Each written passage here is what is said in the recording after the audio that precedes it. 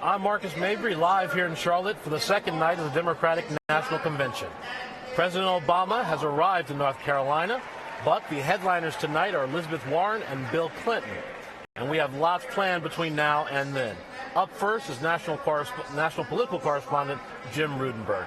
Jim, conventions are tightly scripted affairs, and until one blip last night, the Democrats were doing a pretty amazing job with the speeches we heard in the hall, really staying on message, going after Romney for not being a real middle-class person, not caring about the interests of the middle class, saying Barack Obama needs more time. Michelle Obama gave one of the barn-burning speeches, probably one of the best the First Lady's ever given. And then, boom, Israel. This line from the Democratic platform saying that taking out that Jerusalem is the capital of Israel. Today, they reversed that. Is this an issue that's going to resonate throughout this campaign? Yeah, I think it will resonate through this campaign. I don't know if this is one little kind of flare-up in the kind of battle over Jewish voters and Romney's kind of aggressive posture on Obama's Israeli policy, but this is going to come up again. This convention platform will be repeated. As I said, the delegates here actually voted to replace that line they had taken out about Jerusalem being the capital of Israel and put it back into the platform. Let's listen now to that clip. All those delegates in favor say aye. All those delegates opposed say no. In the opinion of the chair, 2/3 have voted in the affirmative. The motion is adopted. And the platform has been amended as shown on the screen. Thank you very much. Thank you. And the platform has been amended. You were down there. You talked to delegates. What was going on? What was their feeling about this? Well, there were a lot of angry delegates on the no side, which is not what this party wants to show right now. But interestingly, I talked to a few of them, and one of the gentlemen was an Iraqi American who said he spent 5 years in Saddam Hussein's prison camps, rising up when George H.W. Bush called on the people to do so against Hussein. Saying Jerusalem is a sacred ground. He thinks it should be Jewish, Christian, Arab, and shouldn't belong to one nation. The argument you've heard before from the opponents. But so he's kind of an interesting surrogate for that cause. But it doesn't really matter because it's the optics. And what was going on behind the scenes was that the president himself, we're told, directed the party to get that language back in. I got to ask you, because you're a longtime political correspondent, most of us don't understand how these platforms get written. How do you delete a sentence that was in there previously? This one's kind of a baffler, and it was flubbed, quite frankly, it seems to me. But what it was every president may say when they're running for office that they will make Jerusalem the capital. When they take office, they don't. That's never been the policy that we've been pushing for in foreign policy. Right. George W. Bush was for Jerusalem as capital as candidate, did not do it as president. Obama's the same. So apparently there was some desire by the platform committee to kind of comport with his presidential policy. All right, well, Jim, you stay right there. We're going to come back and talk to you a bit more. Earlier today, our colleague Carl Hulse caught up with Chicago Mayor Rahm Emanuel in the convention arena to talk about fundraising for the Obama campaign and life in Chicago. Let's take a look now at that clip. I know you don't like the limelight, but you're kind of the talk of the convention today with the Priorities USA stuff. So what's that all about? Well, Carl, it's pretty simple. You got 61 days left to the presidential. Where can I be most helpful to the president? And I just find all the special interest money lined up on the other side, tilting the scales in a way I don't want to see. So if I can help, I'm going to help. It's priorities, right? You're basically going to raise money. I'm gonna tap into your fundraising Well, network. I'm going to help them out because, look, the president's got a great field operation. They got a great campaign. They've done a good job, as I said. But in the last 61 days, where can I be most helpful? Co-chair of the campaign or priorities? And you think you can, they've had some trouble raising money. I think it's gotten better. But so you think you can help them amp I think if I can push it a little, I'm going to do everything I can. It's my honor to speak to you. So you gave a big speech last night. And what's the response been here?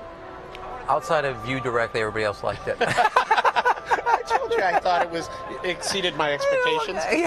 The bar was set right down to the snake level. That's true. No, it's been a very good reaction in the sense of, I think what I simply try to do was give people a front row seat into the Oval Office, next to the Oval desk, during some of the most difficult decisions the president made. On that first day, I said, Mr. President, which crisis do you want to tackle first? He looked me in the eye with that look he usually reserved just for his chief of staff.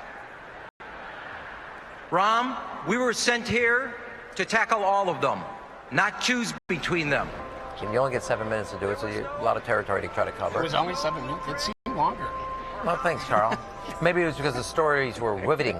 So I tried to give people that front row and give them a sense of the character of the individual. And then the most important thing, I personally, is given what I said, let's fast forward. We know a challenge, a crisis, a conflict, it's coming. Is that in the next 4 years, an unforeseen crisis, challenge, or conflict is going to show up and seize this country. Whose leadership, whose judgment, whose values do you want in the White House when that crisis lands like a thud on the Oval Office desk? Based on everything you know, how the two men handled the auto industry, how they handled tax cuts for either college or for the well-off, how they've handled the issue of don't ask, don't tell, and making sure people, gay people and lesbians can serve the country. Who do you want when that crisis lands? Whose judgment, whose values, whose leadership? And I think that's a testament to the question I think the president and that we want to face in front of the voters, because given how they like the president more than they like Mitt Romney, that's where I want to posit this. So tonight your old boss speaks again about your old boss. Yeah. I can't keep a job. Have you ever noticed that? I just little can't Rahm keep a job. confluence there. Yeah. So have you talked to President Clinton? You know what he's going to say? What's he going to hit? My instinct is that the president will remind people of the parallel situations that President Obama and he faced in this context. One, fierce opposition by the Republicans to every thing they're trying to do. Both budgets, remember, both efforts by both of them when they first did it, absolute 100% opposition by the Republicans. Number two, that they have both tried to make greater investments in key things like education, healthcare, the environment, research and development.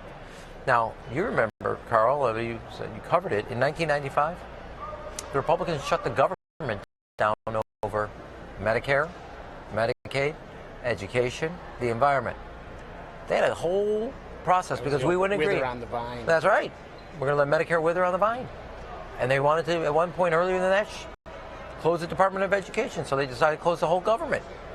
So those issues haven't gone away. The Republicans' fierce opposition, in my view, of putting ideology over the interest of the country, have not changed, and that both of them face that opposition, and both have worked towards economic growth. But they've had their moments, the two of them too, but is this a big coming together? I've never heard President Obama say anything bad about President Clinton. I've never heard President Clinton say anything bad about President Obama. I think it's normal, I will just say this. President Obama beat Hillary Clinton for the nomination. The President, Clinton, loves his wife. It took him a little longer to get over. She got a job. Neither one has ever said anything negative about the other one to me. And he's going to give a speech. I know who he voted for in 2008. I know who he's going to vote for in 2012. And he's going to go out and campaign and do anything the campaign wants. And he's told me that directly. Anything they want, he will do. He will clear his schedule to help them. So one last thing, it always strikes me at something like this that you're the only person I know here who's just a one-name person. It's even President Obama. I mean, you're like, it's just Rahm. And what do you attribute that to? Because Rahm is a weird name, and not many people have it. So if you say Rahm, it's kind of that guy over there. It's that. I don't think that's anything else. All right. Thanks, Rahm. Unless you want to change your name to Rahm, and then there'll be two of us.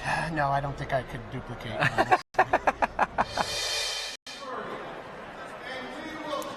So, Jim, that's Rahm Emanuel and Carl Holst, our deputy Washington Bureau Chief, having some fun with each other. But there's some serious issues that the Democrats face in fundraising right now. Big donors haven't come through for them. They have a real financial deficit with regards to the Republicans looking at the super PACs, not just the Romney campaign. Right. Are they worried about that? Well, look, Rahm Emanuel is the mayor of one of our biggest cities. He clearly doesn't have to be out fundraising for a presidential campaign, but he's a loyal guy, and they need his help. So, yeah, it's a big deal. He's coming in, and it says everything you need to know. They need help. So how would you characterize the problem? What is the problem? Why are big donors not stepping up to the Obama plate as they did before? And could it cost them the election? Sounds to me that there are multiple issues at play. First of all, could it cost them the election if it's super close and raises their margin? Sure, it could. If it's not as close, maybe not. But this is no one wants to take any chance on either side with margins. So part of the problem is that the Democrats are some Democrats are complacent. Some people think Obama's going to win this. I don't know what polls they're seeing, but they think it. So some of it is that Democratic donors kind of had spent so many years kind of crying out about the Republican groups and this kind of money that gets outside the system. It's unregulated. It's not their way. So now they're being asked to kind of, it looks sometimes to some like hypocritical. Well, speaking of one of the Democratic groups, we were talking about organized labor, very important for the Democrats. Right now we're going to toss to the floor where Richard Trumka, who's the president of the AFL-CIO, largest labor federation, is talking right now.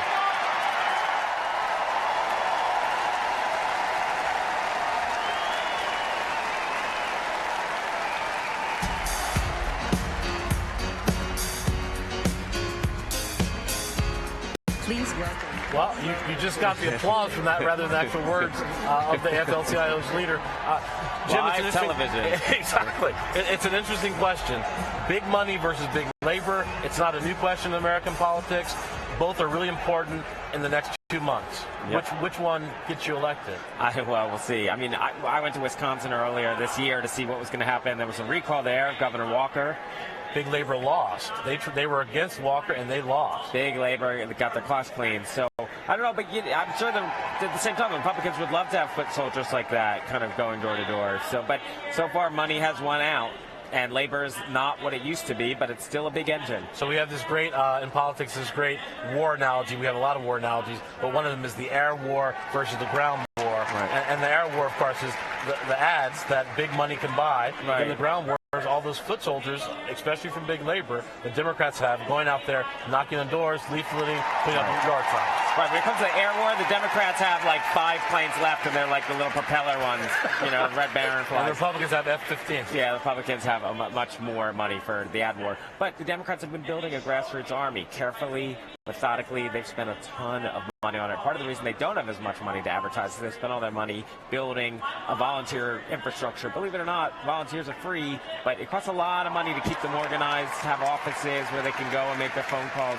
So the Democrats have invested in that ground war. And it's one of the things we've watched at this convention, and perhaps the Republicans were doing it too, but it wasn't as visible in Tampa, which is all these caucuses and all this organizing that the Democrats are doing with their volunteers, with their delegates here in the hall and around the convention.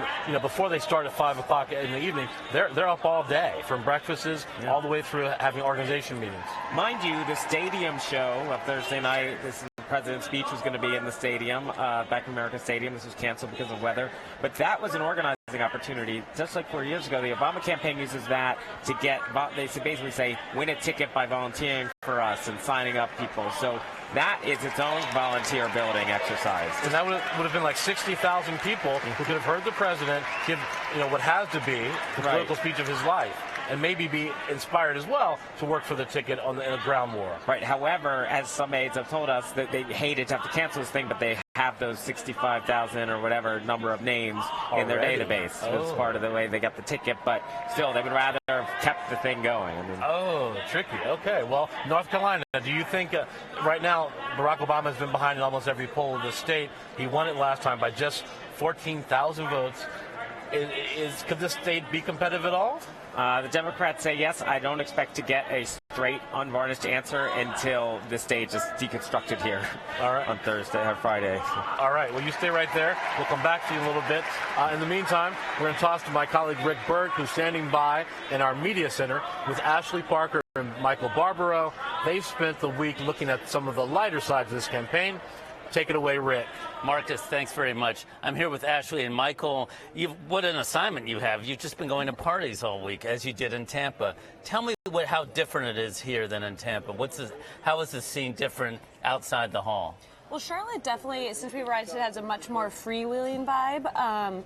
It felt like a big street festival. Part of that was because it was Labor Day. There literally was a Charlotte festival. It actually was a street festival, but the perimeter in Tampa, even the Romney staffers referred to it as the DMZ, the Demilitarized Zone, or East Germany. And here it's much more festive. There's people hawking stuff outside the hall. And also just the physical complexion of the delegates is astonishingly different than what we saw in Tampa. It's real, United Colors of Benetton ad down here in Charlotte. The number of Black, Latino, and gay delegates we've seen hand-holding gay delegates. Just such a different vibe in terms of that than what we saw was a predominantly white monochromatic crowd at the Republican convention. And an older crowd. That's right.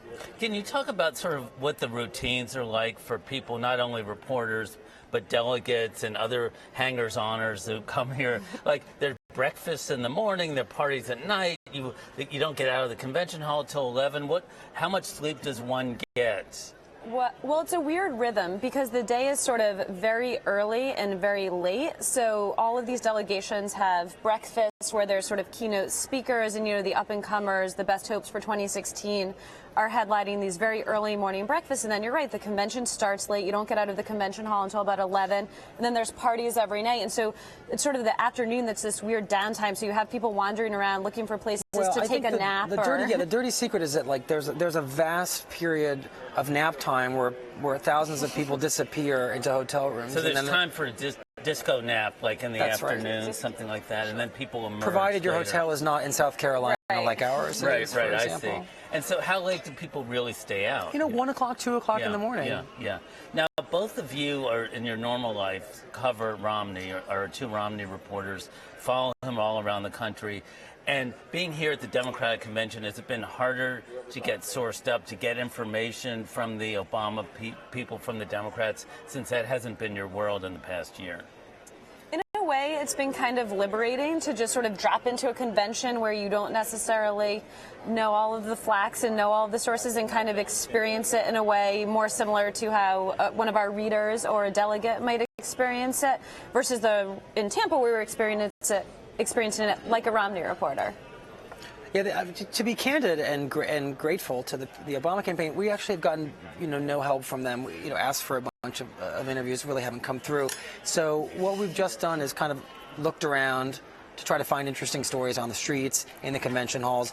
And as I think Ashley's right, I think that's probably a more interesting way to experience a convention. Yeah. And trying to find out things that no one else knows about. One example I know that's going to be on the web later tonight is a story on the Native American delegates and what they think of Elizabeth Warren, who's running for Senate in Massachusetts. Can you talk a little about that? Sure. Well, it's a funny issue that has obviously dogged her in her Massachusetts Senate race, but it actually ended up following her. It dogged her because? Well, because it came out that in her academic career she had identified as a minority because she's 1/32nd Cherokee, according to sort of family lore, but not necessarily any physical documentation. So Scott Brown very cannily made an issue of it to sort of paint her as an opportunist and a careerist. And so here in Tampa, even in sort of the safe green zone of Democrats, Charlotte. Oh, sorry. Yeah, Charlotte. It's easy to make that mistake. It's become a real issue for her. So I was interviewing some members of Native American delegates, and one of them was saying they want her to take a blood test. They want to see her DNA. Another one said he wanted to see her speak in her native Cherokee tongue. But then a third said, you know what, like if she wants to self-identify as a Native American, all he cares about is that she represents Native American this issues. Goes back to the idea that Democrats seem to be exceedingly hard on their own. Now, what about the Kennedys? We have a piece also that's going to appear soon on what they're doing here. Well, the important thing to remember is that Ted Kennedy's passing means that Barack Obama lost one of his most powerful and persuasive political allies. And really, no Kennedy is currently in public office at the moment. So how do you get that Kennedy magic to infuse this most important Democratic moment, the convention in Charlotte? And what we found is that the second and third generation, the younger Kennedys have flocked here. So, Carrie Kennedy, Robert Kennedy's daughter, Ted Kennedy's two sons. They're all here doing a lot of things. And I hung out with Carrie Kennedy today. She is showing a documentary about her mother, Ethel,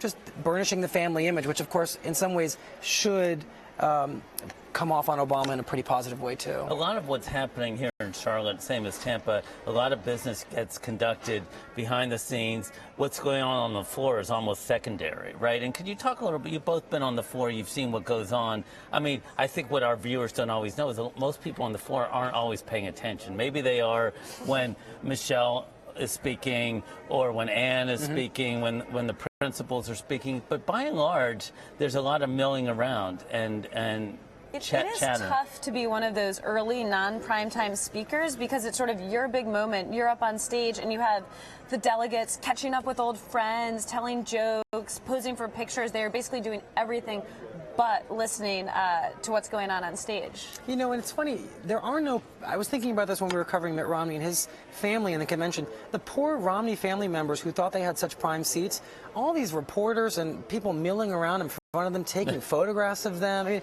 it just felt like a strange perversion of what was supposed to be a really special moment for them.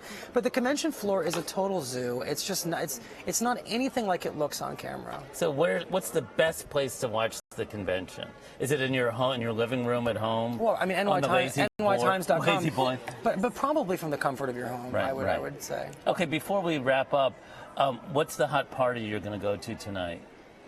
I can tell you the hot party. I don't know if we'll necessarily be going to it, but one big party tonight is Rahm Emanuel is hosting a sort of Chicago party, and his brother, Ari Emanuel, obviously the big LA agent. The rumor is he's going to be bringing a lot of celebrities here, so you see some of that.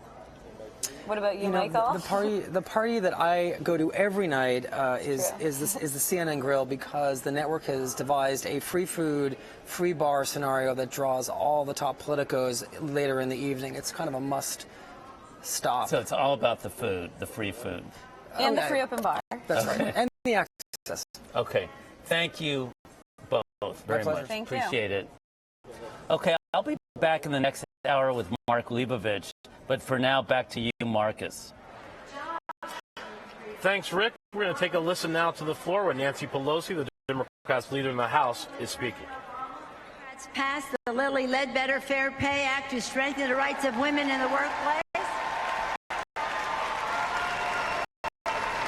We repealed Don't Ask, Don't Tell, so our troops can serve the country they love, regardless of whom they love. We made college more affordable. House Democrats passed the DREAM Act, but Senate Republicans blocked it. With President Obama, Democrats enacted the toughest consumer safeguards in history to protect Main Street from recklessness of some on Wall Street. Democrats passed health care reform to allow Americans the freedom to pursue their passion, to make health care a right, not a privilege, and to ensure that being a woman is no longer a pre-existing medical condition.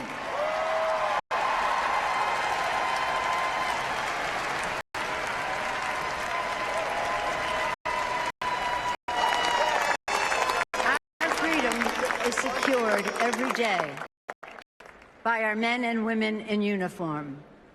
We must build a future worthy of their sacrifice.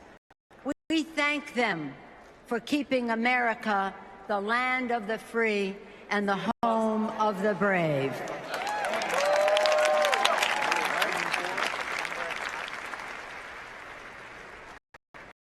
This year, we are determined to re-elect an extraordinary president who in no ordinary time led America back from the brink of depression while Republicans tried to block him at every turn. This election offers the clearest choice of our time. Many names are on the ballot. So too on the ballot is the character of our country. Why is that? Medicare is on the ballot. Democrats will preserve and strengthen Medicare. Republicans will end the Medicare guarantee. It's just plain wrong. When you go to the polls, vote for Medicare. Vote for President Obama. Social Security is on the ballot. Democrats enacted it. Democrats will fight to preserve it. Some Republicans want to replace the guarantee of Social Security with a gamble of private accounts. It's just plain wrong. When you go to the polls, vote for Social Security. vote for President Barack Obama.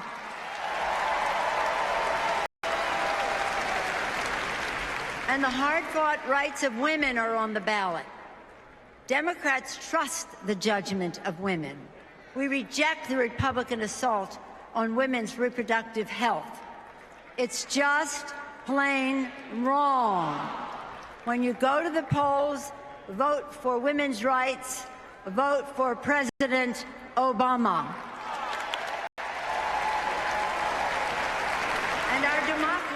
That's Nancy Pelosi making a full-throated defense of the president and explaining the Democrats' agenda versus the Republicans.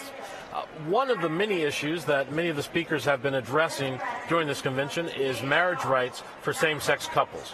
Adam Nagorny will be joining me in a moment to talk about that issue. But first, a look at a lesbian couple who got married in California but now live here in North Carolina, where same-sex marriage is illegal.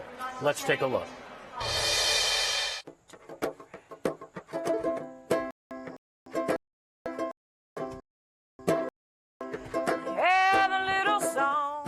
It's all about Mavis. All of our decisions are considered in the context of what's in her best interest. The thought of her being told that she needs to hide or be ashamed of her family, just couldn't stomach it. We need equality across the board. We need to not be treated like second-class citizens. These kids that are growing up gay need to not be bullied. But for us, the marriage equality was the big one because we wanted to protect our family and wanted Mavis to be proud of her family. My name's Laura Blackley. I'm Cindy Jordan. We are sitting on Jordan Blackley Farm. It is 6 acres nestled in the Hominy Valley community of Candler, North Carolina, 16 miles southwest of Asheville. We're at the base of Mount Pisgah. Laura and I got together in '01. I guess around '06 is when we started talking about having a baby. She was born in November of '08. Having Mavis, or even when we were pregnant with Mavis, it really made me more acutely aware of the inequalities. I mean, of course, Laura and I both know about inequality. We grew up gay in the South, but to bring a child into it, we started to look at, well, wait a minute, if the state and the federal government doesn't recognize us as a couple, then they don't recognize us as parents. You know, what if something happened to me? The state doesn't recognize that Laura's the mom, even though Mavis very much knows that Laura's her mom.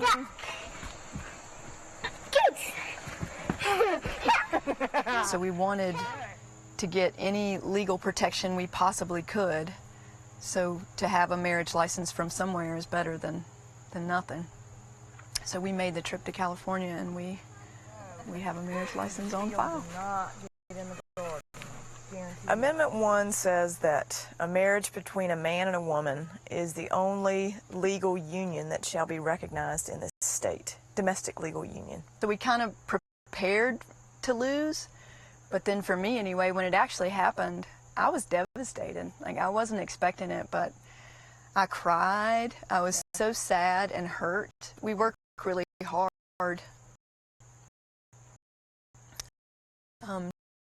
to protect our family and to pay our taxes and do right by our community. And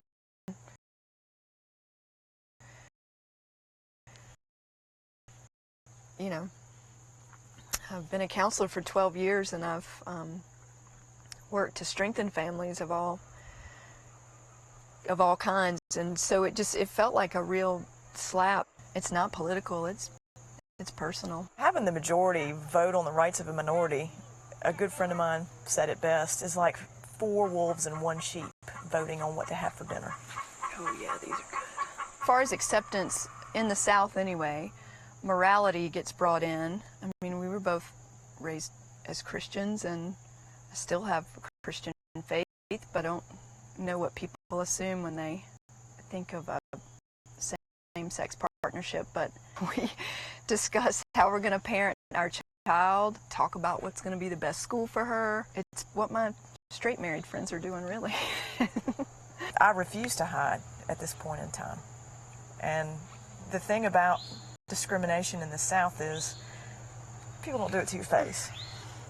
They'll get in that voting booth and they'll vote however they're going to vote, but they're not going to say anything to your face. I think Obama's coming out in favor of gay marriage was wonderful. It may cost him votes in this state. I would like to say that regardless of the outcome in North Carolina, any sort of change that's going to happen has to come from the top down. That's true. We're really not going to win hearts and minds in order to affect social change in the South. People are going to have to be led to the trough and forced to drink. And I understand that now fully. It's a civil rights issue. It's the social justice piece that led me to be a Democrat. So I would really like to see it charge the Democrats and say, yeah, we do stand for this and we're going to fight for equality. But as long as you don't ask for anything, then you don't ruffle anyone's feathers. And there's a lot of ruffled feathers in the South right now. I'm joined now by Adam Nagorny, who has a story tonight on this subject. Adam, thanks for being here. Thanks for having me. Tell us about your piece. We took a look at the sort of extent to which gay issues and gay sort of speakers have become prominent at this convention. The idea of it is that over the past 20 years, gay either issues or delegates or just sort of attendees have sort of been on the outskirts of conventions, sort of clamoring for attention and recognition from Democratic and Republican conventions. And I think when you talk to people here, there's sort of an unprecedented sort of participation of gay people on stage, delegates, but also if you're listening to these speeches, and every single speech there's reference to gay marriage, to gays in the military, and that really did not happen this way 4 years ago. It's a real change, we think. Well, it's interesting you say it because in Tampa last week, we'll remember, we had here on the show a lesbian Republican who was actually in the process of getting married, talking about the platform which said marriage is between a man and a woman, of her own party. Explaining that. And gays were, like you said, sprinkled throughout that convention, perhaps surprisingly so to people. But the Democrats were just like that until this convention, too. They weren't. I wouldn't say they were quite like that. There was always some recognition of them. There was always, since 1992, there was usually some gay speaker on the convention. But I think a token? Is that what you're saying? Yeah, well, it depended on the year. But I think it's less a token that they were not. They tended to be they weren't in prime time for the most part. They tended to avoid certain issues. So it wasn't quite like this. I think what's changed is over the past 2 years, as we know, President Obama has really sort of embraced gay marriage. Don't ask, don't tell. He's asked the Attorney General not to defend Defense of Marriage Act in the courts. And that, you talk to gay activists here, they're like, this is pretty much everything we want. And there's almost a sense of celebration here. So it's very interesting. It's a big change.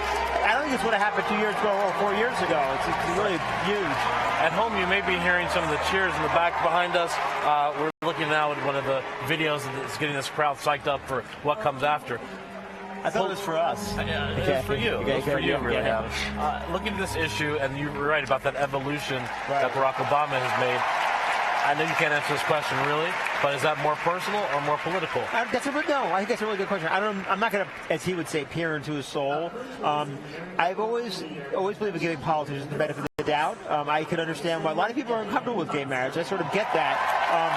My sense all along is that it's never been a big issue to him. He doesn't care that strongly about it one way or another. I think he was pragmatic enough to realize that in 2004 it was a real problematic issue. I think it'd be hard to win an election, and I think he sort of reached a sort of point where, a combination of what he believes, and also he's decided it's either no political damage at all or more help than hurt. So, will this cost him votes? Will it cost him a state like North Carolina, a state like Missouri, Colorado, Nevada? It might cost him a state like North Carolina.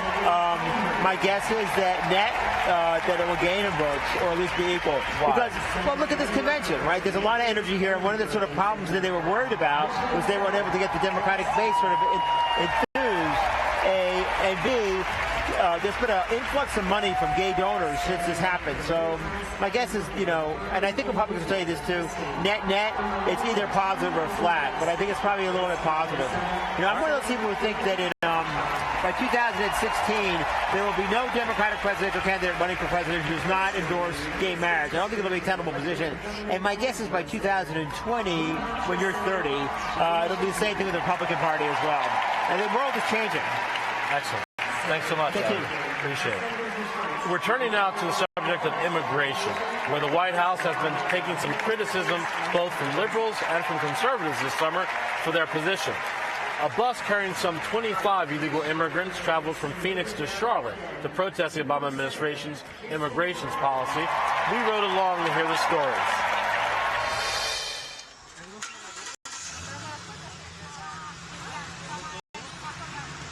Quiero decirle al presidente, yo soy madre, yo tengo hijos, así como él es padre, él tiene hijas. Yo quiero defender los derechos de mis hijos. Si él quiere el voto latino, él nos va a poder ayudar. Maria Cruz Ramirez has been traveling across the country for 6 weeks on the Undocubus.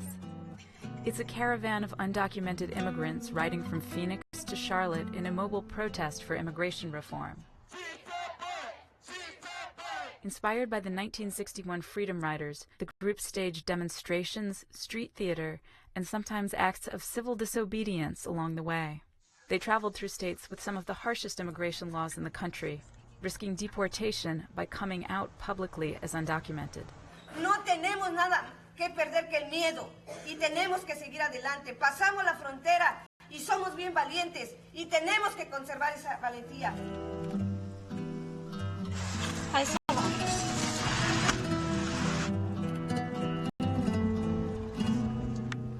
In mid-August, a group of the bus riders arrived in Birmingham, planning to protest during a hearing held by the U.S. Commission on Civil Rights. They spent the night in a local church. Sabemos que muchos de nosotros podemos caer en esta travesía, pero habrán otros que van a levantar la misma bandera y no van a ser aterrorizados. The next morning in downtown Birmingham, the Civil Rights Commission was gathering testimony about whether some state immigration laws foster racial discrimination. Immigration is a topic that inspires both passion and controversy. This is a topic that is at the forefront of the national discourse. However, no undocumented immigrants were invited to testify here. The Undocubus protesters planned to disrupt the testimony of Chris Kobach, who came to defend the strict immigration laws he helped write in several states. Arizona's SB 1070 was designed to facilitate cooperation between local law enforcement and federal law enforcement. Alabama has some of the strictest immigration policies in the country. Being arrested here could easily lead to deportation proceedings for the protesters. Factor number 3. Han violado nuestros derechos como seres humanos. Aquí estoy levantando la voz por mi comunidad. We are undocumented, but we are human, no animal. We're happy to have you here. You express your positions peacefully and quietly, but we ask you not to interrupt this. The protesters were eventually escorted out by security, although they were not arrested. You did not have someone in the room to escort these people out. They're being escorted. I don't think they included this. Well, you know, it's unfortunate that the protester tried to disrupt the proceedings. Absolutely, people are welcome to express their First Amendment rights on the street, outside of an event like this, but when they tried to shut it down or shut down the discussion, I think that was really unfortunate and inappropriate. No papers, no fear! No papers, no fear! The protest moved outside where it grew larger. One of the commissioners from the hearing came outside to speak with the protesters. It's about fairness. I came out and found out that hotel security and now the Jefferson County sheriffs and the Birmingham police had all appeared to try and stop these mainly young people from coming in to express their views on this hearing. We created a public forum. So what I decided to do is see if I can negotiate a way for them to come in. He also negotiated for 2 undocumented speakers to testify. A day some thought might end in arrest instead concluded in front of the Commission for Civil Rights. We just need an opportunity, and we're willing and we're desperate to be legal. And we can work for the economy of this country because we're already here and we love this country. Thank you. Thank you. Thank you. We really appreciate it. As the hearings came to a close, the Undocubus protesters were back on the road on their way to Tuscaloosa and eventually the Democratic National Convention. Yo quiero que le escuche el presidente y que esta canción se le quede en la mente. Yo quiero pues soy inmigrante, hay sudor en mi frente. Yo quiero que lo sepa el continente, más allá de la frontera también somos gente. Allí en Azteca, Maya hay un pueblo resiliente. Soy hijo del maíz, vengo de América. An update on this story. 10 protesters were arrested outside the convention last night for civil disobedience. They were released this morning. I'm joined now by Charlie Gonzalez, chairman of the Congressional Hispanic Caucus, to talk more about this and other issues. Congressman, thank you so much for being here. Thank you. It's an interesting issue, an important issue. Democrats seem to be staking out one side, Republicans another. What do Latino or Hispanic Americans want to see with regards to immigration reform? What we've been trying to do for 15 years, and that's comprehensive immigration reform. We know what the president's been able to do through the deferred action on the Dream Kids, but really it's more than just the Dream Kids. It always has been, and that is the tremendous undocumented population in the United States, and what are we going to do? Because they're essential to our economic well-being. So it really comes down to, again, stressing the need for comprehensive immigration reform, which benefits this country. Does your caucus have to do work among its constituents about, as you said, the president hasn't gone all the way as some people would like. Have you had to convince Latino and Hispanic Americans that they should stick with this president despite his not going all the way? When we explain what has transpired in the past few years in Congress, and it has not been the Democrats that have blocked comprehensive immigration reform. It was not Democrats that voted against the DREAM Act. The problem is that you have legislative gridlock. And what happened a few years ago is that the Senate was taking the lead on comprehensive, never got out of the Senate because, again, the abuse of the filibuster rule. In the past 5 years, Republican-led filibusters now exceed 180. And that's stopped legislative action on this. Oh, absolutely. It will stop everything in its tracks, which it's not. It extends to immigration and many other issues. I'm interested in your opinion of the Republicans on this issue, because this is an issue, comprehensive immigration reform, where the Bush administration, George W. Bush, actually felt very strongly that there was a need for reform. You think that party has changed? It's gotten worse. Obviously, it's gone in the opposite direction. We commend and we applaud former Texas Governor George Bush because he understood the issue, and that's why he took an enlightened and rational approach, which you don't have anymore. I don't know when the Republican Party is going to wake up to good economic policy, because that's what this represents. I understand the human factor. It's important to us. It's dear to my heart. It's part of my family's history. But just out of common sense, practical application of good laws and policies, we should have comprehensive immigration reform. You can ask the chambers of commerce throughout this nation. They are not allies of the Democratic Party for the most part, and they will say the same thing. Hispanics have taken a place in this convention that I think is probably unprecedented in American politics. Why is that, and do you think it's just the beginning? Well, there's always been room in the Democratic Party, and we haven't been excluded. We haven't been marginalized by the policies of our respective parties. The problem with the Republicans, it's not that they don't attract one or two minorities here and there. It's that their policies really exclude greater participation by minorities. That's the root cause. They know it, but they're not going to change that, and I don't understand it. Because it's only a matter of time when the political reality and consequences of the reality catch up with the Republican Party. They're trying to hold out this last time. My advice to them is, I just don't understand why you don't do the right thing by the country, which will be doing the right thing by your party. Congressman, thanks for joining us. We'll see if the Republicans are listening. They won't. Thank you again, sir. We're going to listen now a little bit to Arnie Duncan, who's taken the podium down beneath us. Countries like China out-educate us today. They will out-compete us tomorrow. The president knows that education begins at home with parents who step up and take responsibility. But he also believes that teachers matter. In his first 2 years of office, he helped save the jobs of 400,000 educators. And the president didn't just invest resources, he demanded reform. And 46 states responded courageously by raising education standards. The president also believes that teachers must be respected and paid like the true professionals they are. No teacher should have to teach to the test. and great teachers must be recognized and rewarded. President Obama also knows that higher education is an economic necessity. He fought to keep student loan interest rates from going up. He fought for Pell Grants. He took the big banks out of the federal student loan program and passed billions of dollars in savings onto our nation's young people. And this year alone, he helped nearly 10 million students afford a college education. The president knows that the path to the middle class goes right through America's classrooms. That was his path, and that's America's path. However, his opponent believes very differently. Under the Romney-Ryan budget, education would be cut by as much as 20%. Now take a minute and think about what that would really mean. 200,000 fewer children in Head Start, fewer teachers in the classroom, fewer resources for poor kids and students with disabilities, fewer after-school programs, and 10 million students could see their Pell Grants reduced, putting higher education further out of reach. And these cuts wouldn't somehow create jobs or pay down the deficit.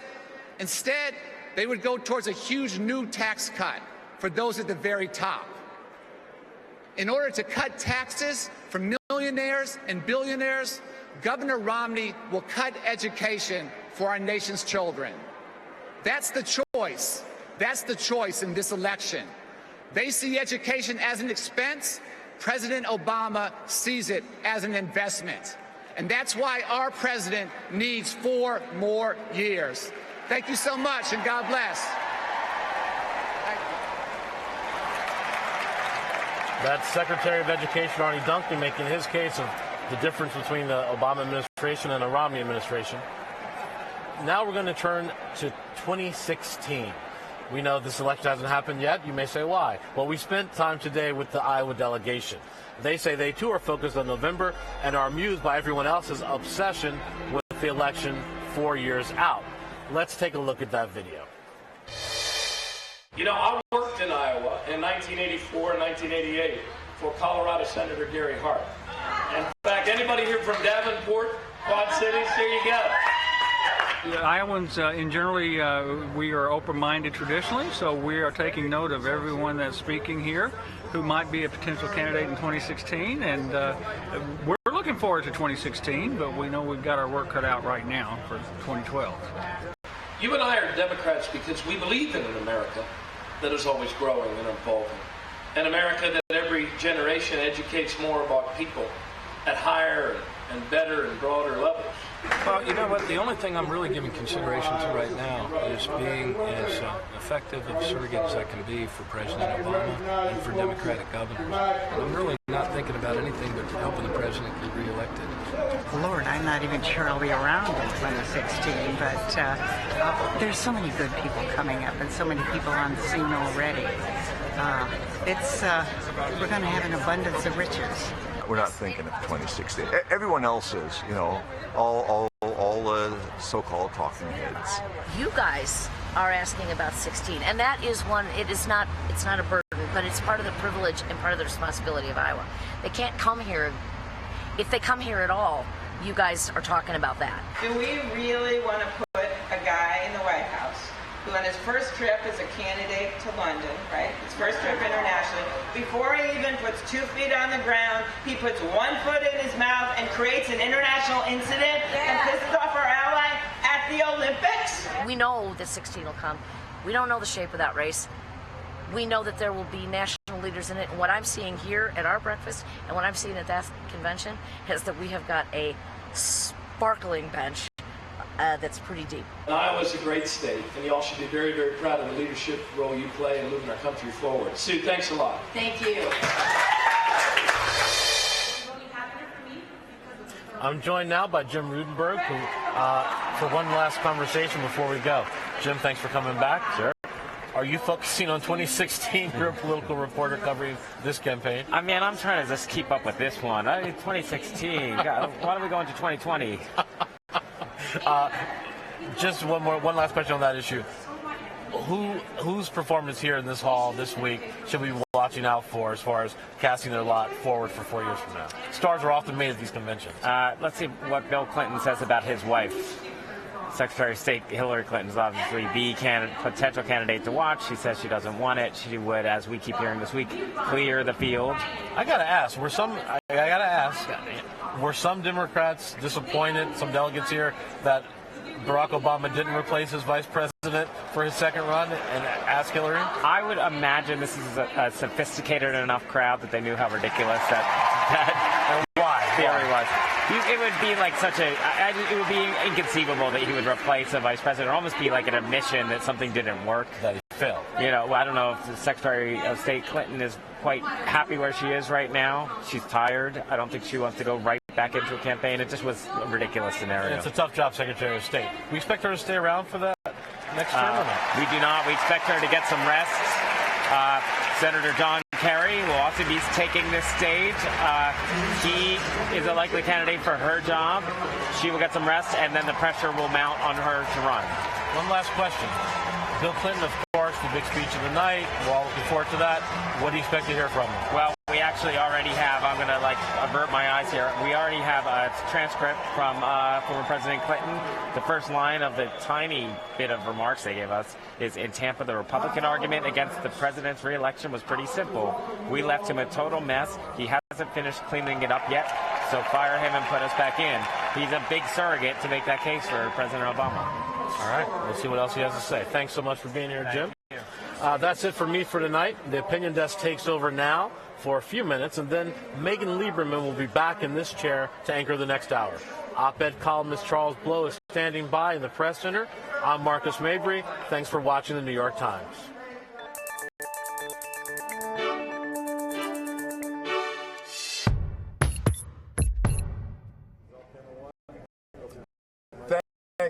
I'm joined here by editorial page editor Andy Rosenthal, my boss. That's right. So am I overdressed? Or you? I think I'm underdressed, but we'll let it go. So I'm bringing a new style to this. So I'm going to come to work like that on Monday. So Clinton. Bill Clinton. What are we expecting? We're expecting another great performance by the performance artist of politics. He's the guy who gets locked in the coffin and buried 20 feet underground for 5 days and then emerges perfectly okay. Hey, is this like a True Blood reference or something? No, it's more like, what is that guy? The magician, the Times Square guy. Oh, Blaine. David Blaine. Yeah, David Blaine. He's the David Blaine of politics. He's here to lend some character and juice to this thing. So you think it'll work? We have a few paragraphs, right? We have 3 so. paragraphs that are completely unhelpful. But they're amusing. In the first one, he says, in Tampa, the Republican argument against the president's re-election was simple. We left him a total mess. He hasn't finished cleaning it up yet, so fire him and put us back in. So that's a classic Clinton line. Now, we don't know. Clinton, this is presumably the only 3 paragraphs that this hour Clinton has actually written. The legend is, is that he gave the Obama campaign his speech in 2008, 10 minutes before he went on the stage. But seriously, though, isn't this the beauty of Clinton, though? Absolutely.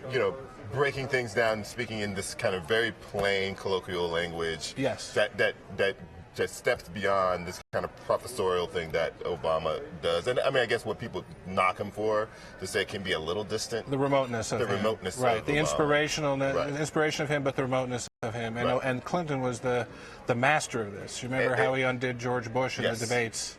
So does this sound masterful so far? Not quite, but it's pretty interesting. I mean, it's very aggressive and it's pushy, and that's what they want him to be. And it's it'll be folksy. He's not just plain folks, Bill Clinton. Was the president of the United States. And a Rhodes Scholar. And a Rhodes Scholar, and a very intelligent man with an interesting checkered past. But which he also seemed to have recovered from. Yes. Right? And remember that he did everything he could in 2008, some of it of dubious ethical quality, to try to make Barack Obama lose. Or to help his wife. Or to help his wife. I'm sorry, I put that poorly. Now, she's not here, of course. Yes. So this is the perfect night for Bill Clinton. This is Bill's stage tonight. Bill commands the stage. Absolutely. He gets a bigger room than Obama gets because tomorrow they move inside, right? Well, it's the same room. No. Are they in this? They're not in. Oh, they're not. It's the same room. Oh, Yeah, okay, yeah, okay, yeah. He gets the same room, but he gets it to himself. Okay. His wife, it's considered improper for the Secretary of State to engage in partisan politics, which is correct. Exactly. And they bumped Joe Biden to make room for Bill Clinton. Yes. Something that Joe Biden claims to be okay with. And you think not? I mean, Joe's been taking some knocks lately. I mean, I don't know if he's okay with it or not. There's a Pew poll out today that they asked for a word association for Joe Biden, and the top two are something idiot, one of them, and smart or good. Something good idiot or something. Yeah, well, that's Joe like Biden. He's incredibly charming. But do you think that? I mean, is that fair? I mean, basically, the knocks he's taken lately are kind of like in comparison to Paul, who people have basically said, now this is an intelligent vice president, and now they've basically like taken Biden down. Yeah, I think that's kind of nonsense. I think Biden is an impressive intellectual guy. Exactly. I think Ryan is an impressive intellectual guy, but Biden knocks him off the stage and the charm and the charisma thing. Now his reputation is that he's always saying the wrong thing and he talks without thinking. I don't know whether that's true or not. Maybe he's talking while thinking. I mean, the thing about same-sex marriage, about marriage equality, he pushed the president to take a position on that. Right. And I think that the people say that the president's people were really angry about it. Right.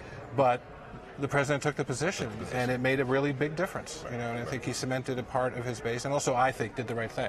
Getting back to Clinton, what do you think about him coming after Elizabeth Warren? Do you think that there's any tension in terms of identity of the liberal wing of the party, or? Yeah, I guess they're different. I mean, Elizabeth Warren and Bill Clinton represent different parts of kind of semi-liberal, Democratic Party.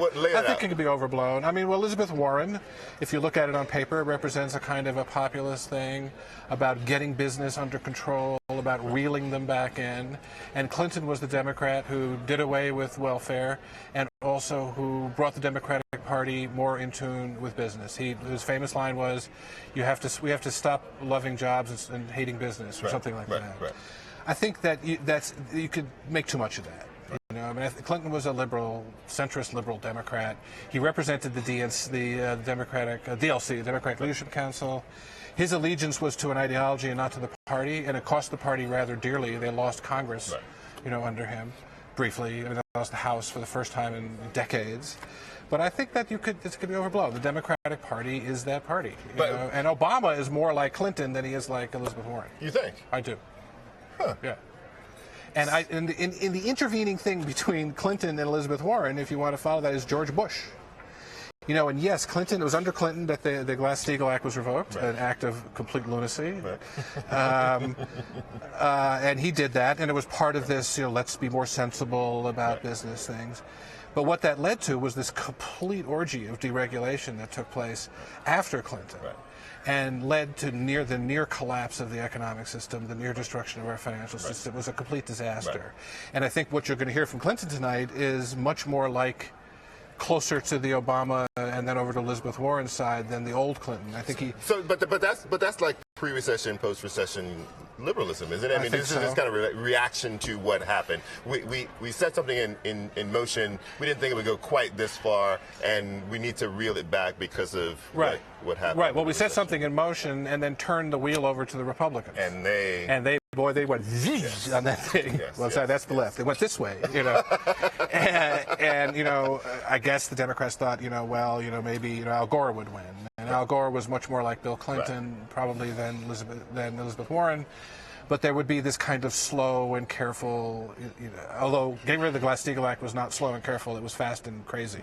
Now conversely, do you think that having both these parts of the liberal wing speak on the same night suggests more like a big tent approach, though? I mean, could it be that voters walk away from them saying, all of us can fit into this group? Yes, I think so. I got two sensible arguments. One, from Elizabeth Warren, that's clearly more in line of, and that's who she is. That's where she comes from, right? Remember, that's where she was before. About getting the business back under control. Right. And then the Bill Clinton thing, which is reassuring to a lot of more conservative and older, let's be honest. Older, also working class? I mean, yes, absolutely. He's the guy speaking to the working class, not Elizabeth. Absolutely. Okay. And to a lot of other people. Remember, it was, who was it? Toni Morrison, who called him the first African-American president, right? That famous line. Right. And he speaks to a lot of different Democratic But they're not constituencies. in danger of losing that. Absolutely not. But there was this weird poll this week about women. We were talking about that, I think, the other day. ABC News had this poll that purported to show this gigantic swing in approval where Obama now has an overall negative rating among women. And it was like an 8-point swing. I'm sorry, I don't want to offend our friends at ABC, but it sounds to me like a pretty bogus poll, particularly because his popularity rating among all Democrats was 87%. So unless all those women were like 90% Republican, it's hard to see how it swings over.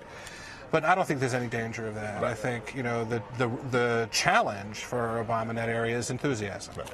And that's to get people out working and to, And that's another Bill And that's another specialty. Bill thing. And I always thought, that if Al Gore had not had that incredible inferiority complex about Bill Clinton could have won him Arkansas, and he would have won the presidency. If he had won Arkansas, Tennessee, or West Virginia, Florida would have been irrelevant. But Al Gore didn't even win his, he didn't even win his own congressional district, which is sort of pathetic. But I think that's true. God, I hope it's. I hope that's But true. if he You had said allowed that too. Bill Clinton to go out there for him, and I think. Do you think that Obama will loosen up and that Bill in the home stretch, Bill will be a very kind of prominent presence? I think so. If this works tonight. If it works tonight. If it works tonight. Then You think there's any danger that it may not? No, unless he comes out with a chair. And his hair all disheveled, and starts, mumbling about Dirty Harry. I don't think so. I know Clinton, and this is an odd thing to say about Bill Clinton, but he's a very disciplined man. Right. And he is the Okay, ultimate. now you may be the first person who has ever As a called. politician, I think he's incredibly disciplined. And he I don't know if I believe that. He has something about him that when you're talking to him, you're the only human being on the universe at that 1 second. But that's not he has the discipline. ability. That's just empathy. Yeah. But I think he knows how to turn that on and turn it off. And I think he lost control of that as a president. But I think since then, and you look at this, he has managed to get Barack Obama, against whom he used some pretty dirty tactics in New Hampshire and Iowa in 2008, to bring him back on board. All right. Now, maybe he's just preparing 2016 for his wife. Well, we're going to leave the 26th thing. We don't want to do 2016. Maybe our next conversation. We don't want to do 2016. We're done for tonight. All right, okay, that's all for this hour. Megan Lieberman takes over now as host. I'm Charles Blow. Thanks for watching.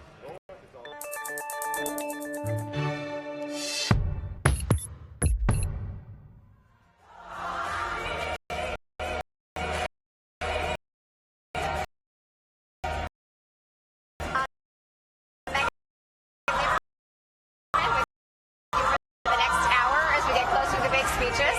I'm joined now by White House correspondent Helene Cooper, who has just informed me that this is the runner-up from American Idol, right, Helene? Such a typical New York Times elitist. Don't you watch American Idol? I don't watch She was the American Idol. runner-up. All right, She got you lost with Philip Phillips. Good to know. Good to know.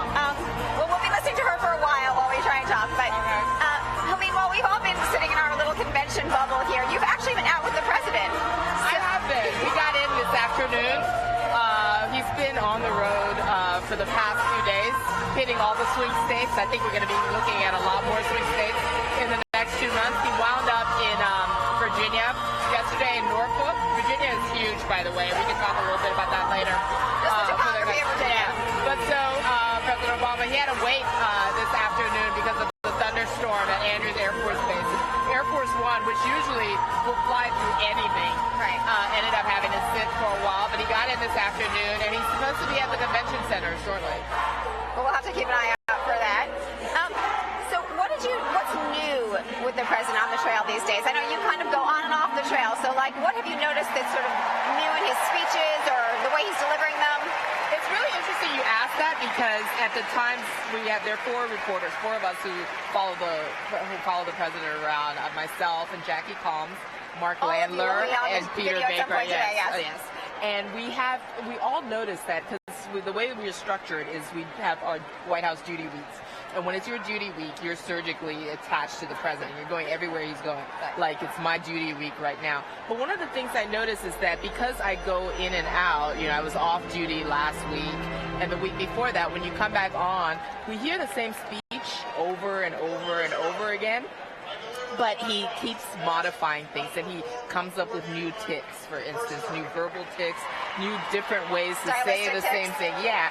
And so yesterday he was in Norfolk, at Norfolk State University, and he's giving the same, I'm sort of rolling my eyes, I've heard this over and over, but he's added this new line now whenever he starts to talk about the Republicans, and naturally the audience starts to boo, and he says, "Don't boo, vote." And so now this is his new take. You know, I wonder if he's going to do that tomorrow night. I was wondering, but because he does that again and again, and then until finally the don't, you know, by the end of the Norfolk speech yesterday, he said it for the fourth or fifth time, and he said, "Don't boo," and the crowd starts cheering because they're waiting for him to say vote. Right. And that's been like sort of an ongoing thing with him on the trail. I remember 2 years ago during the midterm elections where he had his famous car in the ditch metaphor, where his whole shtick was that the Republicans had driven the car, the American economy, into the ditch, and the Democrats had come into office, and he had come into office, and they had worked very hard and gotten out their shovels to dig the car out of the ditch. And now with the midterm elections, which, you know, the Democrats lost hugely, the Republicans were asking for the keys back. And so he started off, you know, at the beginning of the midterm campaigns with that metaphor, and then as he went on, he kept adding to it, and then he started, you know, talking about how the Republicans want, you know, instead of, you know, the Republicans standing by the side of the road when the Democrats were digging the car out of the ditch, instead they're drinking Slurpees from 7-Eleven, and they're heckling them, and they're not doing, you know, and then there's flies. Does he just get bored and needs to embellish? He just keeps embellishing and embellishing and embellishing, and by the end, it's hilarious. We all, you know, the reporters who cover him, and we're listening. You have to understand, we're listening to the same speeches 4 or 5 times a day, and this, you know, and so I guess this one way to pass the time. Yeah. Isn't that pathetic? So thematically, is he doing anything different? Is there a different message, or are we just going to keep hearing the kind of we're for the middle class, we're for the middle class, we're for the middle class? We're hearing a lot of class warfare ever since the Kansas speech a few months ago. That's sort of been where he staked his territory. Now you're looking at different ways that he's saying the same thing. You know, he talks about Medicare. He talks about Obamacare. A big thing for him right now is that he's taking it as a mantle. He's taken this as a mantle. The Republicans is a derogatory term with the Republicans, and they said Obamacare instead of health care reform, and now he says yes, because Obama does care. And now yesterday they started a new thing where they're saying Romney doesn't care, so they want the Romney doesn't care thing, and so they're trying to drum that up. I don't know if that might come up tomorrow night as well. But thematically, you're hearing a lot about this whole not rich versus poor, but it's still very much structured. Middle class versus the wealthy. Yes, the Republicans are trying to take money away from the middle class in order to give the rich another tax break. It's a perfect transition to a package that we have from earlier. Let's look at an interview that Carl Hulse did earlier with Representative Chris Van Hollen. Well, Congressman, you have been picked to play Paul Ryan in the debate prep with Vice President Joe Biden. You know Paul Ryan very well from the Budget Committee, but have you been practicing your Wisconsin accent? Well, I'm working hard on my Academy Award for this performance. Look, as you suggest, I sit next to Paul Ryan in the Budget Committee. I know a lot of the lines. I know how Paul Ryan likes to present their side of the story, and in my view, he presents a plan that's very bad for the country, but he does it with a smile. And so it's important to understand how it's delivered. Now, but you're trying to get that plan out there too, because you folks think that works pretty well for you politically. Your main interest, besides getting the president reelected, obviously, is to gain some House seats, try and take back the House majority. Correct? Well, that's right. That's right. And of course, the better the president does, the better our prospects are of gaining a majority in the House. We've gained some momentum, and the selection of Paul Ryan to be on the Republican ticket has really helped sharpen the issues in lots of our congressional races. Now, are you seeing the numbers or momentum change in some races due to the Medicare? Yes, and my understanding from talking to the folks at the Democratic Congressional Campaign Committee is that's happening in a number of races, yes. And it's because that allows people to really focus like a laser beam on the vote that many of these Republican members of Congress took on the Ryan plan. Twice, a lot of them, right? Twice. And so a lot of these members of Congress have been trying to run away from the Ryan plan. putting him on the ticket puts that plan front and center, and they're now going to be held accountable for the vote they took. Now, of course, as you know, the Republicans and Paul Ryan say, well, we're the ones with the plan. We have a plan to save Medicare, protect it for the future. It's not going to impact current seniors. How do you respond to that? Well, first of all, the president has a plan, too. They just don't like the president's plan because the president takes a balanced approach to reducing the deficit, meaning a combination of some tough cuts, but also asking wealthy people like Mitt Romney to chip in more. And with respect to what the Republicans say about their plan, they didn't say much about their plan during their convention in Tampa. And the reason is because they don't ask people like Mitt Romney to put in one more penny to reduce the deficit. Simple math tells you they have to whack everybody else in the budget. And so they hit seniors on Medicare, and not just 10 years from now.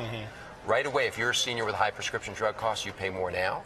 If you use preventive health services, you pay more now. And finally, because of what Romney did, which was to eliminate the one sensible thing Ryan did in his budget, which was to preserve the savings in Medicare that we got by ending some of the overpayments to insurance companies. So Romney wants to charge seniors more now for premiums to restore overpayments to private insurance companies. So he's taken a bad plan for seniors and made it worse. Look, there's a reason AARP, which is the largest advocacy organization for seniors, why they endorsed the president's plan and why they oppose the Romney-Ryan plan. Believe me, they're not in the business of not looking out for seniors, trying to hurt seniors.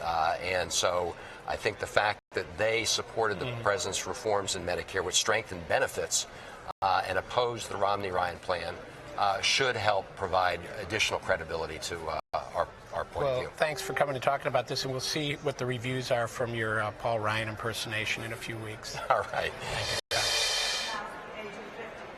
So, Helene, Chris Van Hollen's actually speaking later. He's the last speaker, I think, leading into prime time. But right now we have Cecile Richards out here, which I just wanted to know because I've been really struck with the amount of time that they've been spending on social issues here, particularly gay marriage and abortion.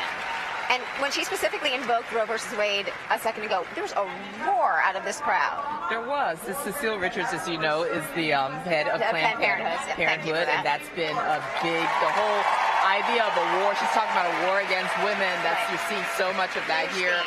The Democrats are really seizing this, and that's in part because they're really fighting for it's a door-to-door, house-to-house, scramble for all the independent voters they can find, and they hope that there are a lot of moderate women that they're fighting for right now, and single women, exactly.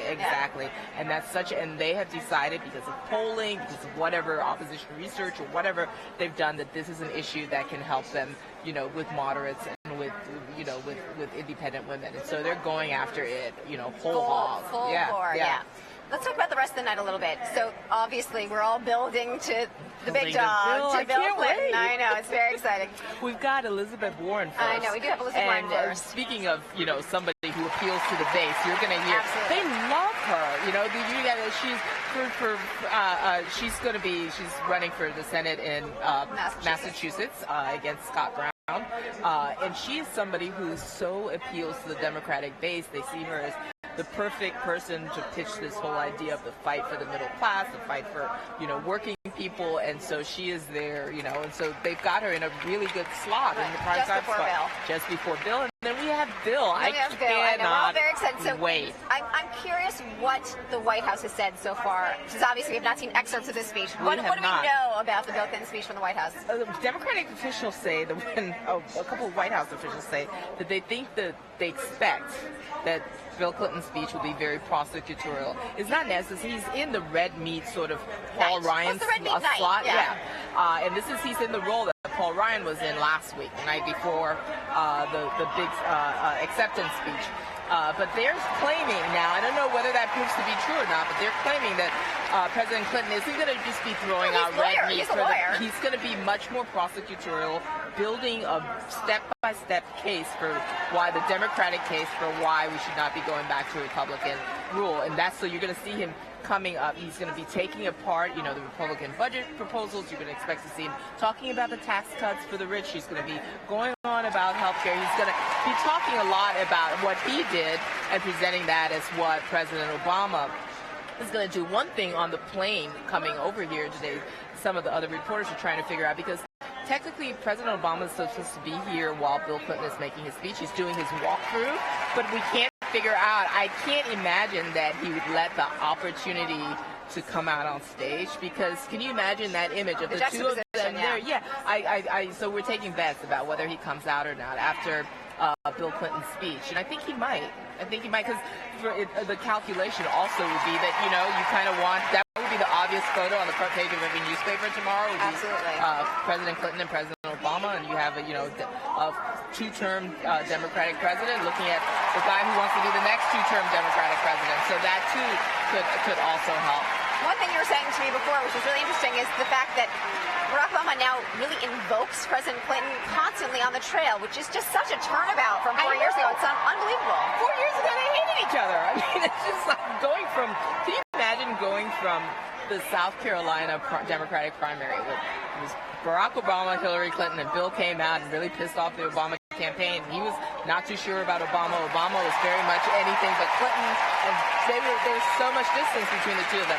Nowadays on the campaign trail, Barack Obama constantly invokes Clinton. The way he sets it up is the Clinton years, Bill Clinton, he starts it off with Bill Clinton left a huge budget surplus. He tried, and George Bush came and took it all away. And, that's the whole, and everything he says that was successful, that he paints about the Bill Clinton years, he presents himself as trying to do, it's the next, trying to do the same thing. And so it's so, wow, what did she just say? So it's so interesting now to see how much he's embraced him, but of course this is Bill Clinton, so you never can be so sure when that, that he might end up biting the hand that you're extending to him. Well, watch out for the unexpected. Right now we're going to go to Rick Burke in the media center, who's standing by with Mark Leibovich. Take it away, Rick. Megan, thanks so much. Mark and I are here to talk about Joe Biden, the vice president. I was talking to one convention goer today from Tennessee who volunteered. He said to me, Joe Biden is turning out to be the Dan Quayle of Democratic politics. Now, I was a little taken aback to hear that, because I don't think it was a compliment. And what I'm asking you is the fact that Joe Biden is not speaking in a primetime role tomorrow night, does that have anything to do with that quote, the sense that he's maybe become a little bit of a buffoon in some circles, even among Democrats? Well, I think his poll numbers, I don't know if they bear out whether he's a buffoon or not, but I think clearly the combination of Bill Clinton speaking tonight and not wanting to have Clinton and Obama speak the same night, and the fact that Biden, has become, I wouldn't say a liability, but Biden has, certainly his numbers don't seem to be helping the ticket in a broad sense, would indicate that maybe they are trying to sort of, I wouldn't say camouflage, but to put him into a broader context, which is the president's speech, which is going to be the big story for tomorrow night. But I think some of the critics may miss out on some of the advantages that he brings to the ticket. I remember 4 years ago at the convention, he gave an impassioned speech about an appeal to the working class. Yeah. He talked about his own roots and his own life story, climbing up the ladder, and it was very heartwarming to a lot of people at the convention. Yeah. And right now in the campaign, he's a key liaison to labor and to many of the other groups. He appears in the swing states a lot. So you could say that he's a plus. He absolutely has benefits, and I think they've used him in a pretty narrow sense, which is to campaign among working class voters. He's very popular among Jewish voters in Florida. He's obviously great in places like union halls. He's great in sort of one-on-one lobbying situations with Congress. So, I think he has a very, very precise skill set that they've been deploying pretty well. I think as a national brand, you probably don't want to get in the way of the president or the former president. Right. Now, you've spent a lot of time earlier this year following the vice president around. What are they worried about in terms of affecting the national brand? What are they afraid Joe Biden is going to do? Just distract. Gaffes have become almost a cliche, but Joe Biden doesn't always stay on script. He talks a lot. Earlier this year, he kind of got out ahead of his skis, as the president said, on gay marriage, forced the administration's hand a little bit on that. A few weeks ago, he had his remark about how the Republicans would put you back in change, which was obviously racially charged in a lot of people's ears. So, yes, this creates a bit of a distraction. This is a very precise operation, and that's not welcome. And the vice president has even said himself he's used to decades as being his own boss, and suddenly he's the number two. And even if you're vice president of the United States, number two isn't quite the same. And I have a withering quote from your story that people are still talking about. The quote heard around the world. You got from, of all people, Secretary of State Hillary Clinton, who said, quote, "Being a vice president is kind of like being a first lady. You are there to support and serve the president. There's no job description." First of all, how did you get her to say that to you? I was stunned. I mean, frankly, Hillary Clinton is such a pro. I mean, I knew exactly what this interview I thought was going to be, which is a sort of checking of the box interview for me, get the Secretary of State on the record. She's obviously very disciplined. She's almost always on her best behavior. And then all of a sudden, this gem comes out, and immediately I was thinking, one, in the context of Joe Biden and his issues with being number two, and he's always talking about having his manhood taken away from him, and that was a very loaded quote. Also, if you look at the context of 2016, there was certainly a read on that quote that she could have been trying to undercut him in some ways and try to sort of say, hey, look, I have a serious job. You're essentially in a ceremonial job that I've done for 8 years. I remember when I was covering Vice President Gore at one point in the White House, I was trying to look at how the distance between the Oval Office and the Vice President's office, and I was actually... How many steps? Trying to be a good reporter. I was actually doing the steps, and Gore caught me there. He said, "What are you doing?" And I said, "I'm trying to count the steps from your office to Clinton's office." Wow. And he said, "Well, let me do it with you." And I said, "Well, I guess you should, because you have larger steps than I do." Absolutely. We want to get these accurate. But I think but the point of this is there's always a sense of closeness to power and closeness to the Oval Office. And you have to think Biden wants to be at the center and is yearning for that. Yeah, well, he's wanted to be president for a long time. Much longer than Barack Obama, arguably. And I think, in some ways, the vice president is as close to power as you can be. He's also as far away from power as you can be, because it's a very separate entity. And I think, one thing that vice presidents are inevitably very, very insecure about is their relationship with the president. The president can cut off your legs in a heartbeat. And I think that dynamic is very much at work here. And I think the relationship between Biden and Obama is something that we're probably going to learn more about going forward. But right now, the notion that they are just full partners and best friends, I never believe that, because that's what they tend to say about every top ticket. But what does he bring to the equation, besides what we talked about with labor and these key states and so forth? How much is he a confidant, in your sense, to the president? I think, certainly if you talk to his people, they would say, they have an essential relationship. I take that with a grain of salt, because I would imagine every vice president says that. I think, they have their lunch every week. They have their lunch every week. I think Biden has been asked by the president to fill a role of sort of devil's advocate in meetings, to ask questions that might be a little bit more contrarian, so that the president doesn't have to tip his hand. And so in-house, Biden has served as kind of someone who can grease sort of the human things that Obama is maybe less comfortable with. And, Biden has had some tough discussions with some cabinet people, with some people on the Hill. And frankly, Obama has used him, the president has used him to sort of, in his golf with John Boehner. Biden was an 11th hour ad. The meeting with the Cambridge, Massachusetts cop and Henry Gates. Was it Henry? It was Henry Gates. Henry Gates. After that incident, they asked Biden to come along. So in a sense, Biden is sort of a lubricant to these maybe less comfortable conversations. And he knows the ways of Washington in a way that the president did not. So I think that's a big help. Absolutely. Mark, thank you so much. Yeah. Now let's go to reporter Amy Shozik, who recently spent a lot of time with Bill Clinton, including traveling with him to Africa, where she got a first-hand look at the work he is doing and the legacy he is trying to build. Mr. Clinton will take a break from his global philanthropic work when he takes the stage in Charlotte tonight. In a speaking slot normally reserved for the vice president, Mr. Clinton will formally nominate President Obama as the Democratic candidate. The moment will highlight just how far Mr. Clinton has come to restore his relationship with the Democratic Party after Mr. Obama defeated his wife in a contentious 2008 primary. On a recent 6-day African tour, Mr. Clinton and his daughter Chelsea showcased the work of the Clinton Foundation, the huge charitable organization he started in 2001. His own presidency was a steady theme during the trip, but it wasn't all nostalgic. From the Rwandan genocide and AIDS epidemic to famine and war in Somalia, the bombing of a U.S. embassy in Nairobi, and related missile strikes in Sudan, the continent stands out as a source of conflict and regret for Mr. Clinton. Although his foundation operates in 50 countries around the world, his desire to finish some of the work of his presidency is most evident in Africa. While traveling, Mr. Clinton frequently invokes his own term in office, peppering speeches with phrases like, "in the 1990s," and "when I was president." Yet he says that one of his main foreign policy failings was not stopping the 1994 slaughter of 800,000 mostly Tutsi Rwandans. A good deal of what Mr. Clinton does at his foundation is act as a power broker between wealthy donors and worthy causes. The Africa trip included longtime friends and deep-pocketed donors, some of whom have supported the Clintons since their Little Rock years. While his relationship with certain billionaires has drawn criticism, a big part of Mr. Clinton's political gift was his seemingly effortless ability to shift between opulence and poverty.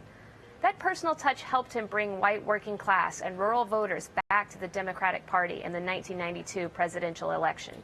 And it's that connection that many pundits say Mr. Obama lacks. Mr. Clinton's speech tonight will serve in part as a plea to the elusive swing voters who supported Mr. Clinton and his wife Hillary Clinton's presidential bid, but who have proven a challenging audience for Mr. Obama.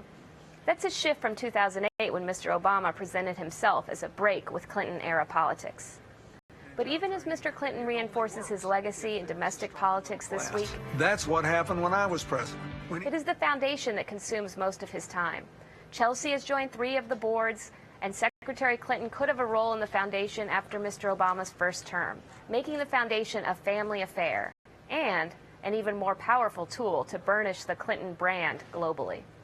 For the New York Times, I'm Amy Chozick.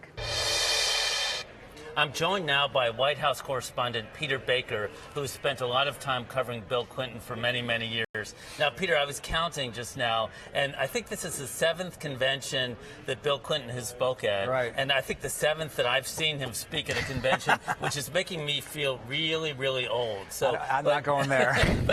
but besides that, my question for you is he going to stay within the time limit tonight? Yeah, it's a great question. What I want to know. Right. The very first one, of course, was classic Clinton. He was speaking at Michael Dukakis's convention in 1988. He goes way long. He's the keynote address. People start cheering when he finally says, in conclusion, and people think it's the end of his career, right? Right. He's a small and they think state it's the end governor. of his speech. The end of his speech. And it wasn't the end of his speech. That's true. He has to go on Johnny Carson. That's how long ago it is, to redeem himself and make fun of himself, at which point he kind of redeems him, revives his political prospects. 4 years later, he's president of the United States.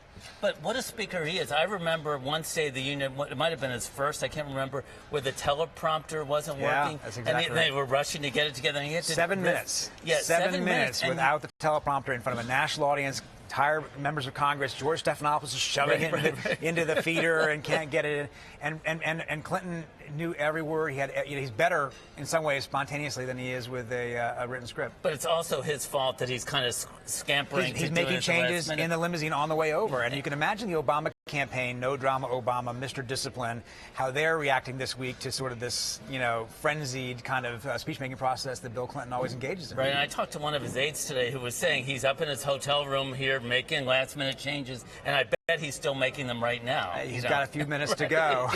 Now, let me ask you, what are you going to be looking for tonight in the speech? Well, I think what you need to look for in Bill Clinton is what is his imprimatur he's giving Obama here. Bill Clinton moved his party to the center on issues like welfare, crime, balanced budget. President Obama is seen as more liberal because, we've got a large deficit. He's had an economy to try to right, and in trying to right-size it, he's spent a lot of money in stimulus. And how you reconcile these two wings of the party, how does he say, this is the continuation of what I tried to do, be a really interesting challenge for him. Now, obviously, it's no secret there's been tension between the president and the former president. Right. And how much might the speech tonight be about Bill Clinton versus about sort of endorsing Obama as president? It'll be interesting. When he was on the campaign trail in 2010, for instance, during the midterms, a lot of Bill Clinton's speeches were really about Bill Clinton. He was trying to support the Congress that Barack Obama wanted, eventually lost to the Republicans.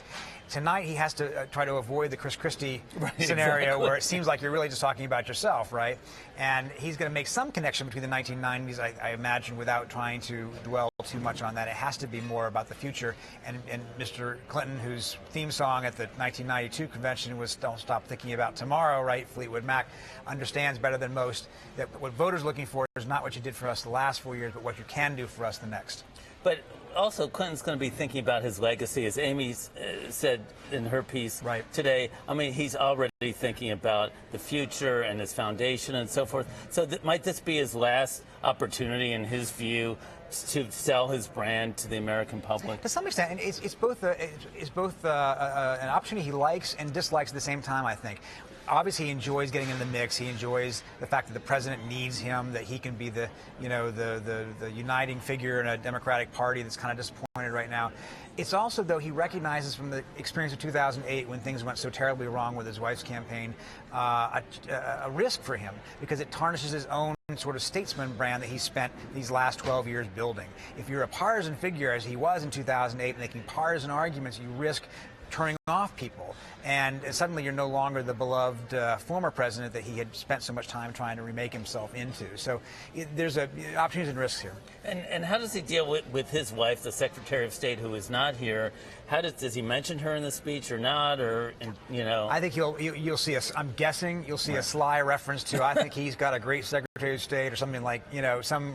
And then a pause. A pause for the laughter, insert laughter here. Right. And but that's obviously brought them together. Hillary Clinton, who ran against Barack Obama, has been a loyal, a non-troublemaking member of his cabinet. Nobody would have thought this 4 years ago. And it has brought, if not a friendship, it has brought a partnership together between these two, important center poles of the Democratic Party, the Clintons and Barack Obama. Now, again, you've covered President Clinton for many years. What's your best guess, and I won't hold you to it, of how many minutes over he'll go tonight? His most famous one, I think, was the State of the Union, 80 minutes, I believe, I something like that. Right. People panned, all of us smart pundit types, we got on TV and says, terrible. Polls showed that the public loved it. We all missed our deadlines. We all missed our deadline. That's why we were probably That's why we were upset. You're right. I bet the networks go long, even if he goes long. Peter, thanks very much. That's it for now. I'll be back in a bit with Metro editor Carolyn Ryan. Back to you, Megan. Thanks, Rick. I'm here now with White House correspondent Mark Landler. So, Mark, Peter and Rick were just talking about the other Clinton, who is not here but is hovering over this convention, isn't she? Yeah, she's really the biggest absent figure by far, and she really isn't absent in a way, because in the hallways among the delegates, you constantly hear chatter about what Hillary would be if she chose to run for president in 2016. And the kind of general consensus, right or wrong, that she would clear the field, that she'd be the undisputed front runner. Of course, she said nothing about whether she has any political future. She's stepping down as Secretary of State in January. Most people who know her expect that she will take some significant time off. Yeah. She'll write a book for which she'll get an enormous contract. But then kind of the thinking is, after a year or two, a person that energetic is going to get itchy, and if they recognize the field is open. Yeah. And it does seem to be part of, obviously, Bill Clinton's motivation, aside from flattery for speaking here, to sort of somehow clear the path for her. Everything Bill Clinton says tonight about Barack Obama's record in national security will burnish the credentials of his wife. She was the chief diplomat for the Obama administration. Right. Even as we speak, she's in China negotiating with the Chinese on Syria and the South China Sea, issues that seem very far away from Charlotte, North Carolina. But should Hillary run in 4 years, that national security foreign policy record would be a key claim for her to the presidency. And her sort of absence but presence here seems to have kind of kept this from being, at least so far, the same kind of 2016 bake-off of speeches that we saw in Tampa. That's absolutely the case. I mean, you saw Governor Martin O'Malley yesterday, Julian Castro, who's a young man who won't be a presidential contender for years, but it really hasn't been sort of the rising stars of tomorrow strutting their stuff, sometimes at the expense of the nominee. This is a very carefully orchestrated convention where virtually all the speeches are about reflecting on the nominee himself, and it's perhaps no surprise that there were really only 3 blockbuster speakers when you think about it: Michelle Obama, Barack Obama, and Bill Clinton tonight. Mark, there's been another sort of little foreign policy related flap around here today, which is this controversy over the line about Jerusalem in the plank, or the absence of the line about Jerusalem in the plank. There was a line that was sort of omitted from the plank this year, saying that Jerusalem is the capital, future and current capital of Israel. that got a big backlash. What happened and why did this get removed in the first place? Tell us a little bit about that. Well, this line has been in Democratic Party platforms for years. It was in the 2008 platform, and in fact, it's been in some form in the Republican platform as well. This time, when the party platform committee drafted the platform, they chose to leave it out. Their argument is that this platform reflects a sitting president, not a candidate for president, and therefore should be more closely aligned with official U.S. policy. Official U.S. policy is not to declare Jerusalem as the capital of Israel, but to say that the status of Jerusalem should be decided in a future negotiation with the Palestinians. So the line was taken out, and that provoked a backlash, not just from pro-Israel groups that were very angry about it, but predictably from the Republicans. Mitt Romney used it as an occasion to once again say, I'm a better friend of Israel than the president. There was an ad that a Republican Jewish group, print ad, is going to run in the Charlotte Observer tomorrow, as well as in papers in 5 swing states targeting Jewish voters, again raising questions about President Obama's reliability for Israel. And so the president himself directed the platform committee to, in effect, reopen the platform, and through this rather messy voice vote that happened earlier tonight, there were a lot of yeas and a lot of nays. They got the change through. They restored the language. That'll mollify the pro-Israel groups, but of course the Republicans are claiming it's a reversal. How remarkable is it that the president got directly, personally involved over one line in a platform? Well, it really shows the huge stakes that Israel has in every American election. And in this case, his involvement is interesting. It puts him in a somewhat awkward spot, because what Debbie Wasserman Schultz said in her statement tonight was that this now reflects the personal beliefs of the president.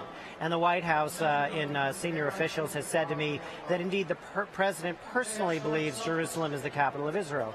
Well, the problem is his administration's formal policy doesn't. So he now appears to be, if not at odds with his policy, then somewhat ahead of it. And so that is sort of a slight awkward situation for him to find himself in addition to the fact that that the kerfuffle earlier in the evening kind of disrupted what has been a very smooth convention. And kind of stopped a little momentum here. Took them off their message, no question. Thanks a lot, Mark. Sure. Conventions today are pretty well-scripted affairs with little room for spontaneity or unexpected moments, but it wasn't always that way.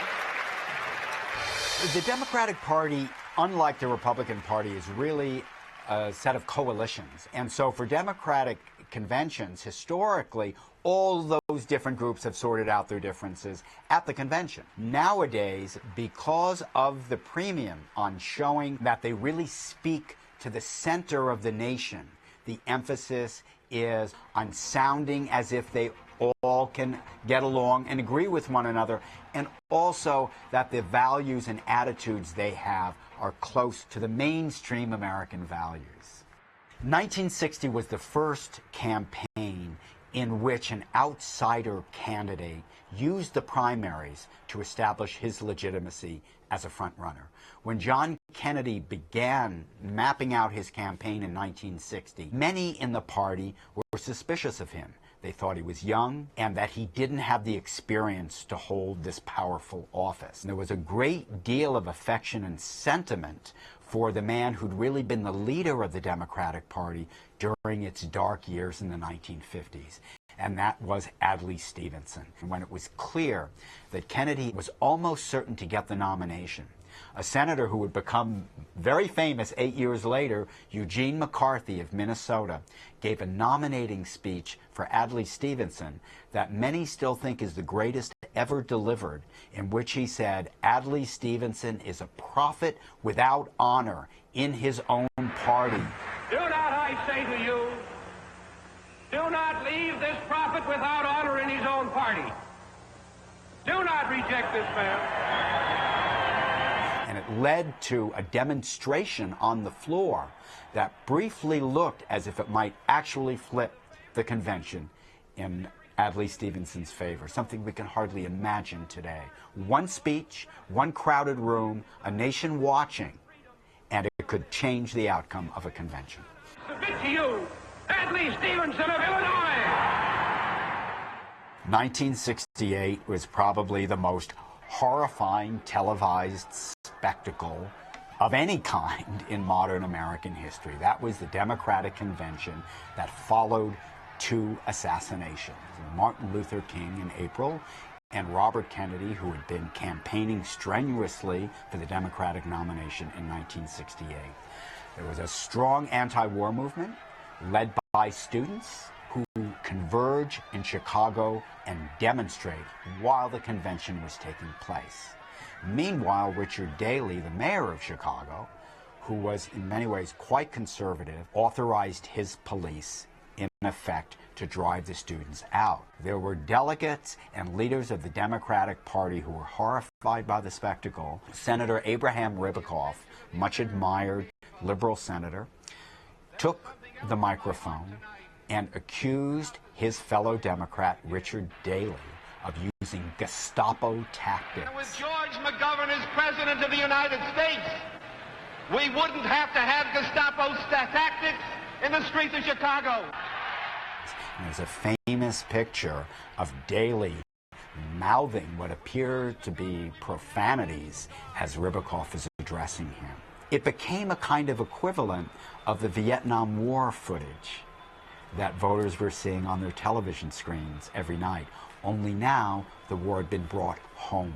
The nation really appeared after these assassinations as if the nation might be in the brink of anarchy. That probably cost the Democrats the election in 1968 and elected Richard Nixon instead. 1980 was the last stand, many say, of the old New Deal liberalism in Democratic politics in America. The incumbent Jimmy Carter was not popular in his own party, not that popular nationally. He was challenged by the last of the great Kennedy brothers, Edward Kennedy. But Carter had control of the party machinery. He had the natural advantages of the incumbency and so was able to win the nomination.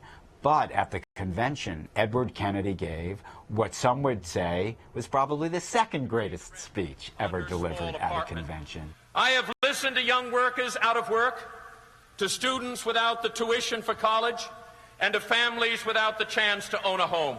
He reminded voters that for many decades the Democratic Party had stood for the poor, for the working person, and that those values that had created the New Deal were being threatened from within by a more conservative Democrat without vision, Jimmy Carter. And Edward Kennedy said, "The dream shall never die." The work goes on, the cause endures, the hope still lives, and the dream shall never die.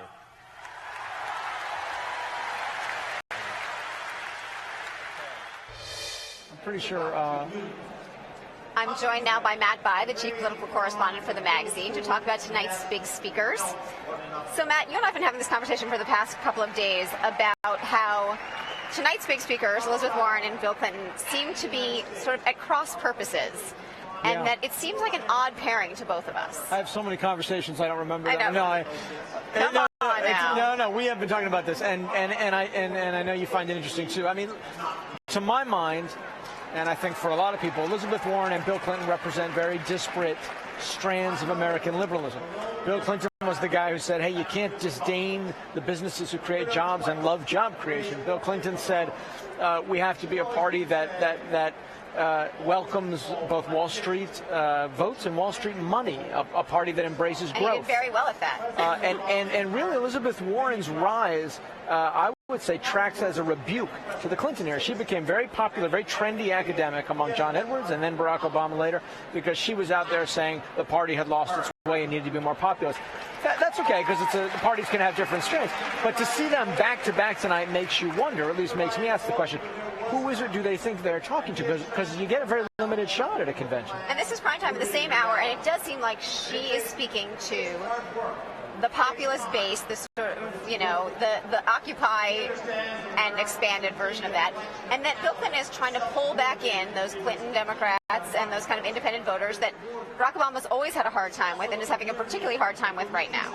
Yeah, I mean, on paper that makes perfect sense. One speaker goes one way, one the other. But you get discordance from that. In reality, there is a schizophrenia to this presidency that grows from the way he won office that continues to be sort of problematic for them.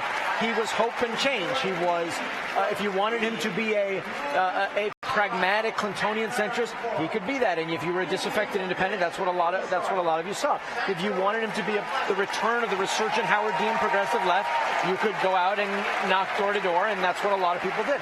They never really reconciled that in the presidency. They've kind of veered back and forth. Both constituencies are disenchanted.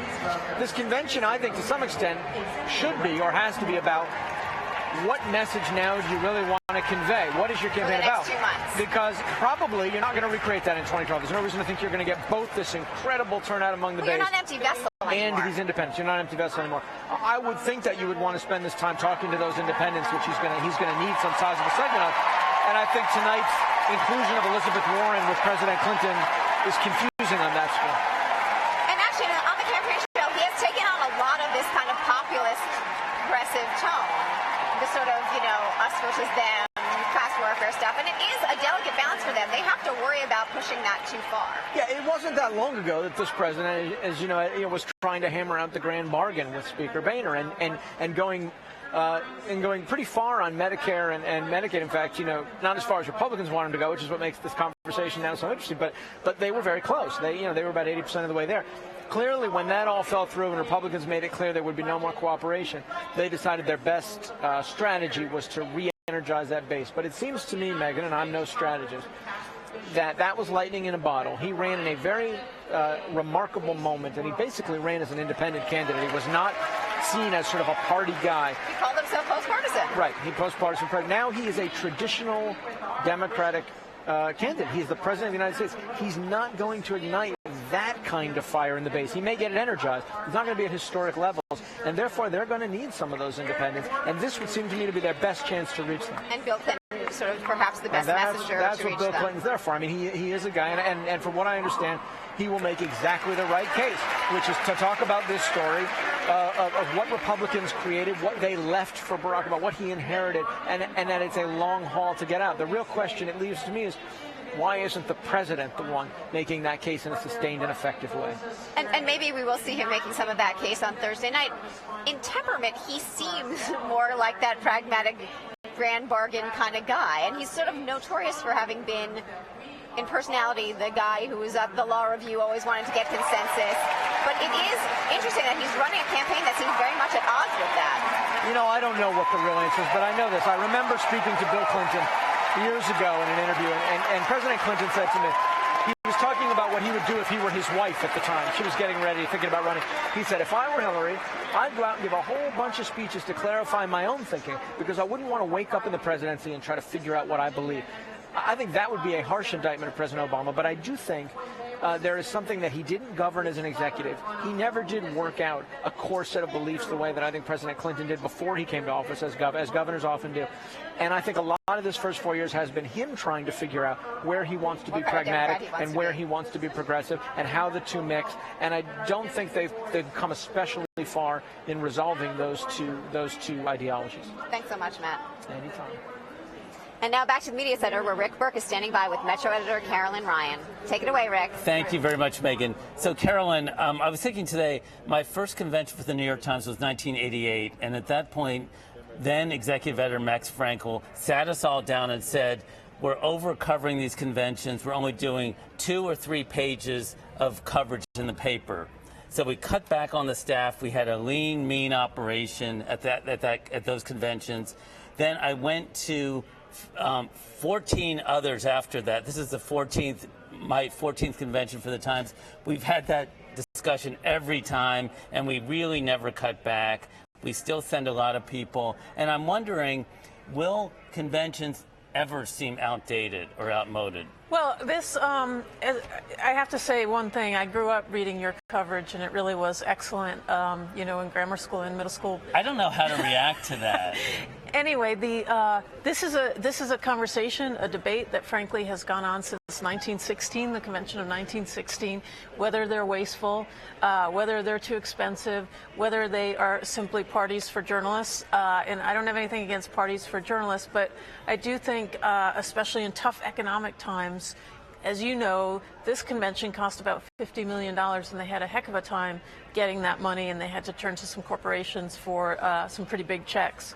So the talk this year is not about eliminating the convention, but could you do it in an even shorter period? But that was the talk 4 years ago and 4 years before that. That's always been the talk. I guess the difference this time is we have two 3-day conventions this time. So there is evidence that you can do it in a tighter format. Absolutely. And one, as you know, was inadvertently 3 days, but it worked out okay. I mean, I think there are a couple things here. One, the ratings for these conventions are really not that bad. I mean, you're looking at about 30 million viewers, which is a good night for, say, the Olympics. And for the candidates themselves, it's probably their biggest audience, except outside the debates, in terms of getting the American public to focus on their messages. Right. In an era where so much of political conversation is fragmented and kind of factionalized and very contentious, it is an opportunity to speak directly to millions of people after the kind of riotous rumpus of the primaries. I do think you and I both read the LBJ book this summer, and they have that dramatic retelling. The Caro book, Robert Caro. Yes, the Robert Caro tells the story of how Kennedy picks LBJ, and it's this wonderful, detailed depiction of the whys and the hows and the tension around it. And that was at the convention. And as you know, in 1980, Bush is chosen by Reagan after Ford turns him down. So there's, at some point, these conventions did have news value and they did have drama. I would love for, perhaps the conventions to be sooner after the primaries, perhaps the vice presidential nominee to be unveiled at a time that is closer to the convention, so there is much more of a sense of a debut. Mm-hmm. But there's something democratic, small d, about these events. For all that everyone says, people say it's a show and a performance, but what's wrong with that? That's what politics is in many ways. But do you still feel like small d democratic when in the post 9/11 era you're sort of, less so here, but kind of walled off from protesters and from the kind of city life? I mean, they become much more of their own little planet rather than, say, something like Chicago or something that happened before the security concerns kind of took over. Maybe so. So what's your prediction in 4 years, down to 2 nights, 1 night? Will there ever be a moment where there's no political convention? I just can't imagine, but maybe that's because I kind of love them. I sense that you love them. I sense that you love them. I love them. No, I do feel like we get to see the next generation of talent. And it's really interesting to talk to people who are involved in the process. It's frankly interesting for me to see regional differences. I mean, there are people in Texas who feel differently about issues than they do in New York. And it's just good to get sort of that wide sense of where a party is going. Mm-hmm. Well, we will see. I'll check in with you 4 years from now, Carolyn. I look forward to it. Okay, thanks very much. Okay, that's it for me tonight. Back to you, Megan. Thanks, Rick. And now let's look at some of the people visiting the convention who are less focused on the speeches than the collectibles.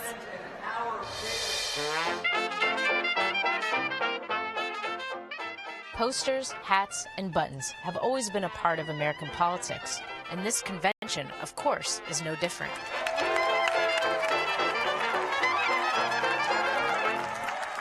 And no one knows the history of political memorabilia like Larry Bird and Harry Rubenstein, two curators from the Smithsonian Museum of American History. One of the things we're doing is just meeting and introducing ourselves to the various delegations and letting them know that we're interested in collecting from them.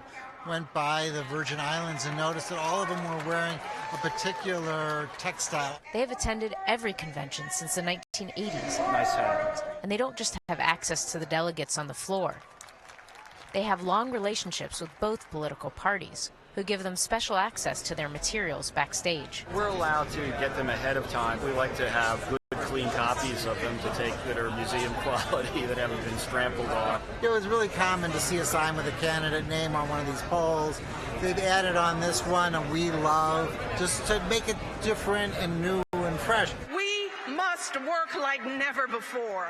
When all of these signs are put out on the hall, you'll see the sea of these signs rising up and down, and will create an entire effect on the convention.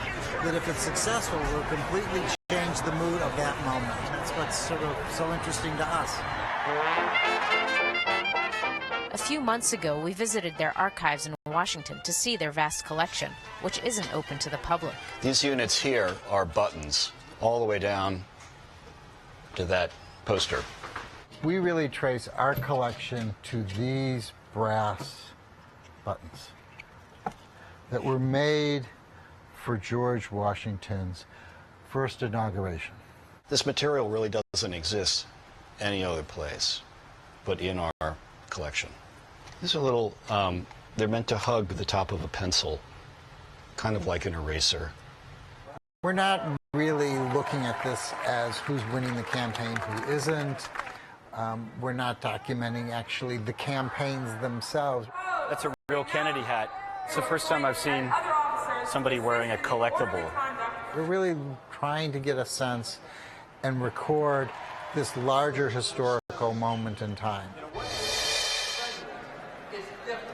I'm joined one more time by Helene Cooper. So, Helene, let's look forward to tomorrow night a little bit. Joe Biden would have normally spoken tonight, but he got bumped for the big dog.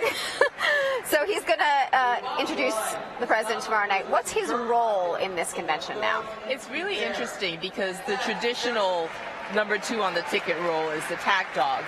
And on Friday, when the convention is over, Joe Biden will go back to being the attack dog. But tomorrow night, his job is to paint the picture of the Obama 4 years in the White House. So he's going to be talking about, he's going to be saying things like, look, I was the closest one right there with this guy while he was making his decision, you know, for this, for that. Well, he he really cares. You're going to hear about Osama bin Laden. You will hear about Osama bin Laden. But he'll say that, you know, I was opposed to what he did on Osama bin Laden, but he took the tough decision. You know, he does it again and again. He really cares.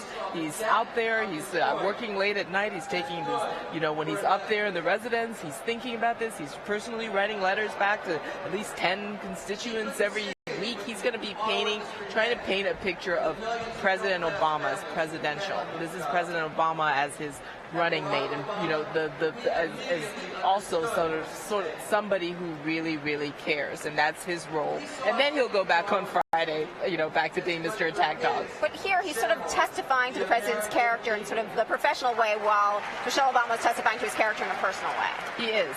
That doesn't mean though that Vice President Biden won't necessarily take on, you know, the Republicans, because remember, Biden was very much engaged in the budget fight. He's been very much engaged. I mean, he was like in the Senate for a billion years.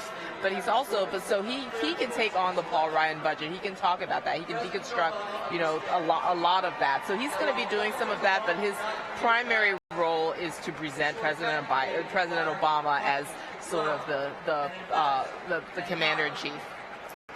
So let's talk about the president's speech. The president's speech, you know, you obviously listen to his stump speeches all the time, but he has different styles for the stump speech and the sort of grand oratory, which he's famous for and very good for. So how would you sort of break down his speeches? This is going to be really interesting because tomorrow night he has to do both. He has to do some of the stump speech. It was interesting. Michelle Obama last night was incredibly soaring and really well received, but she did her stump speech. That was not a different, you know, there were some bells.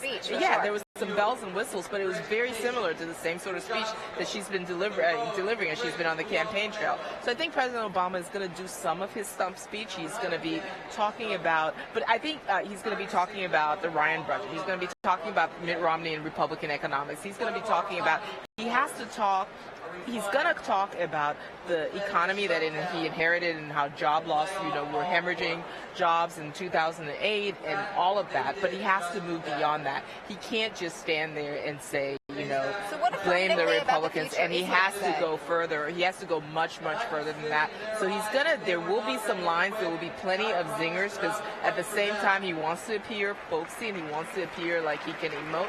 But, you know, and lately he's been really into beer. I'm kind of interested as to Twitter. It's just, what is that about? If he brings up beer tomorrow night, I'm going to die laughing.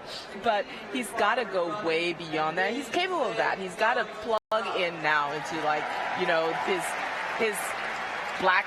We always laugh about it because sometimes he can sound like a black preacher, and where he really starts to get going, particularly toward, and he's got to do some of that. Yeah, his accent totally changes, but he needs to go much further. You're going to have to see some flashes of the Obama of 2008, I believe, in and you. This is not red America, blue America. This is United States America. You know, this is all about what we can do. And he's going to talk about our job is not finished yet. Send me back, you know, so that we can continue to make this the greatest country on earth. And that's what he's going to be like sort of bringing to the table tomorrow night. He's got to do that, but he's got to really hit it out of the park because expectations for him are so high. You know, people expect him to deliver, you know, a home run of a speech. So he's really going to have to step up. I can't believe I'm using baseball analogies. You know, I'm going to stop. It's a football night. It's a football game night. Sorry, what am I saying? As my Giants are playing. So do we think that he's going to have real specifics about how he's going to move the country forward? This seems to have been the lacking element of this campaign, or at least a lot of the criticism is that. That's a big part of the problem because keep in mind you've got a Republican control of the House, and they've been doing no. So yeah, he's going to talk about specifics, but he's also going to say, I tried to do this, this, and this, and the Republicans stopped me. And, you know, how does he make the case tomorrow night for if he inherits, you know, should he win and he ends up with the same sort of, you know, impasse on Capitol Hill, how does he get beyond that, you know? And that's where he is going to say that this is about you, the voters, deciding we're at a crossroads right now. Can you tell I've heard this speech a billion times? We're at a crossroads right now, and you have to send a message to Capitol Hill that my way is the way you want to go. That's what he's going to be trying to present tomorrow night in a way that makes it seem as if he can pull it off. Thanks so much, Helene. That's all for me today. Jim Roberts will be back in a few minutes with BuzzFeed's Ben Smith. But first, op-ed columnist Charles Blow is standing by with Mo Rocca. I'm Megan Lieberman. Thanks for watching.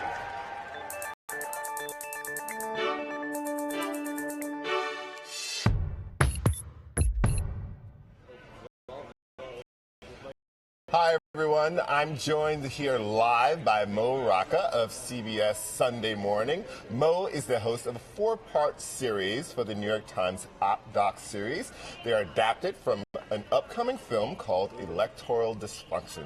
Welcome, Mo. Thank you, Charles. Good to be here. You brought us a clip, so set it up for us. I did, yes. This second segment that we did adapted from the film is about photo ID laws, which have become the most divisive electoral issue about elections themselves, and there were even late-breaking developments this last week in Texas, and so this segment addresses that. Great. So let's roll that section and take a look at it.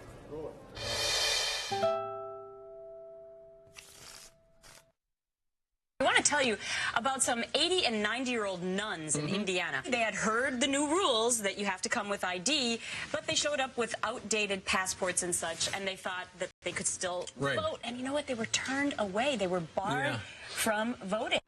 Sorry, sisters, your nefarious plans to commit voter fraud were all for naught. Photo ID laws are becoming increasingly common and increasingly controversial. There has never been in my lifetime, since we got rid of the Jim Crow burdens on voting, the determined effort to limit the franchise that we see today. Are these laws a necessary safeguard or an electoral dysfunction? Electoral dysfunction. Where's the pill for this affliction? 2012 has seen a vast increase in the number of states considering or enforcing photo ID laws for voters. Some claim the laws prevent voter fraud, but others see them as a step backward. And still others, well, they just enjoy the fringe benefits. Voter ID, which is going to allow Governor Romney to win the state of Pennsylvania. Done. I'm Mo Rocca, at least according to every document in my wallet. And in order to understand this issue, I went to one of the first states to require photo ID, Indiana. The U.S. Supreme Court upheld Indiana's law, even though there had never been an instance of voter impersonation in the state. But hey, better safe than sorry. Are you concerned about voter fraud? Yes. What kind? Democrats. When I talked to my own constituents, for many of them it seemed to be a no-brainer. They were used to showing ID for renting a movie or writing a check. So to ensure the integrity of our election process seemed like something that should have been done a long time ago. We've done everything in terms of making it easier for people to get ID. They can get it for free. But isn't clearly articulated, though, is that it's not really free unless you have a host of documentation. Say you're born in Marion County, where Indianapolis is located. You go to the Marion County Health Department. You fill out this form. You then have to have this form signed by a notary public. But this is kind of the kicker here. The notary public has to mark one of these 4 boxes: that you have brought in either a valid driver's license, a valid state identification card, a valid military card, or a valid passport. If you had any of these things, you wouldn't need to request Your birth certificate. So it's kind of a catch-22. Yes. It's the new modern-day poll tax. You pay for the underlying documents. ID will be free, but you have to pay for that certified birth certificate. They're not preventing fraud, they're preventing voting. New laws restricting voting may make it harder for, by some estimates, more than 5 million people to cast ballots this November. That's more than the margin of victory in 2 out of the last 3 presidential elections. Learn the laws in your district so you know what counts as valid ID and what doesn't. Oh, well, here's your credit card. No, it's not working. Okay, well, then I'll show you my Social Security card. No. What about my right to vote? Sorry.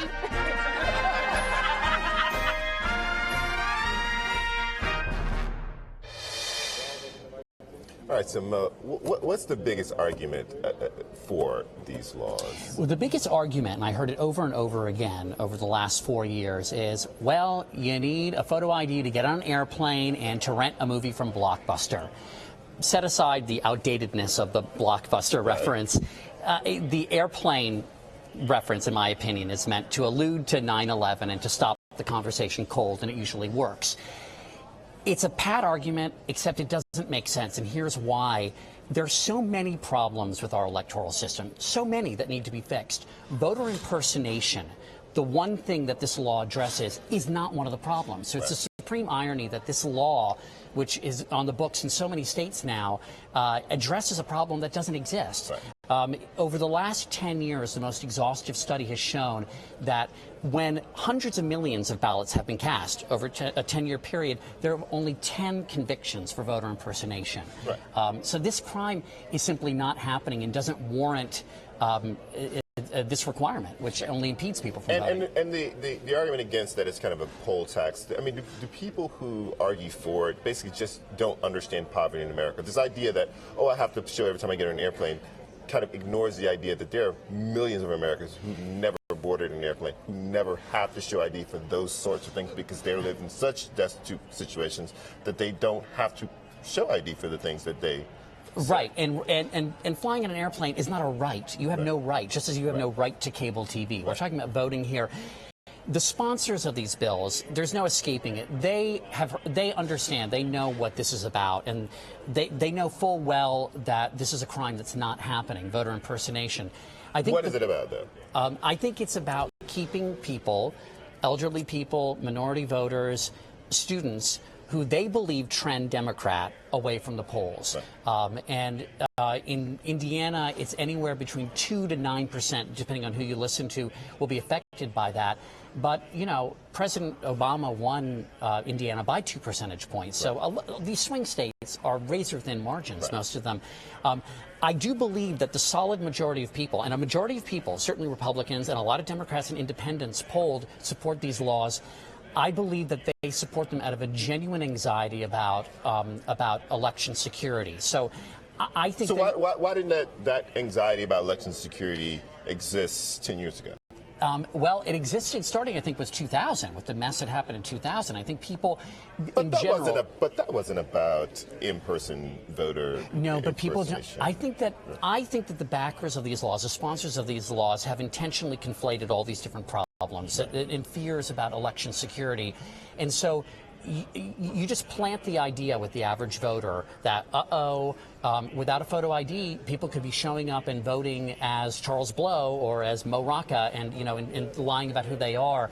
I think the average person sort of believes that and goes, oh my gosh, that does sound really insecure. The penalty for voting impersonation is enormous. It's 5 years in prison. So there are deterrents in place to keep people from doing that. Right. And the opponents of these laws, most of them that I've talked to basically say, we're not saying no ID. They're saying just multiple forms of ID, and if you show up without ID, a way to prove your that it's you later on. Maybe you're mailing something in, or other ways of voting and proving your identity other than that photo ID, state-issued photo ID. Currently in Texas, where a photo ID law was just struck down by a federal court, you were able to use a bank statement or utility bill, which is reasonable. That's what my parents used. I think they signed their names, they said who they were, and that was that. And the poll workers knew who they were. No, these laws have not proven necessary. Right. So do you think that of the ones that may stand, and some, we must assume that some may stand, and definitely Indiana, already gone to the Supreme Court, not likely to be taken away. Does that mean that after a generation it just becomes part of the fabric of the country, and then people eventually just get it, or they don't, or what have you? Or what is the kind of short-term impact and long-term impact? Well, I think that what will, as some of these laws make their way through through the courts, I think some will go to the Supreme Court. So I don't know how many will end up standing. The Indiana one stands now. We'll see how it affects the vote in 2012. There may be a third way here, which is in Mexico. There's a national voter ID card. They really did have a real problem with people stuffing the ballot boxes and with voter fraud. And they eventually set up, to make it totally fair, stations all over the country and made it free for everyone to come in. Rich or poor had to come in and get a voter ID card. I'm not convinced that that's a bad idea. The ACLU, a lot of liberal groups, and I think a lot of conservative and libertarian groups are all opposed to this. But I'm not convinced that that's a bad idea, because at least it's a level playing field, saying everybody has to go and get this thing. Right. So, and our problem is not too many people voting. I mean, no, our it's problem not. is too few people voting. No, it's too few people. And also, there's this assumption, I think, that if everyone voted, that Democrats would always win. That's unfounded. I mean, studies I've seen of people who aren't voting greatly in favor of school vouchers. It's not cut and dry. Right. So the people trying to keep certain groups from voting are perpetrating something immoral, and maybe for the wrong reasons. I mean, maybe there's no point to it in the end. Thanks for coming in. Okay, that's all for now. Jim Roberts takes over now, and take it to the big speeches, Jim.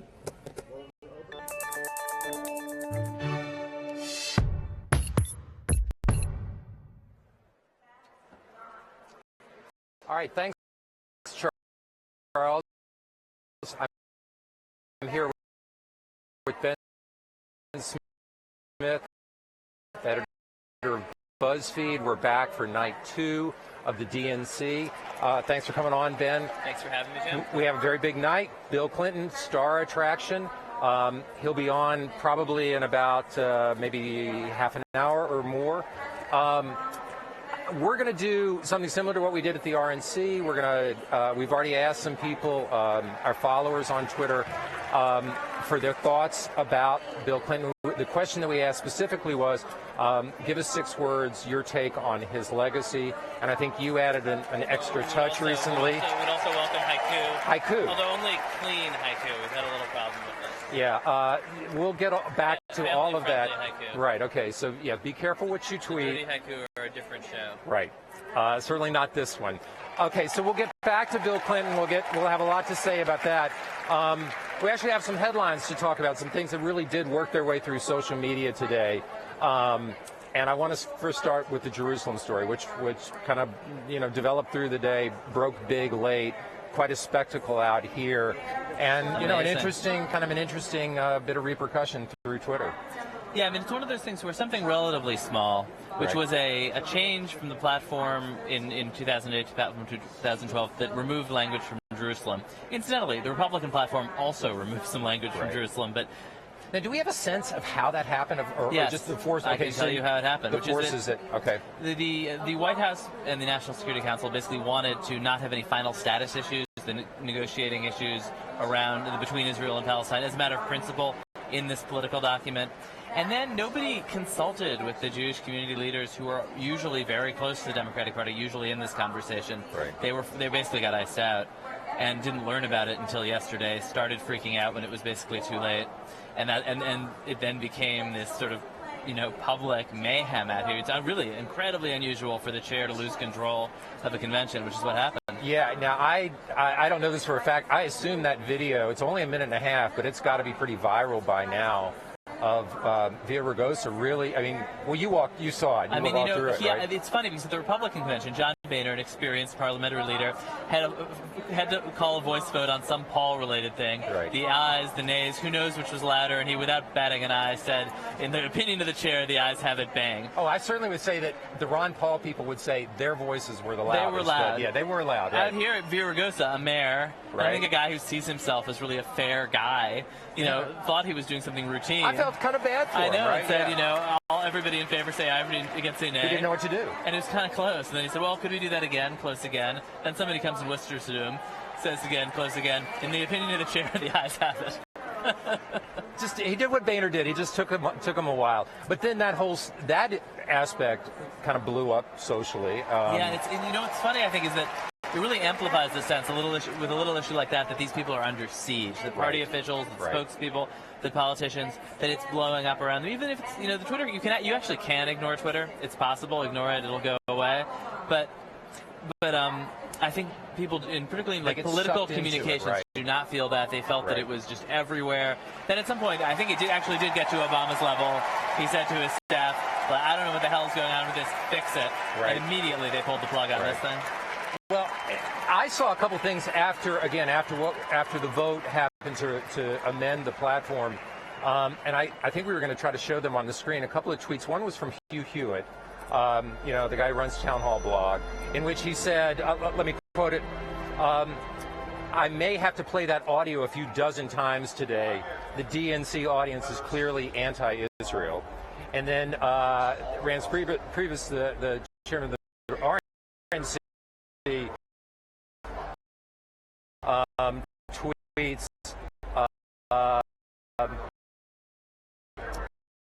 Democrats booing reinstatement of God and Jerusalem into the party platform. The God part, pretty bad optics. We were out there running around trying to figure out what did happen. Right. And it was a mix. There are a lot of Democrats, a fair number of Republicans who sympathize with the Palestinian cause, do think Jerusalem should at least be half Palestinian. That was part of it. Some people felt they were being railroaded, and just didn't like it, said no. And then there were people who were voting against God, secularists who did not want God in the platform.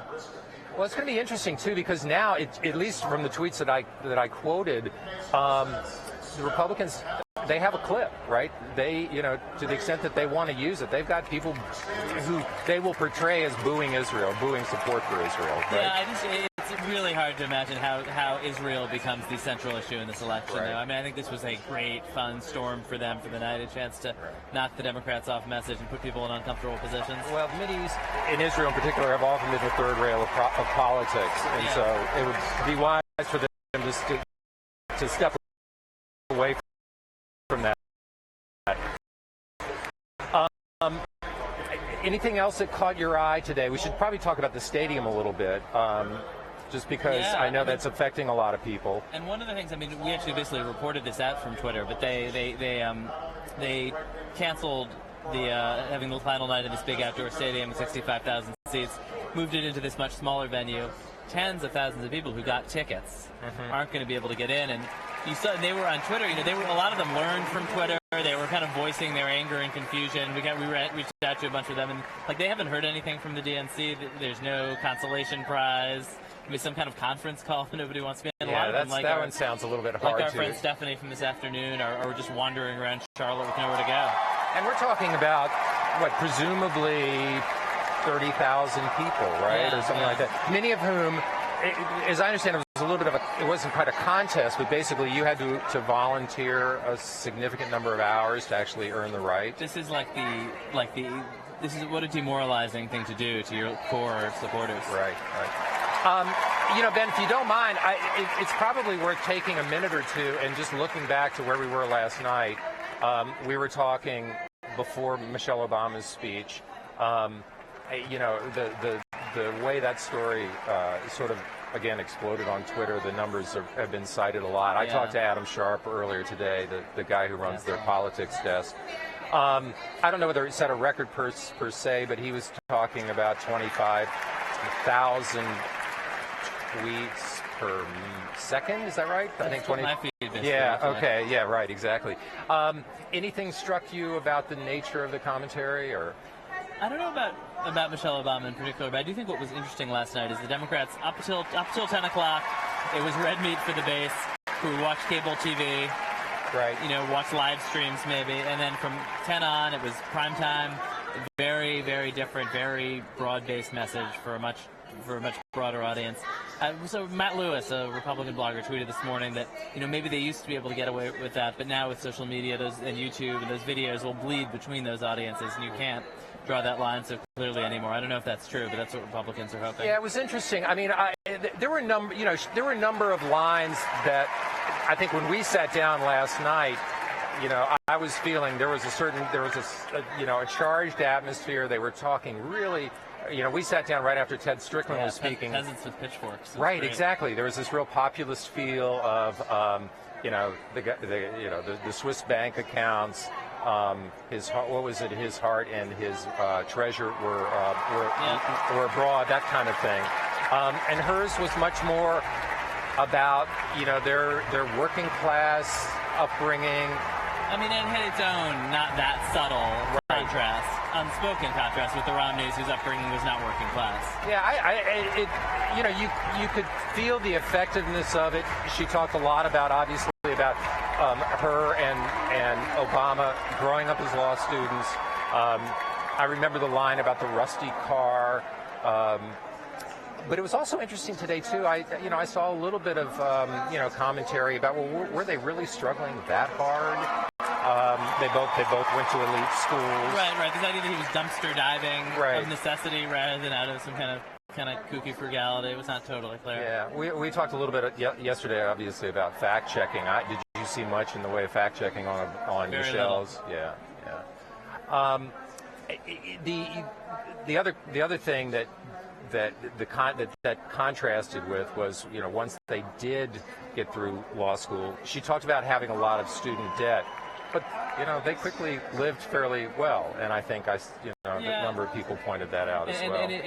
And formally and informally off the government, essentially. That's true. I mean, just in terms of having government jobs. What other, any other headlines that struck you today? I guess I think the Republicans, attempting to seize on this Israel stuff in this very opportunistic way was a big one. I think what we're about to see out here tonight, which is going to be, I think, what the Democrats would like to be the headline, is going to be a series of attacks on Bain Capital. Mm-hmm. And if last night was about Swiss bank accounts, we've heard very little about Bain. Yeah, really, well, it's coming. I think tonight is going to be about Bain Capital. Maybe now is a good time to start looking at some of the things that people were sending us, because I think that they'll fit into one of the themes of the evening. Again, we asked our followers the very simple question to pick 6 words to describe. People are terrible at haikus. To describe Bill Clinton's legacy. Let me stop though before we do that, because I think it's worth pointing out something that we put on our website a short while ago. This, depending on how you count it, this will be either Bill Clinton's 7th or 8th speech before the Democratic National Convention. Is that right? Of course, he gave the famous keynote in 1988, which was widely panned. Career-ending. I mean, he was booed from his own party. What did he spoke for an hour or more. So that was the first big speech, but apparently he also had some role in 1984. I cannot think of a single figure who consistently has held that type of a prominence. Yeah, and his speeches matter. His 2004 speech for Kerry was one of the great speeches of that convention, overshadowed by Obama's, but that's the only reason you don't remember it. Yeah. I mean, he's good at this, and I think he's been thinking a ton about what he's going to say. Okay. So the speeches that we were talking about in 88 was the keynote speech. Obviously, in '92 and '96, he was on the ticket.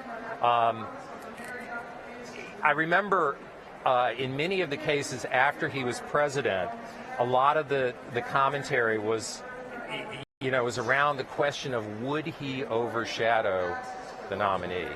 And for 3 straight cycles, would he overshadow Al Gore? There was a headline, I think it might have been in USA Today, will Bill and Hillary overshadow Kerry? Well, and remember, he leaked to Adam DeGurney. He made a call from his hospital bed in 2004 telling Kerry what he ought to do. That's right. That's right. And then we even heard the same kind of thinking in 2008. It wasn't quite as acute, but it's really interesting how much of I use the word, how much of a shadow he is. Yeah, what a big figure he is. What a huge figure he is. Will this be his last? I think as long as he is alive, he will be starring at Democratic conventions. Right. But come the next cycle, presumably, Barack Obama will be in the chair. He'll be the one overshadowing people. Right, that Bill Clinton has now. Yeah, that would be interesting. Anyway, why don't we go ahead and start looking at some of these comments that people sent in. Remember, the question was, what is Bill Clinton's legacy? How will he be remembered? Here's one just apropos of what we've just been talking about. Yeah. Last president serious about Israel-Palestine. Okay. That's an interesting one. I see you've got a... I got a bunch of them here. Let's start with in Battleground 270 says in one word, surplus. We've got post-presidential image rehab par excellence. Mm-hmm. As Ben alluded to a few minutes ago, quite a lot of the responses that we got had to do with Monica Lewinsky. Yeah, amazing. More than a few we cannot even come close to reading in public. But there's an interesting dichotomy there, right?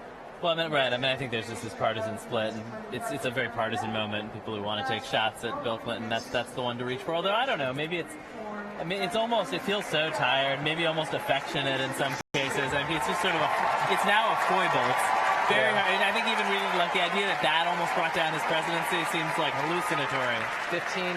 Almost 15 years ago. Monica Lewinsky, I think 39 now. Right. People do have long memories. He is a divisive figure, for at least in many. That's probably easier to get into 142 characters than, a pretty large and complicated legacy. It is interesting because the type of presidency that he really was standing for was much more centrist. He really did try to find the third way to appeal to a very, very broad constituency. Yet the emotions that existed toward him were every bit as harsh. In fact, if you look at the polling, you think people hate Barack Obama. They hated Bill Clinton a lot more. Right. A lot of evangelical conservatives who think that Barack Obama is basically a good guy and a good family man and a good role model. Right. Hated Clinton. Yet his policies, one would argue, his policies, one would argue, were not on the surface quite as progressive. No, and these are still two wings of the party. I think that's a big part of what he's going to try to do tonight. Yeah. Is Obama represents the Democratic wing of the Democratic Party, as Howard Dean said. Right. I'll read a couple more. And most of the ones I will read will again be generally positive because the negative ones are a little tough. Justice and liberty for all Americans. Byron Cordero responded. Tough talk, national dialogue, budget surplus from Madeline Bolden. Mm-hmm. You got anything? On the front you just mentioned, post-presidential image rehab, par excellence. Yep. That's for sure. William Barnes says, depends on your definition of legacy. Okay, that kind of slices it down the middle. All right. Steve Rhodes says, Republicans won House after 2 years. Very true. Sally Knowles, jobs. I do think she's extremely popular now, and I think she kind of has it. I think that's what people remember as economic prosperity, and almost everything else fades. Economic prosperity, kind of a big personality people look back at probably more fondly than they. Well, there's an interesting one Paul just sent in. Paul, better than Obama will ever be. Well, that's the question. I actually think the overshadowing situation probably is not going to be an issue this week. I think Clinton's legacy, partly because of Monica, is complicated and kind of incomplete, right? His second term was really wrecked in a certain way.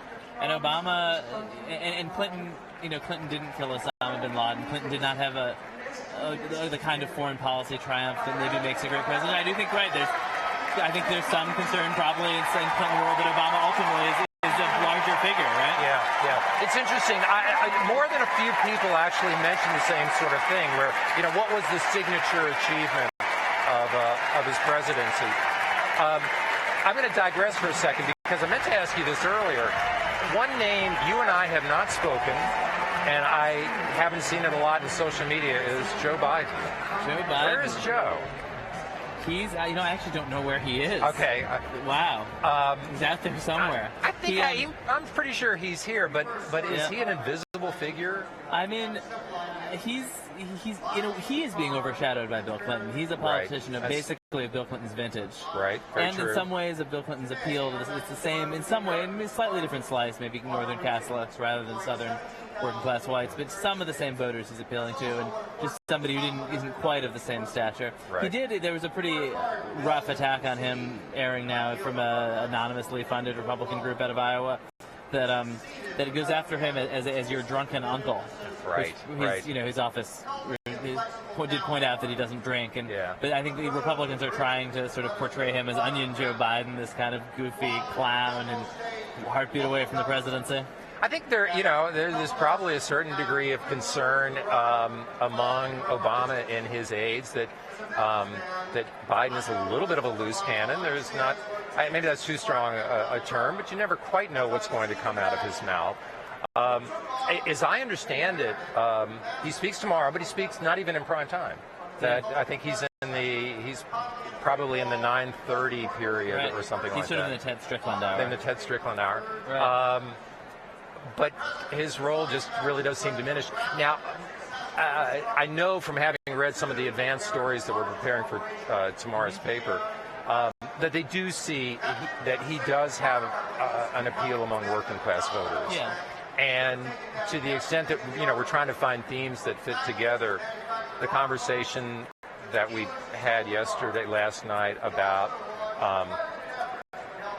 the struggle, which was a theme that I heard a lot of in some of the speeches. That actual word jumped out at me several times through the night. He was the poorest member of the United States Senate when he became vice president. I mean, you're right. He's a guy who has a life people can identify with, worries about his mortgage, things like that. Right. And he's a car guy, right? He likes to work on cars. Houses.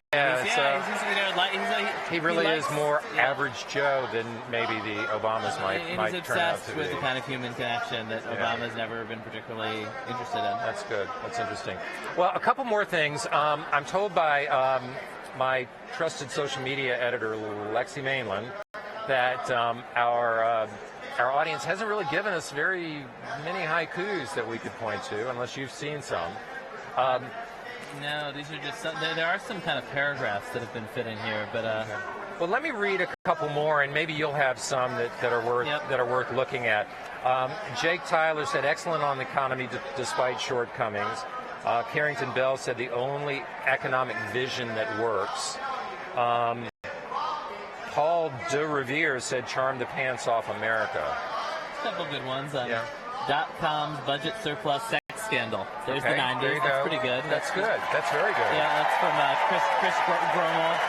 Felt your pain. Star caused his, says Jeff Berglund. I mean, I do think, the memory of Clinton is very shadowed by the Monica thing. I mean, I think that's just so in the mix when people think about him immediately. But the upside, of course, is... But you're right, there's not a lot of policy criticism in here. Not a lot of people say... I mean, I haven't seen a single thing about how he raised taxes. Okay, but what you do see is surplus. You see economy. Yep. You see boom years. And, I mean, that's obviously why he's here tonight. And we've seen from the excerpts that came out a little while ago that... that's what he's going to be talking about. Absolutely. He's going to talk about how, Obama was dealt a very bad hand when he took over, and that things are getting better. So, and in some kind of Back to the Future sense, that they'll restore restore the Clinton golden era. Yeah. Amazing. Well, this is as an appropriate a time as any to turn back to the stage. They're doing a video about the auto industry, which we know will be, part of the conversation going forward through the campaign. So we'll do that. I'll say goodbye. We'll see you tomorrow night. Okay, and thanks to everyone for watching us. Back to the stage. It's watching every day. Waiting. Please help us. The nation's struggling automakers say that they need a loan to keep them from bankruptcy. The president faces a staggering array of tough decisions. It was a very, very unpopular thing to do at the time. Caught flack from all directions. It'll come as no surprise that some Americans who've suffered the most during this recession have been those in the auto industry. We cannot and must not, and we will not, let our auto industry simply vanish. I remember the day that President Obama came on TV and said that he was going to grant the auto loans. I sit up off the couch and was like, oh my God, we're getting our loans. I'll never forget, my kids and I were all sitting here, and we just hugged and I screamed, and we all danced around like fools. So Mommy's going back to work. President Obama gave us the tools, and we ran with it. So when we came back to work, we had a fire to do well, a fire to get it done, a fire to be a big company again. Good evening. It worked. That's what the president said as he saluted the official return of America's auto industry. We came back just with a vengeance. Auto sales topped estimates in June. As of tonight, General Motors is back on top. What a proud moment for us. We came from the scariest moment in our life to the most triumphant. The day that Chrysler paid back the loans, it was one of the proudest moments that I've had working at Chrysler, because everybody worked together, from the CEOs down to the janitors, to make our company survive. We made a promise to the country, made a promise to the president, and we were going to make good on it. Don't bet against the American worker. Don't bet against the American people. To me, a leader is someone that actually hears the people and is not afraid to work for the people. And I think President Obama proved that from what he's done for us. He showed the kind of leadership and character that's required in a president that will do what's best for the group and not necessarily himself. Since I've been back to work, I've seen new businesses sprout up all around the plant. So when we do good, everybody does good. Are you better now than when you were 4 years ago? Yes, we are better. And we're going to be even better if we keep on going with what we've got going right now, and that's President Obama. Ladies and gentlemen, please welcome Karen Pantone-Usanio from Hubbard, Ohio.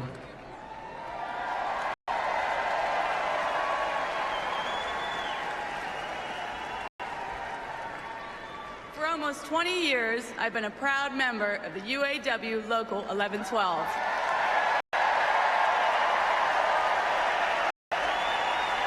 And a second-generation auto worker. And I'm proud that thanks to President Obama, I still am. My mom retired from GM after 30 years, and my brother worked there too. But really, everyone there is like family. We look out for each other, not just because we're GM or because we're Ohioans, but we're Americans. When the auto industry was on its last legs, I was laid off, and I was terrified. How was I going to provide for my daughter and my 2 boys, or pay my mortgage? How is the Mahoning Valley going to survive when so many of us were out of work, when so many could lose what they worked so hard for? The answer wasn't obvious, and the solution wasn't popular. President Obama didn't think about the polls or the politics. He thought about the people.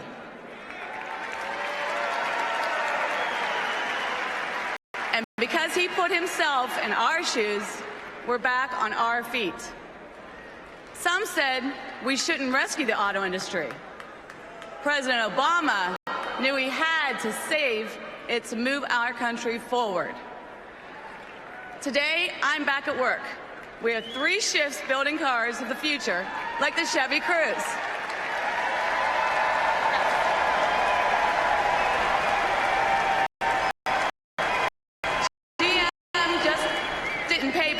Outstanding loans, they paid them back ahead of schedule.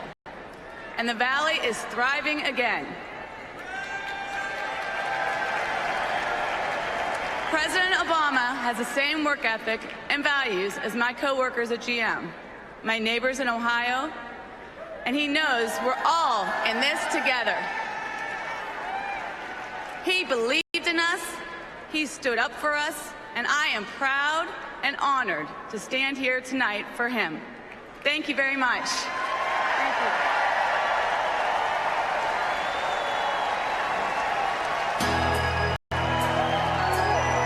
Ladies and gentlemen, please welcome Bob King, President of the United Auto Workers.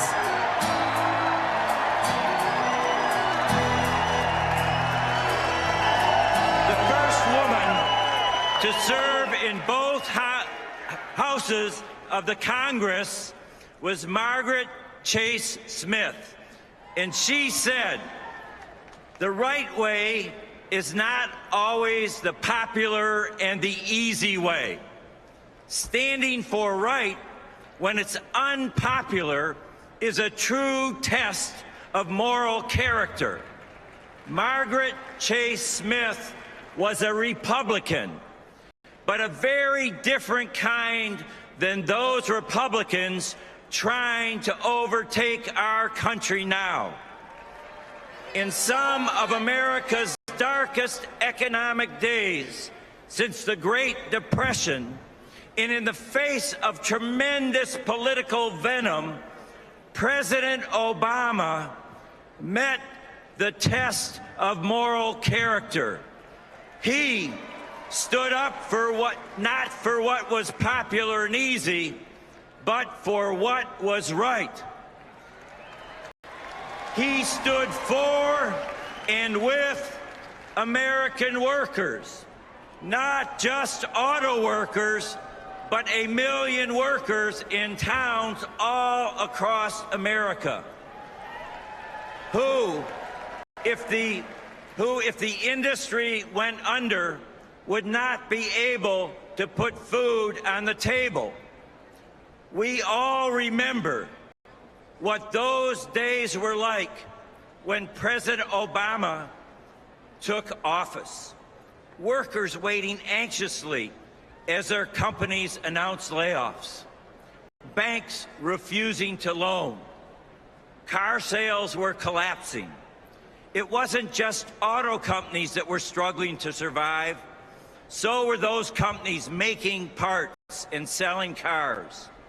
Small businesses that relied on auto workers as customers, like diners and barbershops, had to close down. Unfortunately, most Republicans advocated doing nothing. And what did Mitt Romney say?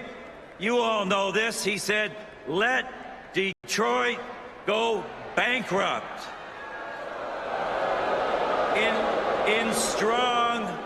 In strong contrast, President Obama took action, putting together a rescue team, demanding real change and real sacrifice from everyone involved, from management, from labor, from suppliers, from debt holders, from dealers, everybody involved. It was not universally popular, but it was absolutely right. President Obama's strong leadership saved 1 million jobs. Since June of 2009, this industry has added 250,000 jobs, and the auto industry is thriving again. These are good middle-class jobs in glass, in plastics, in steel. Jobs making things for an economy built to last. And Mitt Romney's record at Bain Capital, the corporate buyout firm he founded, too often has made their money not by building companies up, but by taking them apart. And too often, The workers ended up in the streets, even as Romney and his partners made millions of dollars. Earlier this week, we celebrated Labor Day. Many people forget what this holiday and why it was created, what this holiday is. It was about safe workplaces, health care, the 40-hour work week, middle-class jobs, standards that all of us believe in. But these standards did not just happen. They happened because generations of working people fought for, and in some cases died for, the right to organize and the right to collectively bargain.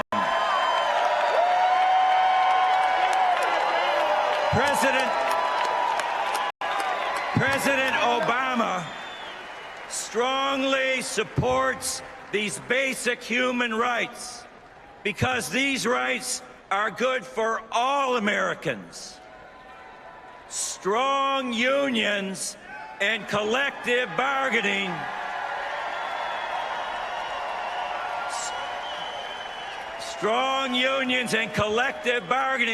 have lifted millions of people out of poverty and built the great American middle class. And it's the middle class that keeps America's democracy and economy strong. The Republicans, just look at Wisconsin.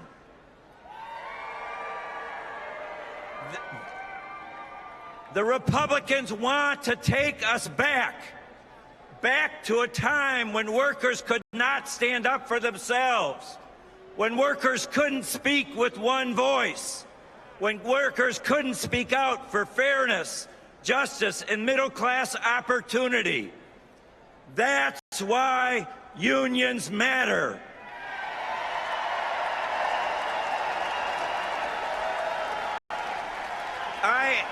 I am so proud to be a union member, and I am so proud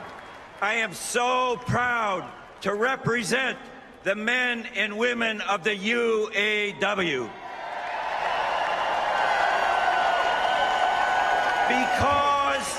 Because of President Obama's moral courage and leadership, America's auto industry is roaring again, leading the American economic recovery.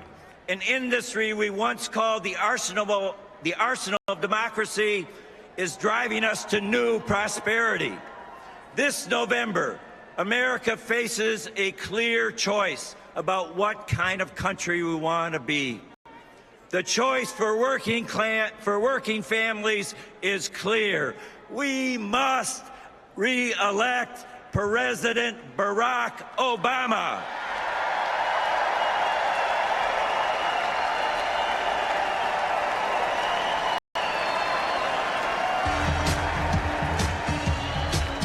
Please welcome former employees at companies controlled by Romney's Bain Capital, Randy Johnson, Cindy Hewitt, and David Foster.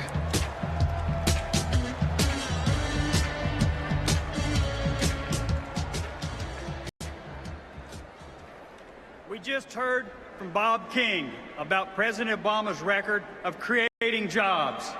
I want to tell you about Mitt Romney's record of cutting jobs. Mitt Romney once said, "I like being able to fire people." Well, I can tell you from personal experience, he does. On July 5th, 1994, Mitt Romney and his partners at Bain Capital fired me and more than 350 of my coworkers. It came without any warning. They rushed in the security guards to walk us out of our plant. We weren't even allowed to take our personal items. They handed us job applications and told us, if we want you, we'll let you know. Now, the truth is, some folks were hard back. Lower wages, fewer benefits, no retirement. But many others weren't. and 7 months later, they closed our plant for good.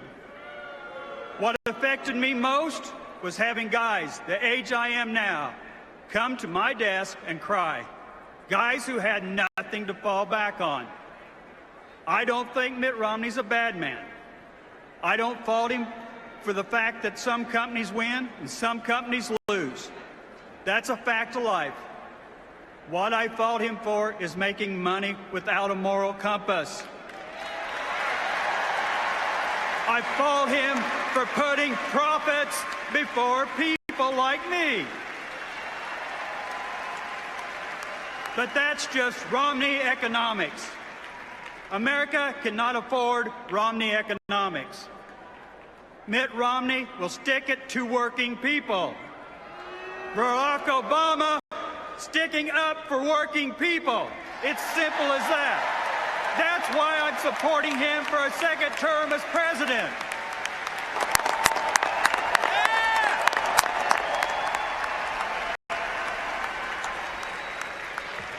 When Mitt Romney first announced he was running for president, I had no idea who he was.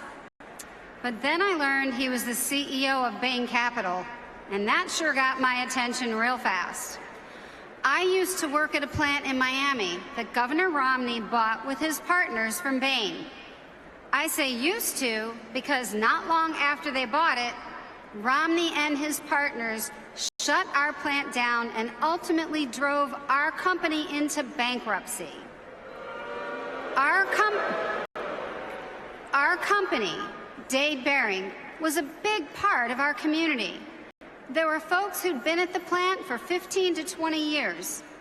But by the time Romney and his partners were done with us, we'd lost 850 jobs in Florida.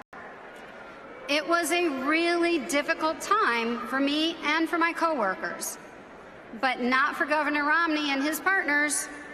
While we watched our jobs disappear, they ultimately walked away with more than $240 million. Of course, I understand. Some companies are successful, others are not. That's the way our economy works. But it is wrong when dedicated, productive employees feel the pain while folks like Mitt Romney make profits. So, when Mitt Romney talks about his business experience, remember, it is not experience creating good-paying jobs. It is experience cutting jobs. It is experience shutting plants. It is experience making millions of dollars by making life tougher for hard-working Americans. That is not the kind of experience we need in the White House. We need a president who will create good-paying jobs and make sure everyone has a fair chance.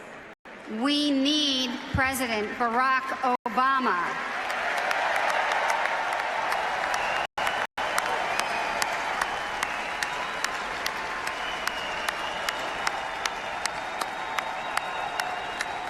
Good evening. Good evening. And a special greeting to my fellow Minnesotans and to the hard-working Missourians that I was privileged to represent for so many years. I'm David Foster, and I was a steel worker for 31 years. For 15 years, I laid brick and tapped the furnaces and did all that hard, dirty work that turned molten metal into the cars and bridges and buildings that make America what it is today. And I also led the steelworkers in a 13-state region, including GST Steel in Kansas City, a 100-year-old company that was bought by Mitt Romney and his partners at Bain Capital in 1993. Now, it's a story that I wish I didn't have to tell, but America needs to know the truth. When Romney and Bain took over the mill, They loaded it up with millions in debt. And within months, they used some of that borrowed money to pay themselves millions. Within a decade, the debt kept growing and was so large the company was forced into bankruptcy. They fired 750 steel workers while they pocketed $12 million in profits. A steel worker at GST would have had to work 240 years to make $12 million. So in 2001, with GST bankrupt and Romney still CEO of Bain, I had to stand in a rented auditorium in front of hundreds of steel workers in their 50s and 60s, retirees and widows in their 70s and 80s, and tell them Romney and Bain had broken their promises. Jobs, vacation pay, severance, health insurance, pension benefits that were promised, they were all gone. Now, some companies succeed. Some companies succeed, others fail. I know that. But I also know this. We don't need a president who fires steelworkers or says, let Detroit go bankrupt.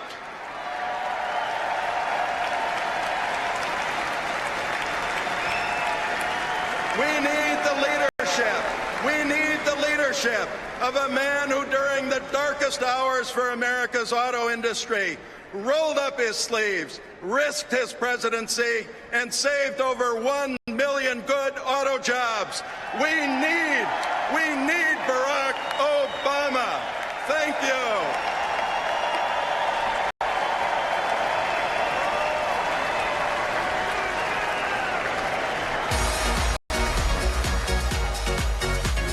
Please welcome Maryland Congressman Chris Van Hollen.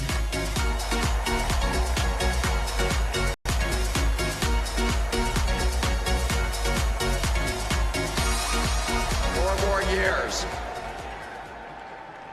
A week ago today, Paul Ryan accepted his party's nomination for vice president. He's the chairman of the House Budget Committee. I lead the Democrats on the committee. We have sharp differences over policy, but we get along well.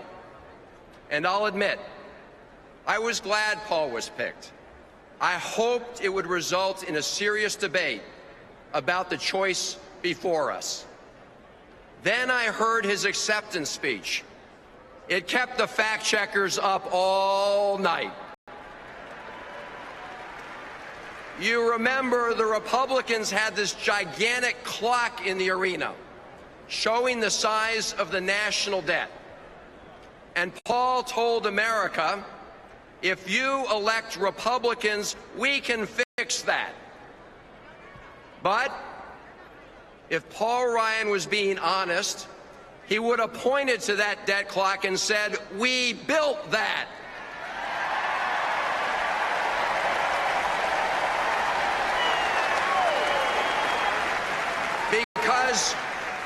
Because here are the facts. When President Clinton left office, America had a projected surplus of trillions of dollars over the next decade. Then came 2 wars, 2 tax cuts tilted to the wealthy, and a new entitlement. Republicans didn't pay for any of it. Paul Ryan voted for all of it. On top of that, they left behind an economy in free fall.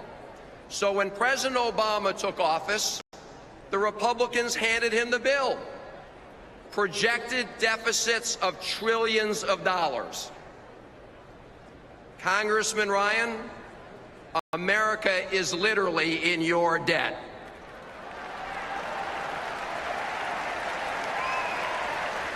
So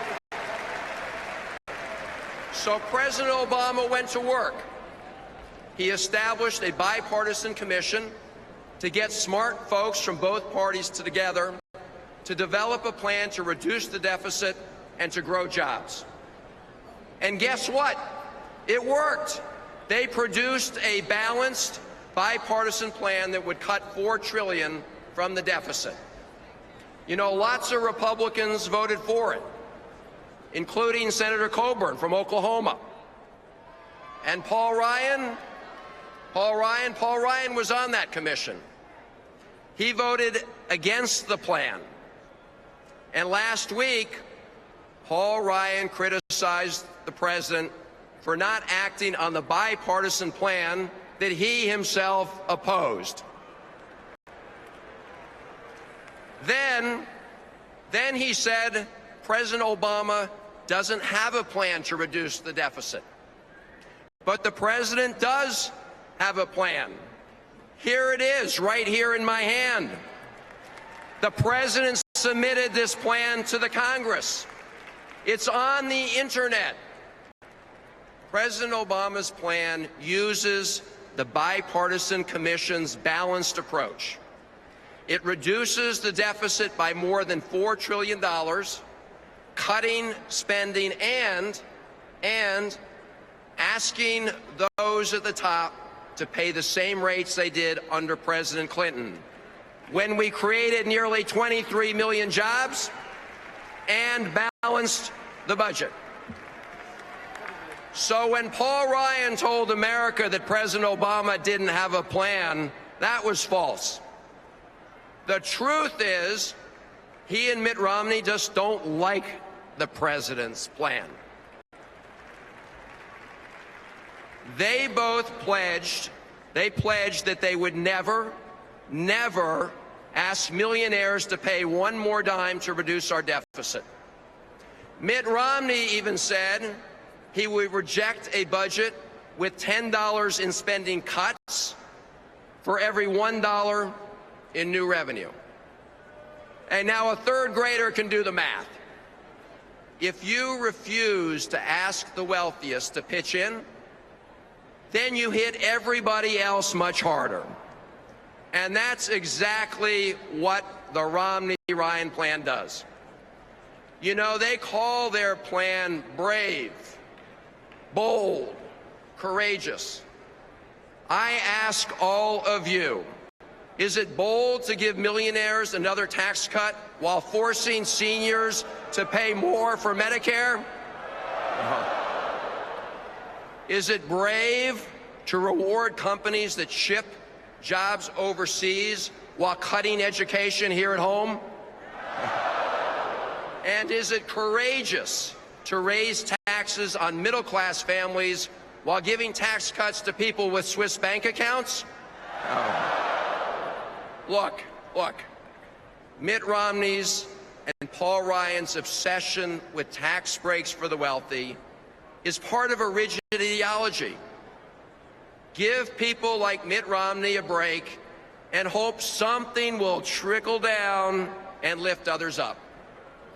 But this theory crashed in the real world.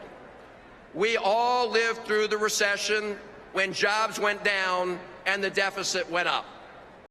So when they say they'll turn around the economy, beware. They mean a U-turn back to the failed theory that lifted the yachts while the other boats ran aground. And don't buy the lie that asking the wealthy to contribute more is about punishing success. It's about asking them to share responsibility for reducing the deficit.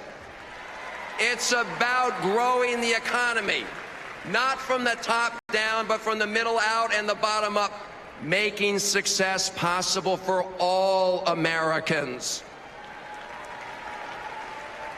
This election is a choice.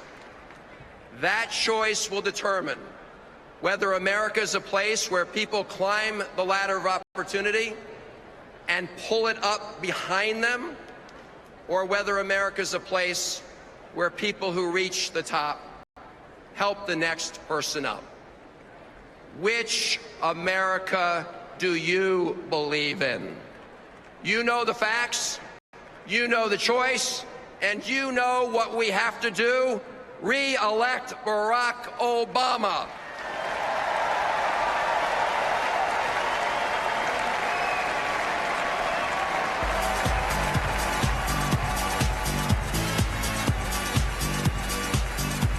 Ladies and gentlemen, please welcome Sandra Fluke from Los Angeles, California.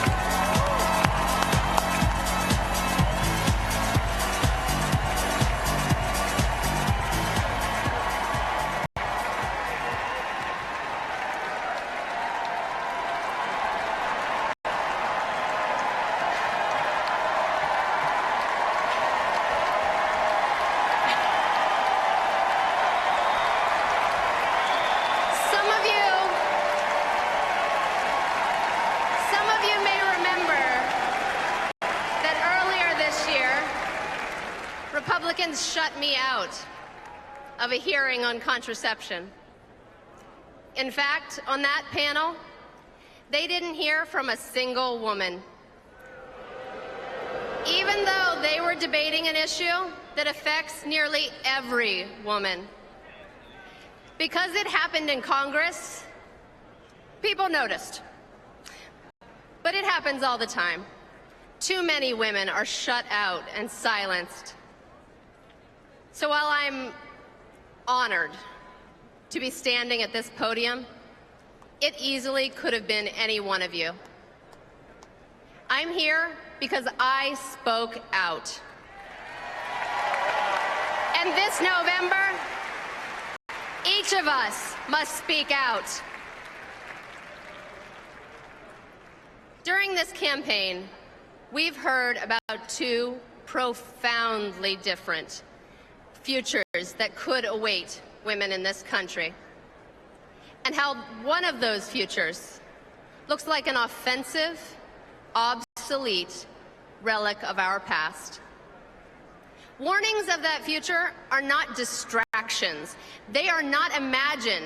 That future could become real. In that America, your new president could be a man who stands by when a public figure tries to silence a private citizen with hateful slurs. A man who won't stand up to those slurs or to any of the extreme, bigoted voices in his own party. It would be an America in which you have a new vice president who co-sponsored a bill that would allow pregnant women to die preventable deaths in our emergency rooms.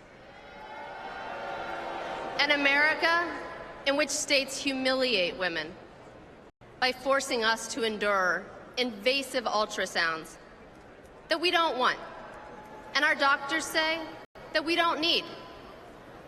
An America in which access to birth control is controlled by people who will never use it.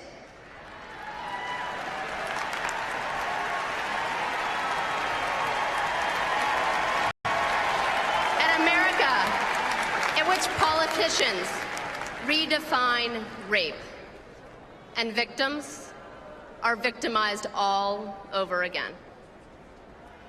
In which someone decides which domestic violence victims deserves access to services and which don't. We know what this America would look like. And in a few short months, that's the America that we could be. But that's not the America that we should be, and it's not who we are.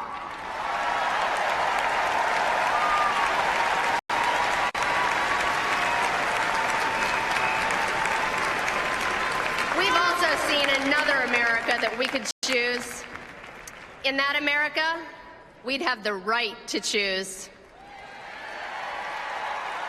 It's an America in which no one can charge us more than men for the exact same health insurance. In which no one can deny us affordable access to the cancer screenings that could save our lives. In which we decide when to start our families. An America in which our president, when he hears that a young woman has been verbally attacked, thinks of his daughters, not his delegates or his donors.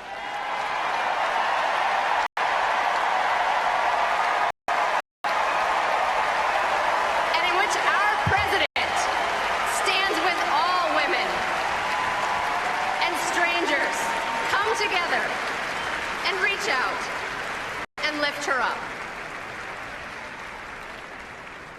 And then, instead of trying to silence her, you invite me here.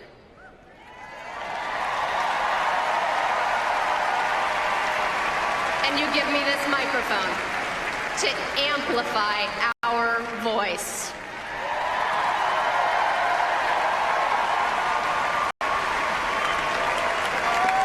That's the difference. Over the last 6 months, I've seen what these two futures look like. And 6 months from now, we're all going to be living in one future or the other, but only one.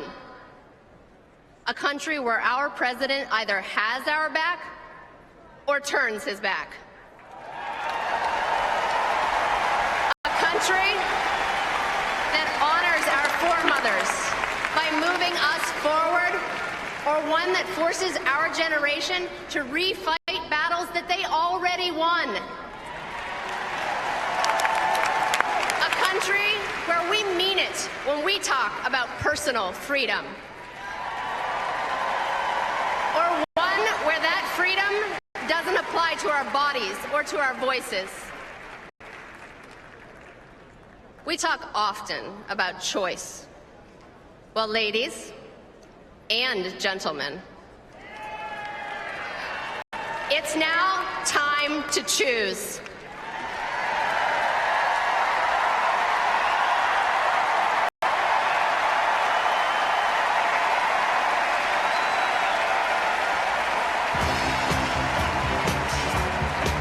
Ladies and gentlemen, please welcome former CEO and co-founder of Costco, Jim Sinegal.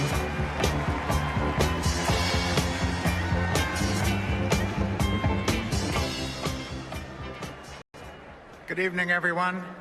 I'm Jim Sinegal, and I'm here tonight to share my story with you. I grew up in Pittsburgh, where my father worked in the steel mills. I graduated from a public high school, attended a community college, and a state university. My first job was as a retail warehouse. And then 3 decades ago, a friend and I had a big idea for a small business, one that we would start in Seattle, Washington.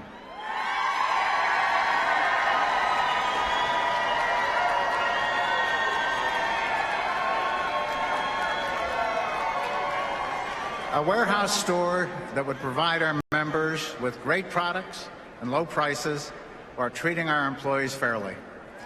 Today, our small company has been blessed with success, huge success. I might say bulk success. Costco is the 5th largest retailer in the U.S. and the 7th largest in the world.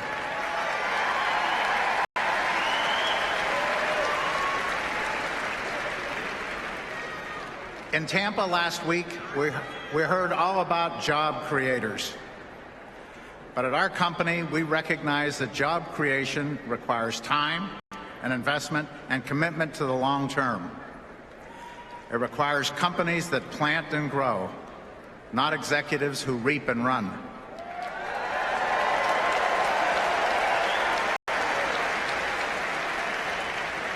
That's how we do our part to build an economy that lasts.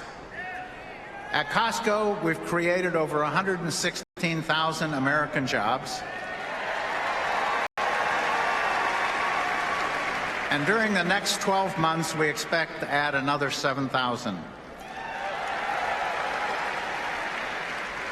We're proud that Costco pays the highest wages among our peers, that we provide benefit and health care packages that are second to none.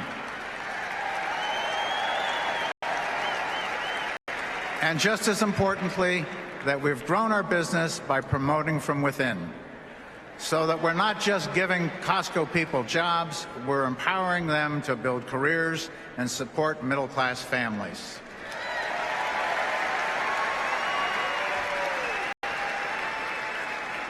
At Costco, we know a thing or two about what it takes for business to succeed, for a company to do well by its shareholders and do the right thing for its employees at the same time.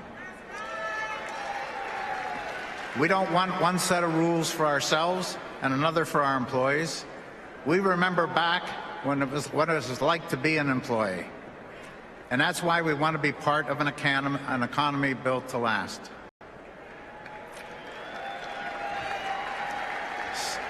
Some of my friends in corporate America say that they need a government that gets off the backs of businesses.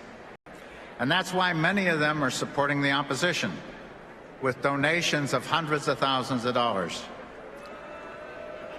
But I think they've got it all wrong.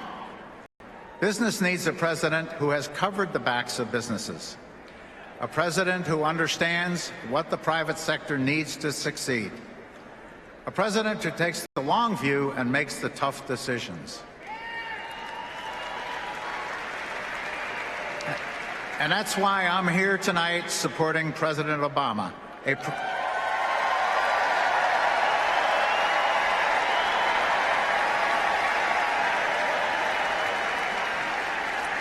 president making an economy built to last. See, in order for companies like Costco to invest, grow, hire, and flourish, the conditions have to be right. That requires something from all of us. And if you ask the innovative growth companies across the country, they'll tell you exactly what that something is. They'll tell you America needs to be a nation with the best education system so that workers can get the training they need to join or stay in the middle class. America also needs to be a nation that spurs research and innovation so that our products and industries of tomorrow are invented here at home.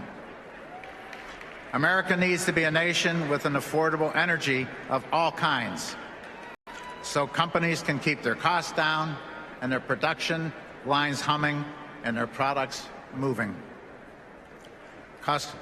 America also needs to be a nation with the safest, most efficient transportation systems so people and goods can connect with opportunities and markets. America needs to be a nation that pays down its debt in a balanced way so businesses have a predictable environment in which to plan, invest, and to trade. America needs to be a nation with a sensible immigration laws. Laws that are humane and practical. Laws that help businesses retain qualified employees.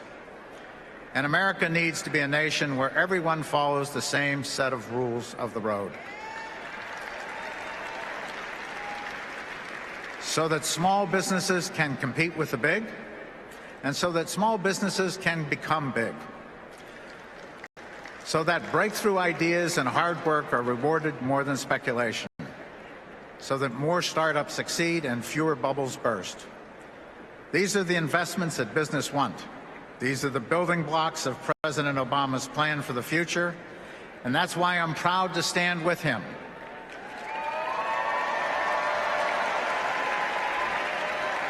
Three decades ago, my business partner and I started a company. We sacrificed, we struggled, we risked our own money, we relied on ourselves. Our initiative, our enterprise, this in part is why our company succeeded. But here's the thing about the Costco story. We did not build our company in a vacuum. We built it in the greatest country on earth.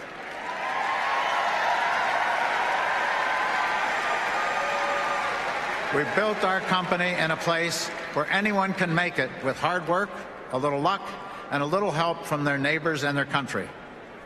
I'm here tonight because Costco's story is the American story. Because it's a story that President Obama is helping millions of dreamers and doers to write anew for themselves.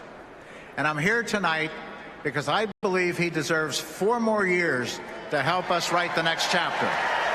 Thank you very much.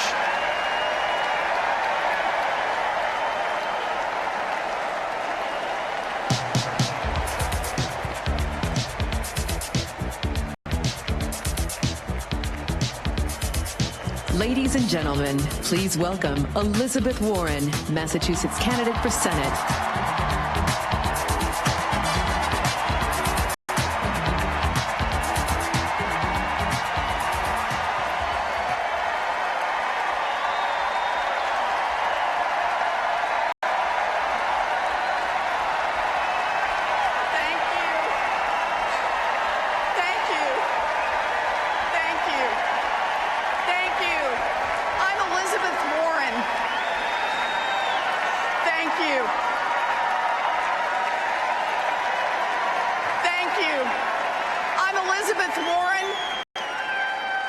And this is my first Democratic convention.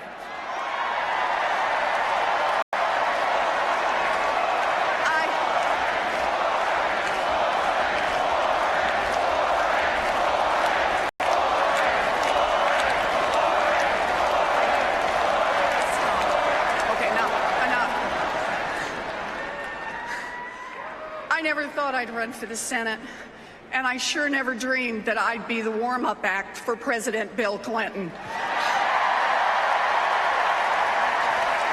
He's an amazing man who had the good sense to marry one of the coolest women on this planet. I want to give a special shout out to the Massachusetts delegation. I'm counting on you to help me win and to help President Obama win. I'm here tonight to talk about hardworking people, people who get up early, stay up late, cook dinner and help out with homework, people who can be counted on to help their kids, their parents, their neighbors, and a lady down the street whose car broke down, people who work their hearts out but are up against a hard truth. The game is rigged against them. It wasn't always this way. Like a lot of you, I grew up in a family on the ragged edges of the middle class. My daddy sold carpeting and ended up as a maintenance man. After he had a heart attack, my mom worked the phones at Sears so we could hang on to our house. All 3 of my brothers served in the military. One was career, the second a good union job in construction, and the third started a small business. Me, I was waiting tables at 13 and married at 19. I graduated from public schools and taught elementary school. I have a wonderful husband, 2 great children, and 3 beautiful grandchildren. And I'm grateful down to my toes for every opportunity that America gave me. This is a great country.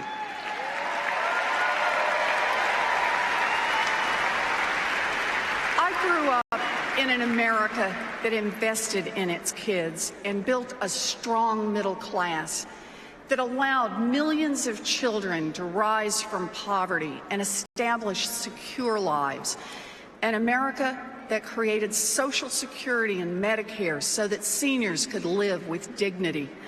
An America in which each generation built something solid so that the next generation could build something better.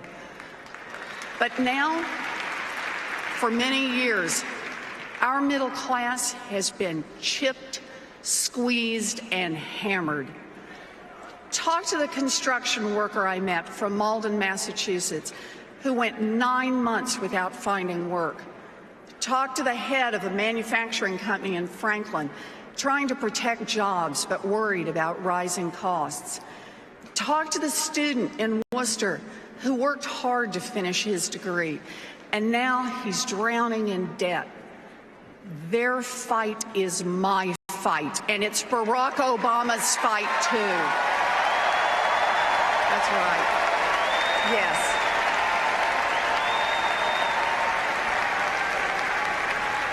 People feel like the system is rigged against them. And here's the painful part. They're right. The system is rigged. Look around. Oil companies guzzle down billions in profits. Billionaires pay lower tax rates than their secretaries.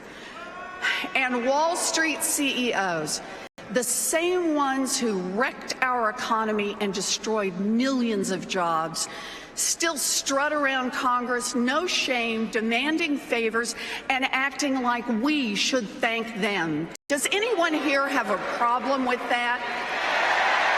Yeah, well, I do too.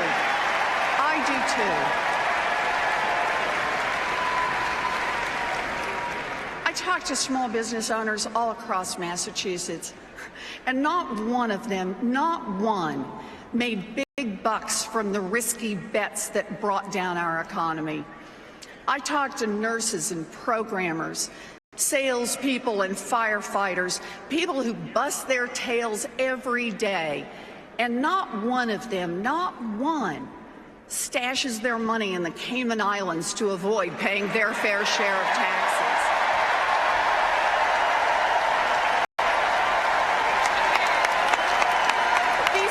Don't resent that someone else made more money. We're Americans. We celebrate success. We just don't want the game to be rigged. We've fought to level the playing field before. About a century ago, when corrosive greed threatened our economy and our way of life, the American people came together under the leadership of Teddy Roosevelt and other progressives to bring our nation back from the brink.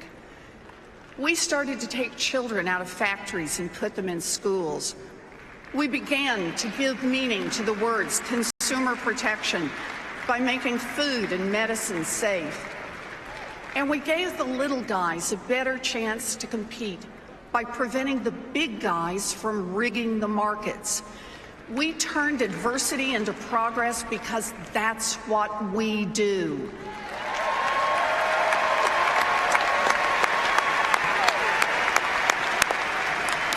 Americans are fighters. We're tough, resourceful, and creative. And if we have the chance to fight on a level playing field, where everyone pays a fair share and everyone has a real shot, then no one can stop us.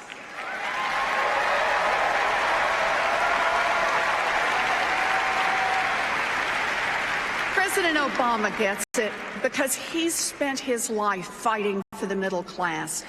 And now he's fighting to level that playing field because we know the economy doesn't grow from the top down, but from the middle class out and the bottom up. That's how we create jobs and reduce the debt.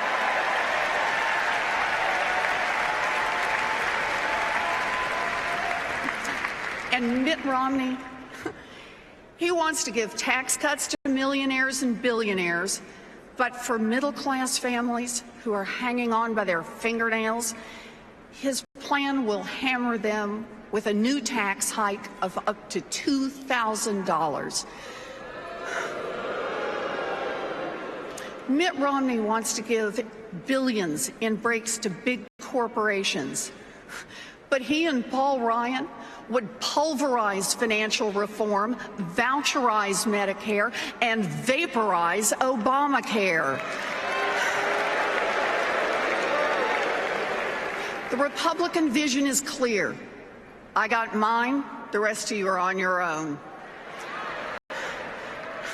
Republicans say they don't believe in government. Sure they do. They believe in government to help themselves and their powerful friends.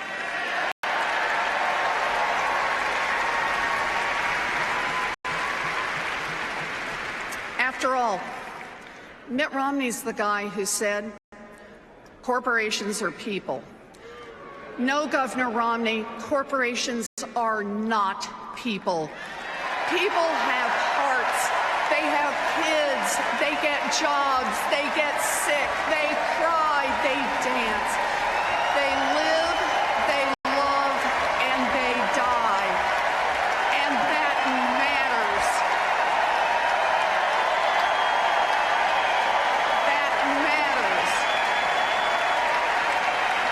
matters because we don't run this country for corporations. We run it for people. And that's why we need Barack Obama.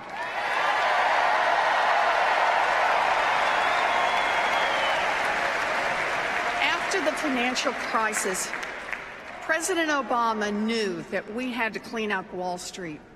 For years, families had been tricked by credit cards, fooled by student loans, and cheated on mortgages. I had an idea for a consumer financial protection agency to stop the ripoffs. Now, the big banks sure didn't like it, and they marshaled one of the biggest lobbying forces on earth to destroy the agency before it ever saw the light of day. American families didn't have an army of lobbyists on our side. What we had was a president. President Obama leading the way.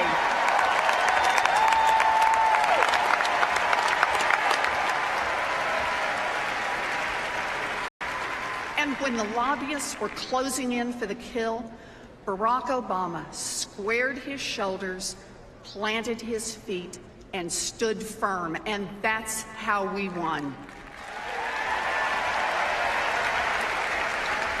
By the way, just a few weeks ago, that little agency caught one of the biggest credit card companies cheating its customers and made it give people back every penny it took, plus millions of dollars in fines.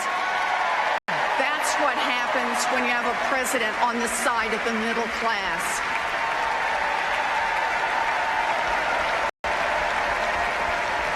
President Obama believes in a level playing field. He believes in a country where nobody gets a free ride or a golden parachute. A country where anyone who has a great idea and rolls up their sleeves has a chance to build a business. And anyone who works hard can build some security and raise a family. President Obama believes in a country where billionaires pay their taxes just like their secretaries do.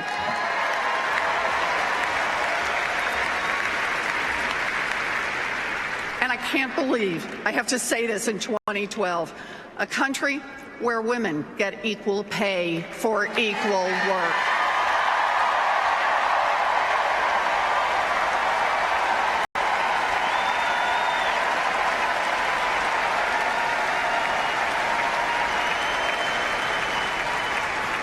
He believes in a country where everyone is held accountable, where no one can steal your purse on Main Street or your pension on Wall Street.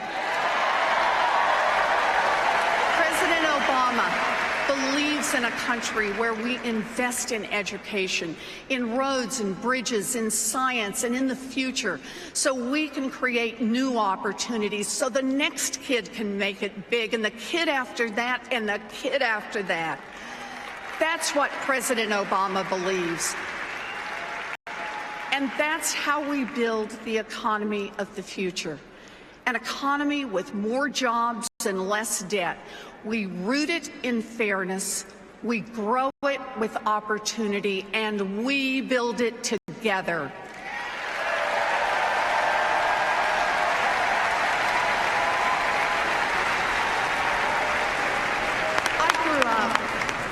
I grew up in the Methodist Church and taught Sunday school. And one of my favorite passages of Scripture is, "Inasmuch as ye have done it unto one of the least of these my brethren, ye have done it unto me." Matthew 25:40. The passage teaches about God in each of us, that we are bound to each other, and we are called to act, not to sit, not to wait, but to act. All of us together. Senator Ted Kennedy understood that call.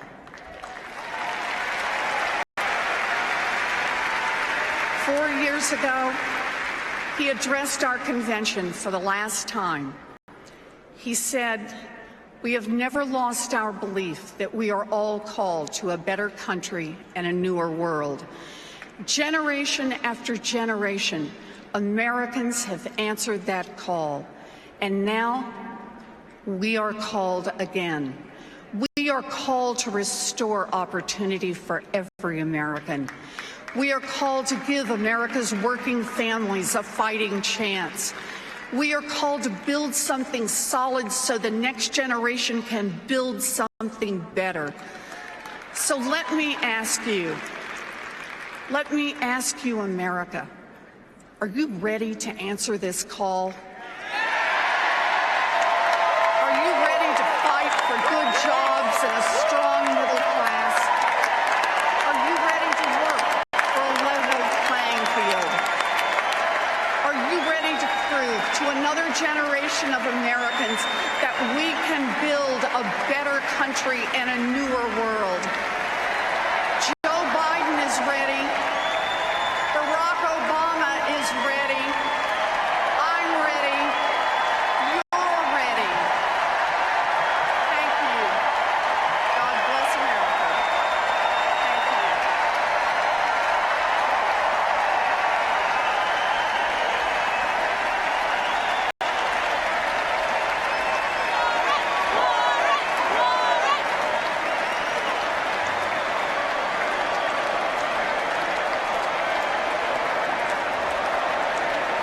Ladies and gentlemen, please welcome back the chair of the 2012 Democratic National Convention, Los Angeles Mayor Antonio Villaraigosa.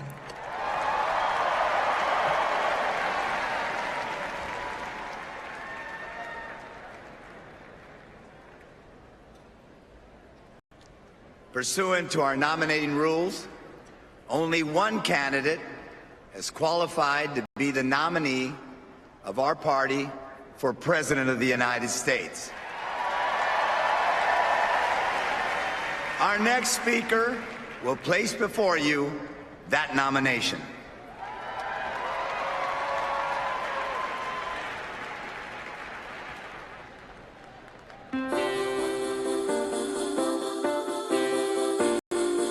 Unemployment in June was the highest since March of 1984. The U.S. economy has been in a recession. 10 million Americans still officially unemployed. There is nothing wrong with America that cannot be cured by what is right with America.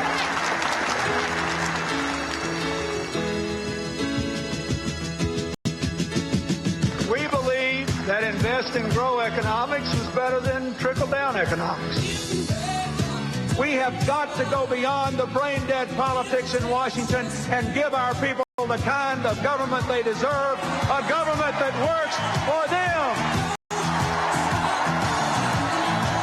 After years of hard effort, the longest economic expansion in history, we proved that we could find a way to balance the budget and protect our values. We have lots of evidence that presidents who focus on the middle class get better results. I personally believe that if the American people give you the honor of serving, you should keep on doing it when you leave office. I set up this foundation so that I could pursue causes that I could still have an impact on as a private citizen. It is a results-oriented foundation committed to taking on the world's biggest challenges. My life has been a balance between fulfilling initiatives that I always wanted and then responding to things that come up. What should our shared values be? Everybody counts. Everybody deserves a chance. Everybody's got a responsibility to fulfill. We all do better when we work together. He's helped to create a model for individual responsibility and collective action that all of us are going to be studying for a very long time.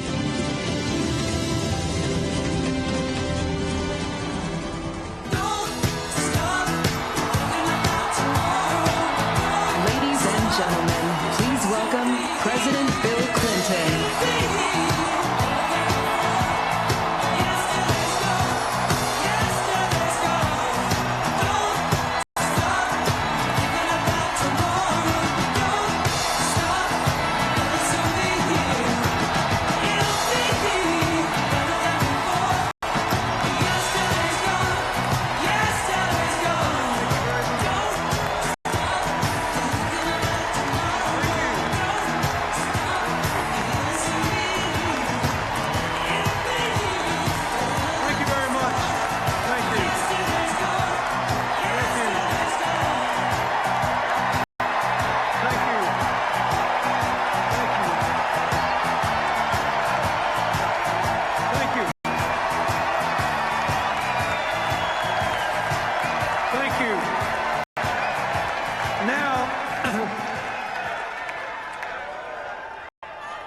Mr. Mayor, fellow Democrats,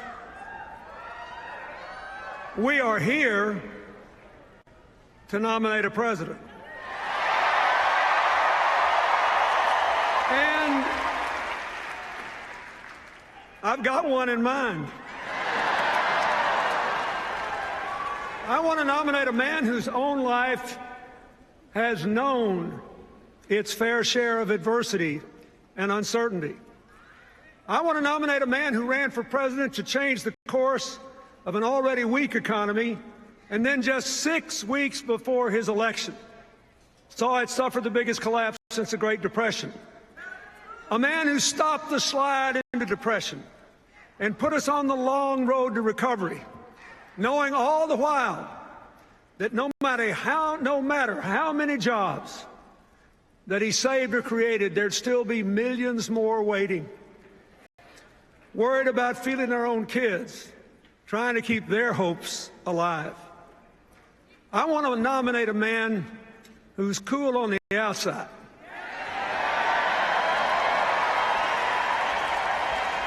but who burns for America on the inside.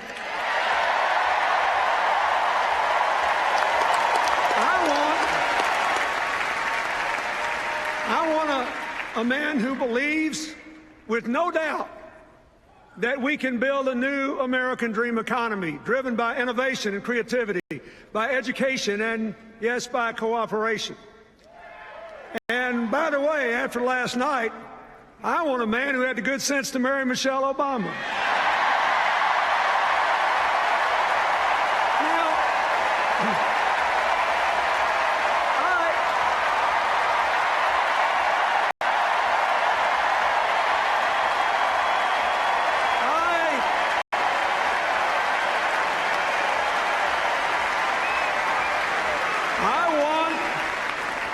I want Barack Obama to be the next president of the United States. And I proudly nominate him to be the standard bearer of the Democratic Party. Now, folks, in Tampa a few days ago, we heard a lot of talk about how the president and the Democrats don't really believe in free enterprise and individual initiative, how we want everybody to be dependent on the government, how bad we are for the economy. This Republican narrative, its alternative universe, says that every one of us in this room who amounts to anything, we're all completely self-made. One of the greatest chairmen the Democratic Party ever had, Bob Strauss, used to say that every politician wants every voter to believe he was born in a log cabin he built himself. But, as Strauss then admitted, it ain't so. We Democrats, we think the country works better with a strong middle class, with real opportunities for poor folks to work their way into it, with a relentless focus on the future, with business and government actually working together to promote growth and broadly shared prosperity. You see, we believe that we're all in this together is a far better philosophy than you're on your own. Now, so,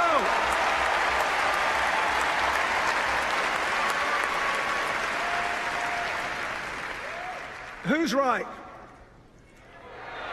Well, since 1961, for 52 years now, the Republicans have held the White House 28 years, the Democrats 24. In those 52 years, our private economy has produced 66 million private sector jobs. So what's the job score? Republicans, 24 million, Democrats, 42.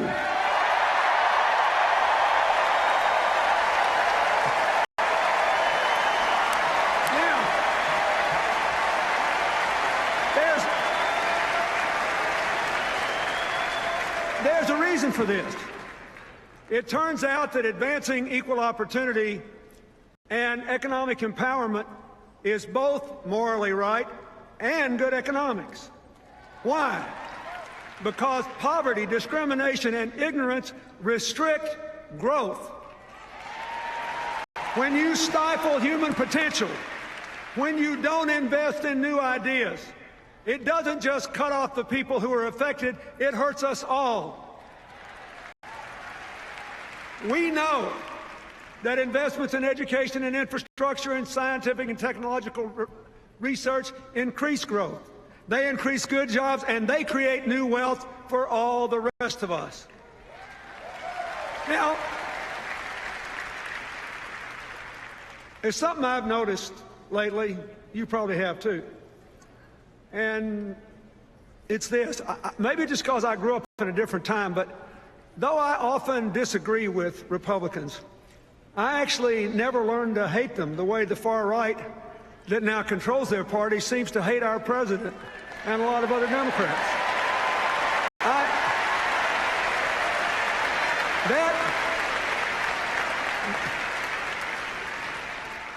That would be impossible for me because President Eisenhower sent federal troops to my home state to integrate Little Rock Central High School. President Eisenhower built the interstate highway system. When I was a governor, I worked with President Reagan in his White House on the first round of welfare reform and with President George H.W. Bush on national education goals. I'm actually very grateful to, if you saw from the film what I do today, I have to be grateful, and you should be too, that President George W. Bush supported PEPFAR. It saved the lives of millions of people in poor countries. And I have been honored to work with both Presidents Bush on natural disasters in the aftermath of the South Asian tsunami, Hurricane Katrina, the horrible earthquake in Haiti. Through my foundation, both in America and around the world, I'm working all the time with Democrats, Republicans, and independents. Sometimes I couldn't tell you for the life who I'm working with because we focus on solving problems and seizing opportunities and not fighting all the time.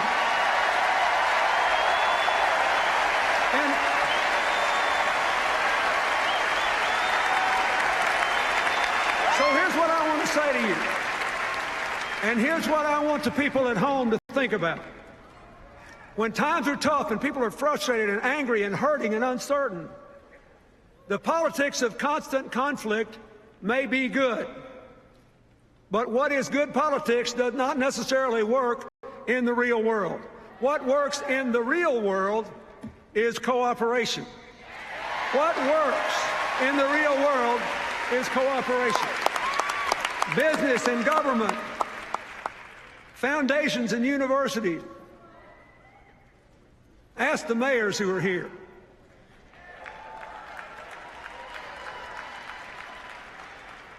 Los Angeles is getting green and Chicago is getting an infrastructure bank because Republicans and Democrats are working together to get it. They didn't check their brains at the door. They didn't stop disagreeing, but their purpose was to get something done. Now, why is this true? Why does cooperation work better than constant conflict?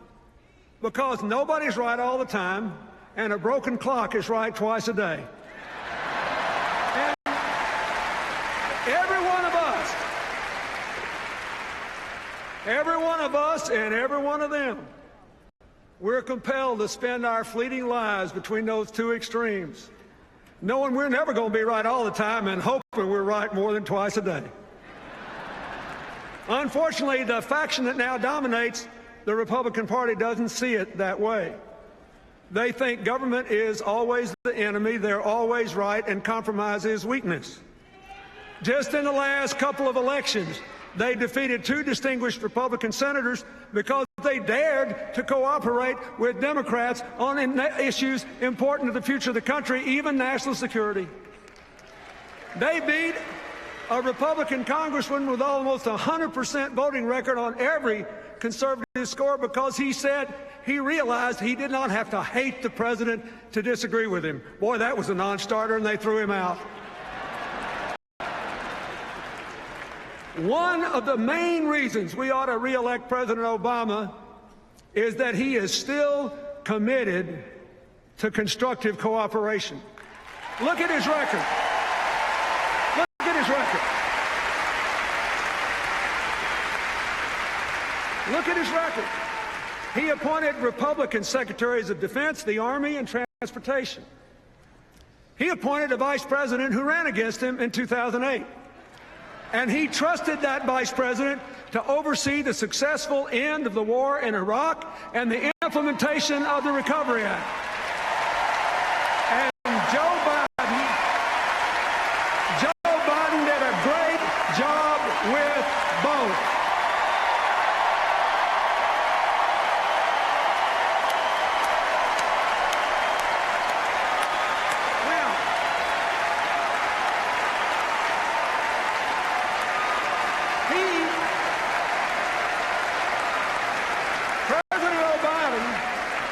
President Obama appointed several members of his cabinet, even though they supported Hillary in the primary. Heck, he even appointed Hillary.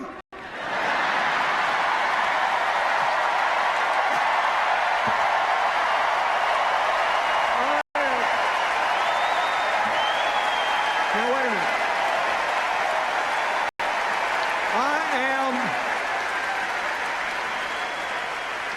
I am very proud of her. I am proud of the job she and the national security team have done for America. I am grateful that they have worked together to make us safer and stronger, to build a world with more partners and fewer enemies. I'm grateful for the relationship of respect and partnership she and the president have enjoyed, and the signal that sends to the rest of the world that democracy does not have to be a blood sport. It can be an honorable enterprise that advances the public interest.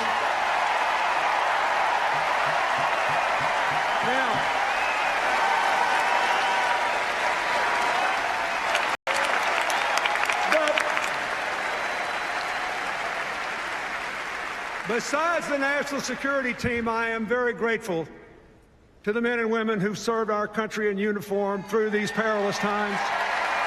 And I am especially grateful to Michelle Obama and to Joe Biden for supporting those military families while their loved ones were overseas.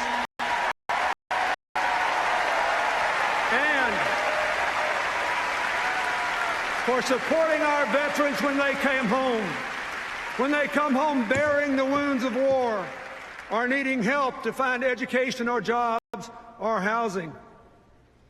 President Obama's whole record on national security is a tribute to his strength, to his judgment, and to his preference for inclusion and partnership over partisanship. We need more of it in Washington, D.C.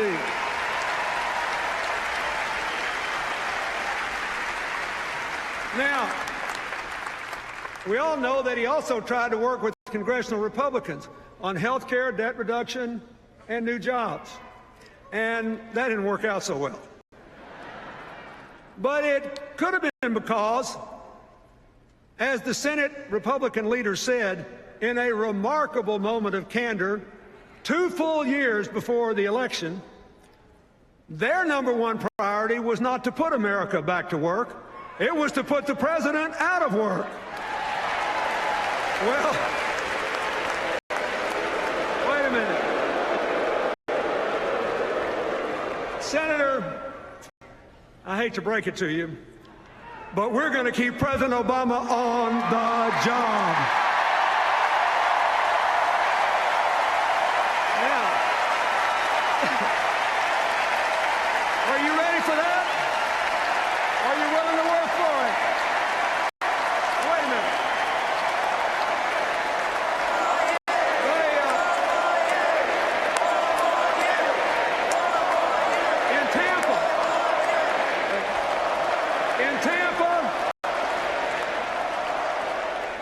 In Tampa, did y'all watch their convention? I did. In Tampa, the Republican argument against the president re-election was actually pretty simple, pretty snappy. It went something like this. We left him a total mess. He hadn't cleaned it up fast enough, so fire him and put us back in. Now,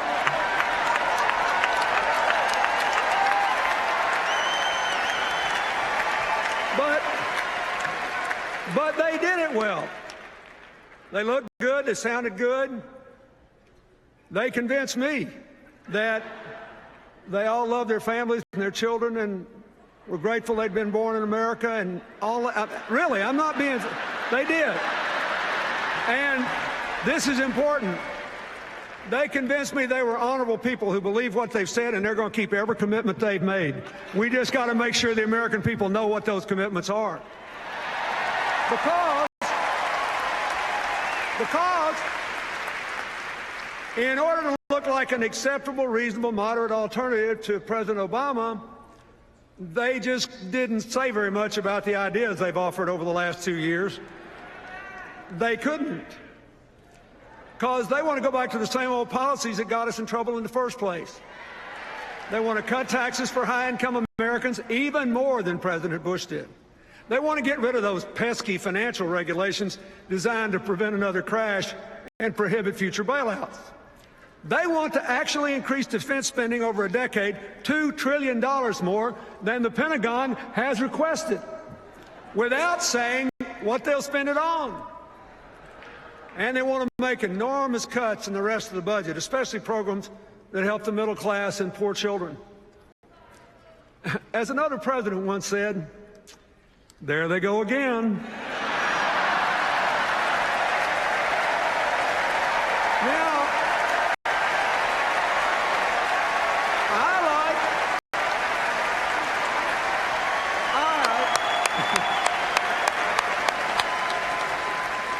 I like the argument for President Obama's re-election a lot better. Here it is. He inherited a deeply damaged economy. He put a floor under the crash.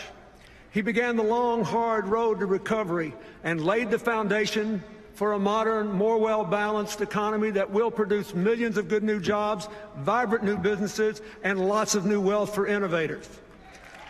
Now, are we where we want to be today? No. Is the president satisfied? Of course not. But are we better off than we were when he took office? Listen to this. Listen to this. Everybody's forgotten. Everybody's forgotten. When President Barack Obama took office, the economy was in free fall. It had just shrunk 9 full % of GDP. We were losing 750,000 jobs a month. Are we doing better than that today? The answer is yes. Now look, here's the challenge he faces and the challenge all of you who support him face. I get it. I know it. I've been there. A lot of Americans are still angry and frustrated about this economy. If you look at the numbers, you know employment is growing, banks are beginning to lend again. In a lot of places, housing prices are even beginning to pick up. But too many people do not feel it yet. I had the same thing happen in 1994 and early 95. We could see that the policies were working, that the economy was growing, but most people didn't feel it yet. Thankfully, by 1996, the economy was roaring, everybody felt it, and we were halfway through the longest peacetime expansion in the history of the United States. But, wait. The difference this time is purely in the circumstances. President Obama started with a much weaker economy than I did. Listen to me now. No president, not me, not any of my predecessors, no one could have fully repaired all the damage that he found in just 4 years. Now,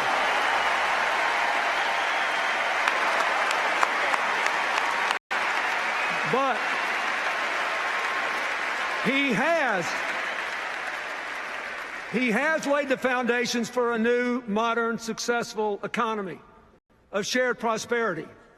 And if you will renew the president's contract, you will feel it. You will feel it. Folks, whether the American people believe what I just said or not may be the whole election. I just want you to know that I believe it. With all my heart, I believe it.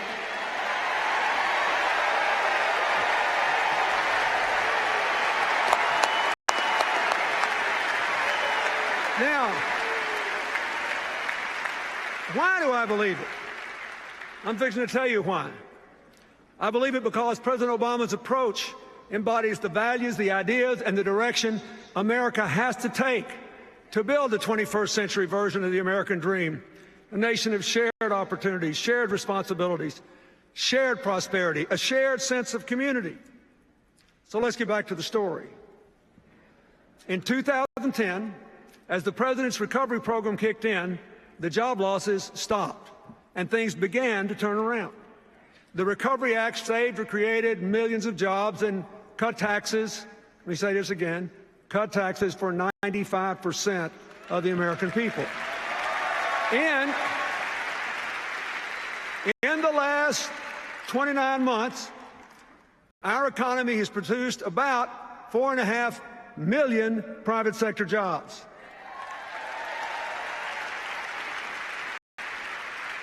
We could have done better, but last year the Republicans blocked the president's job plan, costing the economy more than 1 million new jobs. So here's another job score. President Obama plus 4.5 million. Congressional Republicans, 0.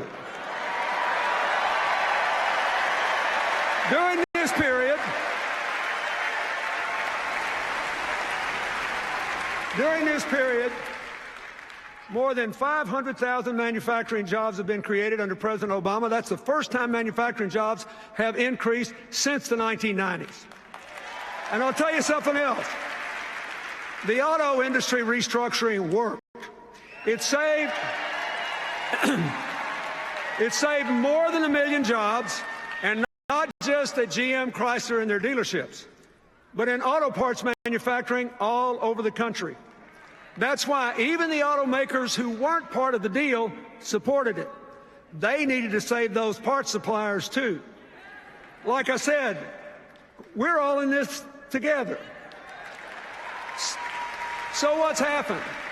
There are now 250,000 more people working in the auto industry than on the day the companies were restructured. So,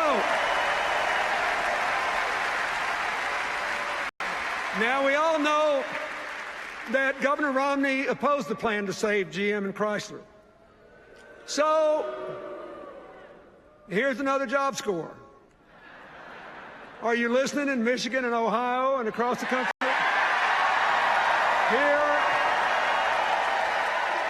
Here's another job score. Obama, 250,000. Romney, 0. Now, the agreement the administration made with the management, labor, and environmental groups to double car mileage, that was a good deal, too. It will cut your gas prices in half, your gas bill. No matter what the price is, if you double the mileage of your car, your bill will be half what it would have been. It will make us more energy independent. It will cut greenhouse gas emissions. And according to several analyses over the next 20 years, it'll bring us another 500,000 good new jobs into the American economy.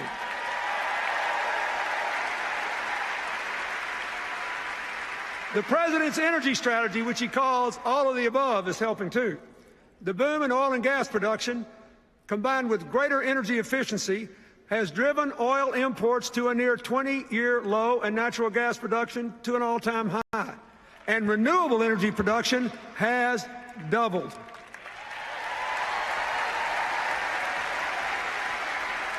Of course, we need a lot more new jobs. But there are already more than 3 million jobs open and unfilled in America, mostly because the people who apply for them don't yet have the required skills to do them.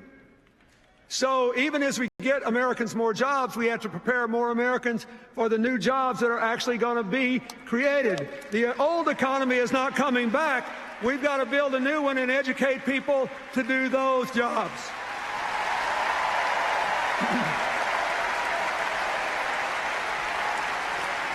The President and his Education Secretary have supported community colleges and employers in working together to train people for jobs that are actually open in their communities. And even more important, after a decade in which exploding college costs have increased the dropout rate so much that the percentage of our young people with 4-year college degrees has gone down so much that we have dropped to 16th in the world in the percentage of young people with college degrees. So, the President's student loan reform is more important than ever. Here's what it does. Here's what it does. You need to tell every voter where you live about this. It lowers the cost of federal student loans, and even more important, it gives students the right to repay those loans as a clear, fixed, low percentage of their income for up to 20 years. Now, what does this mean? What does this mean? Think of it. It means no one will ever have to drop out of college again for fear they can't repay their debt. And it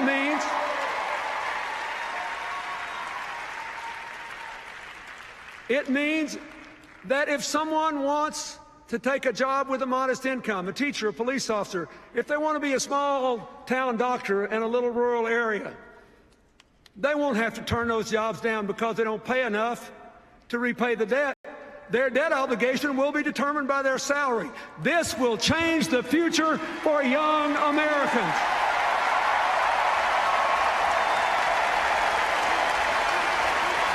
I don't know about you,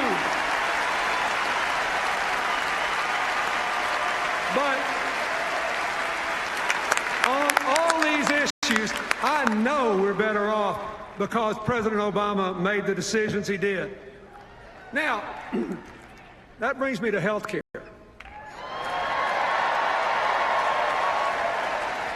And the Republicans call it derisively Obamacare. They say it's a government takeover, a disaster, and that if we'll just elect them, they'll repeal it. Well, are they right? Let's take a look at what's actually happened so far. First, individuals and businesses have already gotten more than $1 billion in refunds from insurance companies because the new law requires 80 to 85% of your premium to go to your health care, not profits or promotion. And the gains are even greater than that because a bunch of insurance companies have applied to lower their rates to comply with the requirement. Second, more than 3 million young people between 19 and 25 are insured for the first time because their parents' policies can cover them. Third, millions of seniors are receiving preventive care, all the way from breast cancer screenings to tests for heart problems and scores of other things, and younger people are getting them too. Fourth, soon the insurance companies, not the government, the insurance companies will have millions of new customers, many of them middle-class people with pre-existing conditions who never could get insurance before. Now, finally, listen to this. For the last 2 years, after going up at 3 times the rate of inflation for a decade, for the last 2 years, health care costs have been under 4% in both years for the first time in 50 years. So,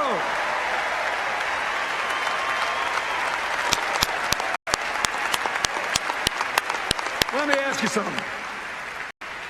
Are we better off because President Obama fought for health care reform?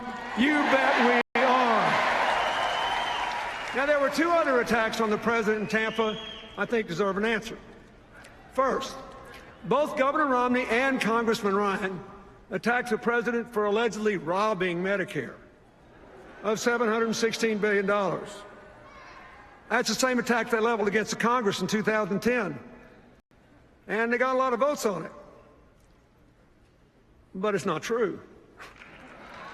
Look, here's what really happened. You be the judge. Here's what really happened. There were no cuts to benefits at all. None.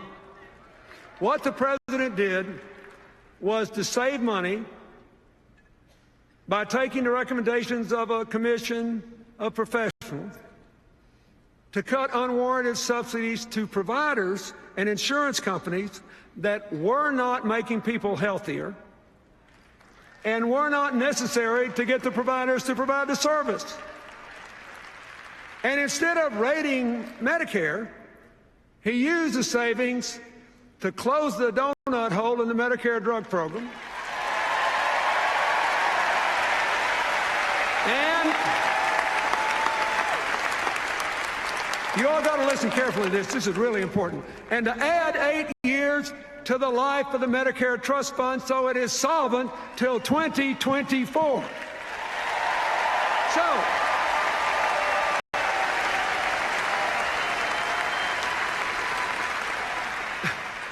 So President Obama and the Democrats didn't weaken Medicare, they strengthened Medicare. Now, when Congressman Ryan looked into that TV camera and attacked President Obama's Medicare savings as, quote, the biggest, coldest power play, I didn't know whether to laugh or cry. Because that $716 billion is exactly to the dollar the same amount of Medicare savings that he has in his own budget.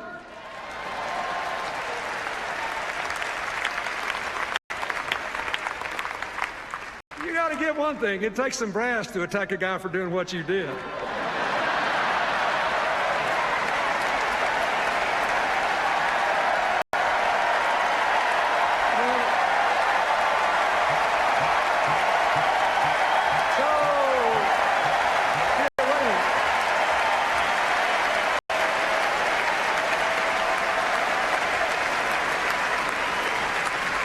Now, you're having a good time, but this is getting serious. I want you to listen. It's important, because a lot of people believe this stuff. Now, at least on this issue, and this one issue, Governor Romney has been consistent. He attacked President Obama, too. But he actually wants to repeal those savings and give the money back to the insurance company. He wants to go back to the old system, which means we'll reopen the donut hole and force seniors to pay more for drugs. And we'll reduce the life of the Medicare Trust Fund by 8 full years. So, if he's elected, and if he does what he promised to do, Medicare will now grow broke in 2016. Think about that. That means, after all, we won't have to wait until their voucher program kicks in 2023 to see the end of Medicare as we know it. They're going to do it to us sooner than we thought. Now, folks, this is serious because it gets worse. And you won't be laughing when I finish telling you this. They also want to block grant Medicaid and cut it by 1/3 over the coming 10 years. Of course, that's going to really hurt a lot of poor kids. But that's not all. A lot of folks don't know it, but nearly 2/3 of Medicaid is spent on nursing home care for Medicare seniors who are eligible for Medicaid. It's going to end Medicare as we know it. And a lot of that money is also spent to help people with disabilities, including a lot of middle-class families whose kids have Down syndrome or autism or other severe conditions. And honestly, just think about it. If that happens, I don't know what those families are going to do. So I know what I'm going to do. I'm going to do everything I can to see that it doesn't happen. We can't let it happen. We can't.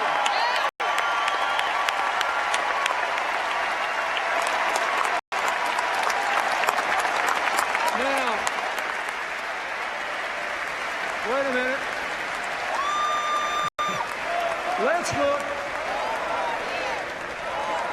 Let's look at the other big charge the Republicans made.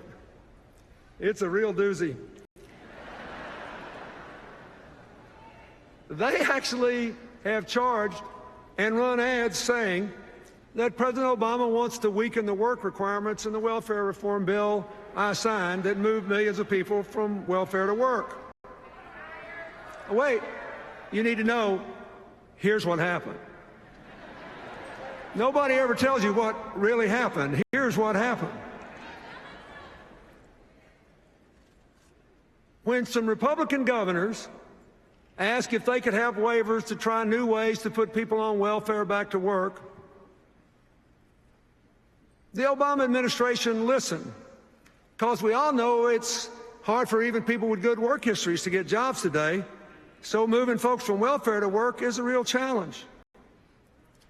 And the administration agreed to give waivers to those governors and others only if they had a credible plan to increase employment by 20%, and they could keep the waivers only if they did increase employment. Now, did I make myself clear?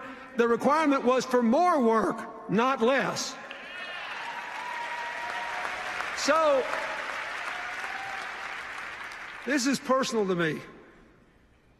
We moved millions of people off welfare. It was one of the reasons that in the 8 years I was president, we had 100 times as many people move out of poverty into the middle class than happened under the previous 12 years. 100 times as many. It's a big deal. But I am telling you, the claim that President Obama weakened welfare reform's work requirement is just not true. But they keep on running ads claiming it. You want to know why? Their campaign poster said, "We are not going to let our campaign be dictated by fact checkers." Now, finally I can say that is true.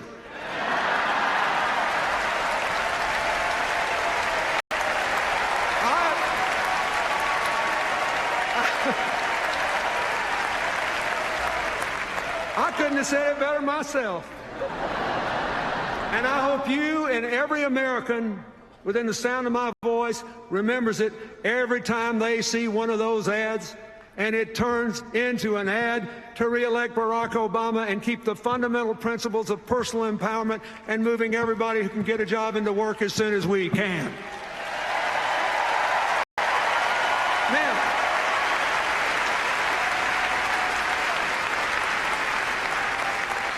let's talk about the debt. Today, interest rates are low, lower than the rate of inflation. People are practically paying us to borrow money, hold their money for them. But it will become a big problem when the economy grows and interest rates start to rise. We got to deal with this big long-term debt problem, or it will deal with us. It'll gobble up a bigger and bigger percentage of the federal budget we'd rather spend on education and health care and science and technology. We got to deal with it. Now, what has the president done? He has offered a reasonable plan of $4 trillion in debt reduction over a decade, with $2.5 trillion coming from, for every $2.5 trillion in spending cuts, he raises $1 in new revenues, 2.5 to 1. And he has tight controls on future spending. That's the kind of balanced approach proposed by the Simpson-Bowles Commission, a bipartisan commission. Now, I think this plan is way better than Governor Romney's plan. First, the Romney plan fails the first test of fiscal responsibility. The numbers just don't add up. I mean, consider this. What would you do if you had this problem? Somebody says, oh, we got a big debt problem, we got to reduce the debt. So what's the first thing he says we're going to do? Well, to reduce the debt, we're going to have another $5 trillion in tax cuts, heavily weighted to upper income people. So we'll make the debt hole bigger before we start to get out of it. Now, when you say, what are you going to do about this $5 trillion you just added on? They say, oh, we'll make it up by eliminating loopholes in the tax code. So then you ask, well, which loopholes and how much? You know what they say? See me about that after the election. I'm not making it up. That's their position. See me about that after the election.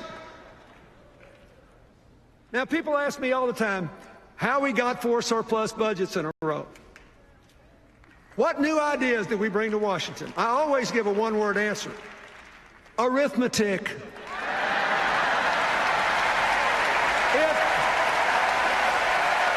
Arithmetic.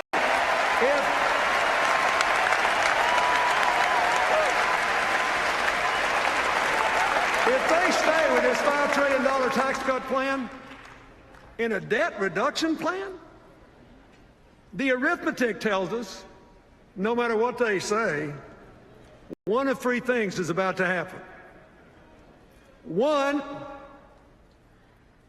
assuming they try to do what they say they'll do, get rid of, cover it by deductions, cutting those deductions. One, they'll have to eliminate so many deductions, like the ones for home mortgages and charitable giving, that middle-class families will see their tax bills go up an average of $2,000, while anybody who makes $3 million or more will see their tax bill go down $250,000. Or, 2, they'll have to cut so much spending that they'll obliterate the budget for the national parks, for ensuring clean air, clean water, safe food, safe air travel. They'll cut way back on Pell Grants, college loans, early childhood education, child nutrition programs, all the programs that help to empower middle-class families and help poor kids. Oh, they'll cut back on investments in roads and bridges and science and technology and biomedical research. That's what they'll do. They'll hurt the middle class and the poor and put the future on hold to give tax cuts to upper income people who've been getting it all along. Or 3, in spite of all the rhetoric, they'll just do what they've been doing for more than 30 years. They'll go in and cut the taxes way more than they cut spending, especially with that big defense increase, and they'll just explode the debt and weaken the economy. And they'll destroy the federal government's ability to help you by letting interest gobble up all your tax payments. Don't you ever forget, when you hear them talking about this, that Republican economic policies quadrupled the national debt before I took office, in the 12 years before I took office, and double the debt in the 8 years after I left, because it defied arithmetic.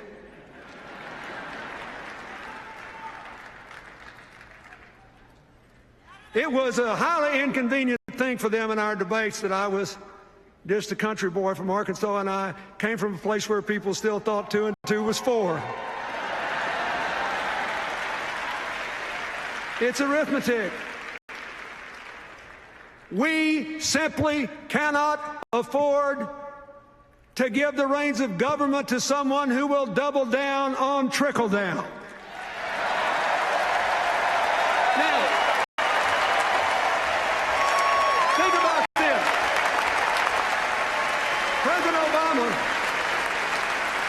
President Obama's plan cuts the debt, honors our values, brightens the future of our children, our families, and our nations. It's a heck of a lot better. It passes the arithmetic test, and far more important, it passes the values test. My fellow Americans, all of us in this grand hall and everybody watching at home, when we vote in this election, we'll be deciding what kind of country we want to live in.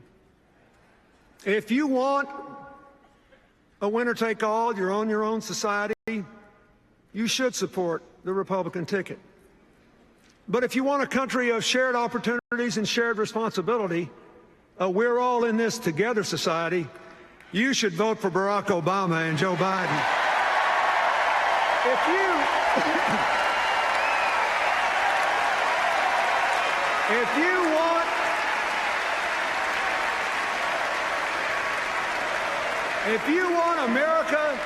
If you want every American to vote, and you think it is wrong to change voting procedures just to reduce the turnout of younger, poorer, minority, and disabled voters, you should support Barack Obama.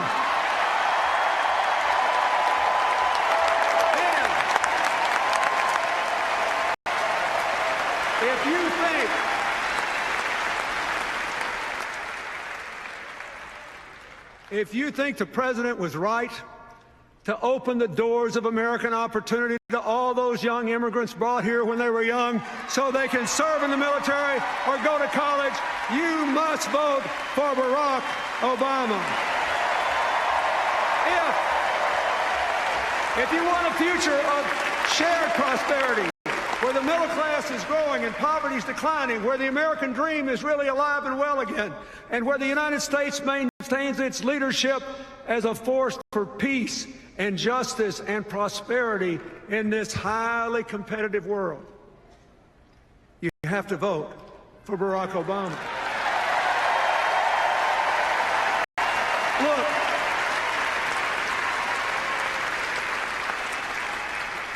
I love our country so much, and I know we're coming back. For more than 200 years, through every crisis, we've always come back. People have predicted our demise ever since George Washington was criticized for being a mediocre surveyor with a bad set of wooden false teeth. And so far, every single person that's bet against America has lost money, because we always come back. We come through every fire a little stronger and a little better. And we do it because in the end we decide to champion the cause for which our founders pledged their lives, their fortunes, their sacred honor. The cause of forming a more perfect union. My fellow Americans, if that is what you want, if that is what you believe, you must vote and you must re-elect President Barack Obama. God bless you, and God bless America.